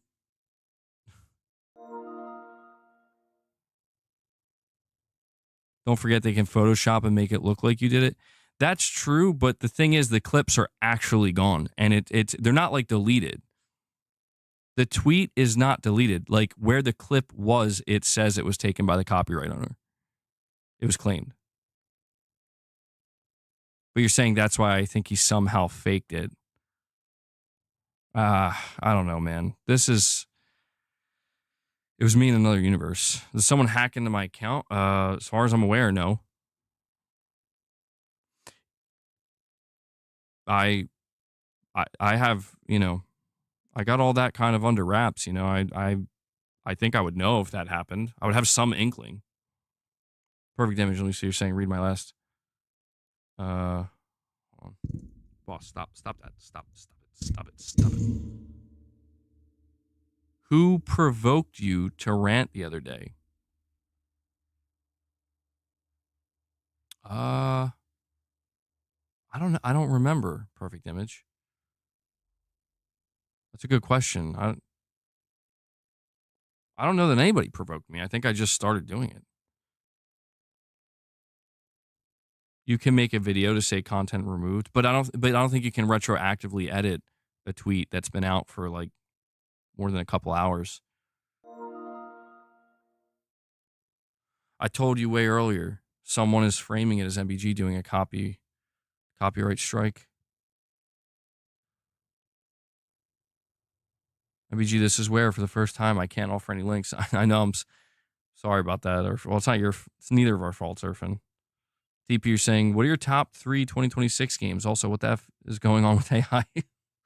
I don't know what's going on with AI. My top 3 games for next year right now are Resident, not in order of which one I'm most hyped for, but in order of release.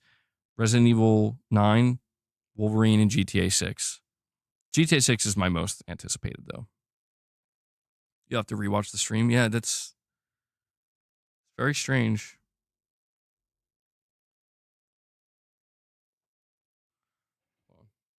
Get down. Let me see.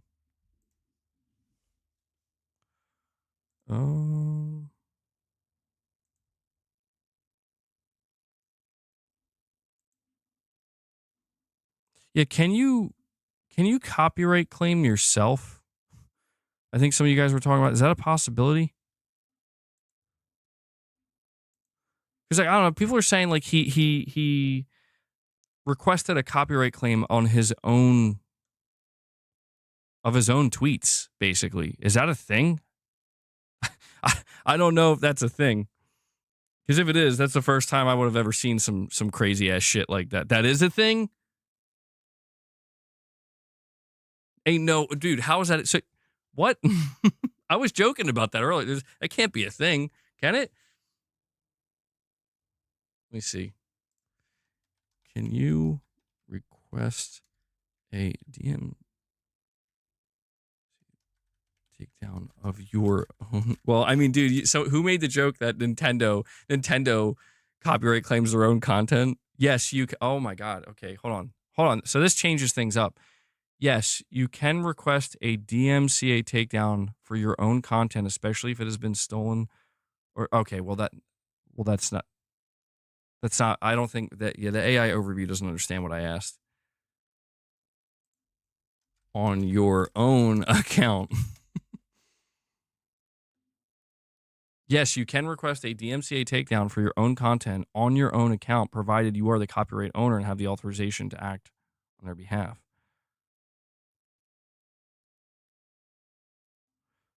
Confirm your ownership. Make sure you are the copyright owner. But that's crazy. Like that's fucking crazy. Like why would anybody ever do that? MBG, we talking about the copyright strike while everyone's reacting to Half-Life 3. There's no way fucking Half-Life 3. You're trolling. There ain't no fucking way. Nuh-uh.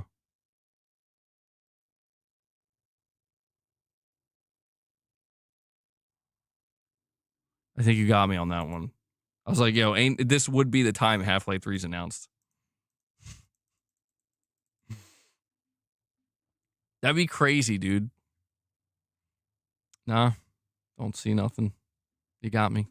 You got me good. This is not a time. Everyone's like, this is not a time for trolling.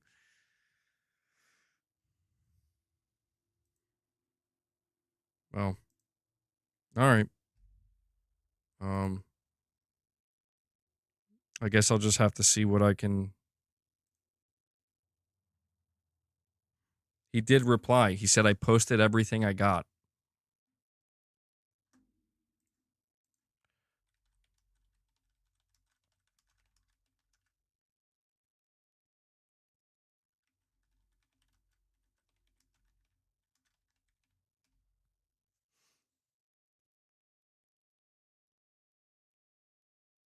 Okay. All right. So I just Googled it, and at least the AI overview, I asked, does Twitter tell you who copyright claims your post? And Twitter or the AI overview says, yes, if your post is copyright claimed, you will be notified by X, and the original poster of the claim will be notified that you have filed. Oh, okay. See, this goddamn fucking AI overview, a counter notice.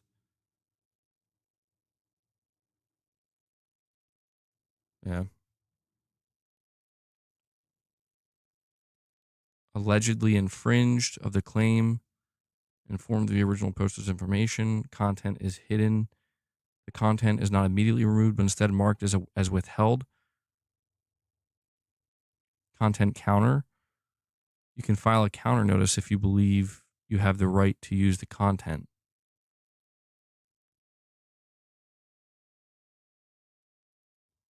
Okay.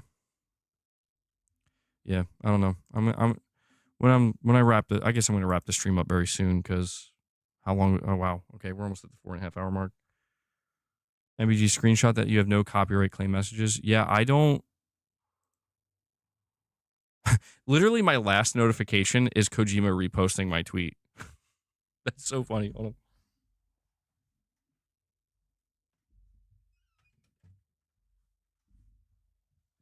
So I'll take a quick screenshot of my last notifications.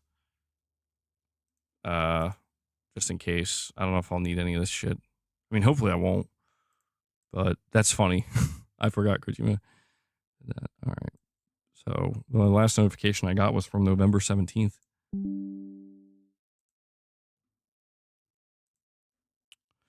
All right. Well, I guess I'll just have to leave it be for now and try to contact Twitter or something and find out what's going on here.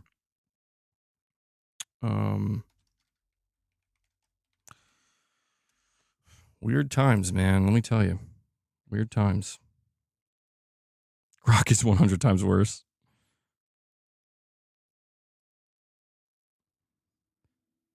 Ask ChatGPT.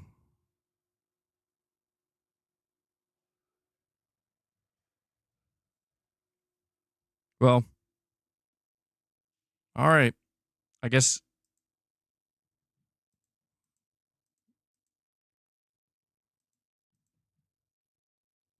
I was hoping that I would be able to get some kind of answer before I wrapped up the stream, but I guess it'll just have to be left on a cliffhanger, and I'll have to do some digging and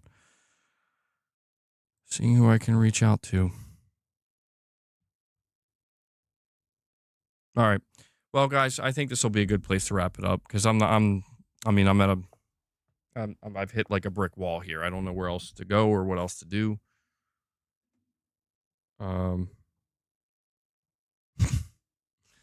Well, yeah, Gaming Survivor. I could agree with that, but all right. Well, guys, thank you so much for tuning into today's stream. Sorry, it was a bit of a wild one. Going in strange directions. Hopefully we'll be back here with a morning with the missus. Thank you for everybody who dropped membership gifts. Again, if you want to tune into that tomorrow, consider becoming a member. We'll see if I think what I'll do tomorrow too is before we do the morning with the missus, because this worked out really well last time, and I don't know if it'll work out well again, but I'll try it. Laman, thank you for that. Yeah, I might have to try that.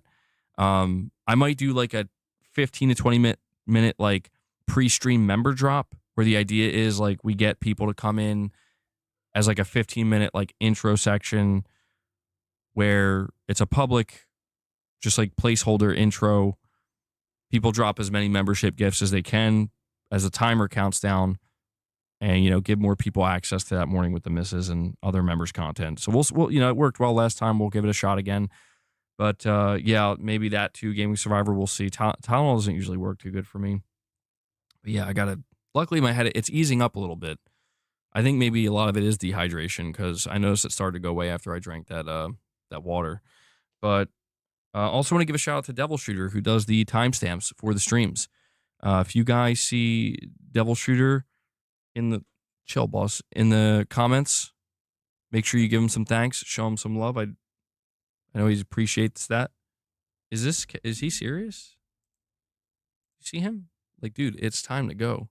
It's time. Okay, boss, it's time to go. You got 2 helpings today. You look at how large you are.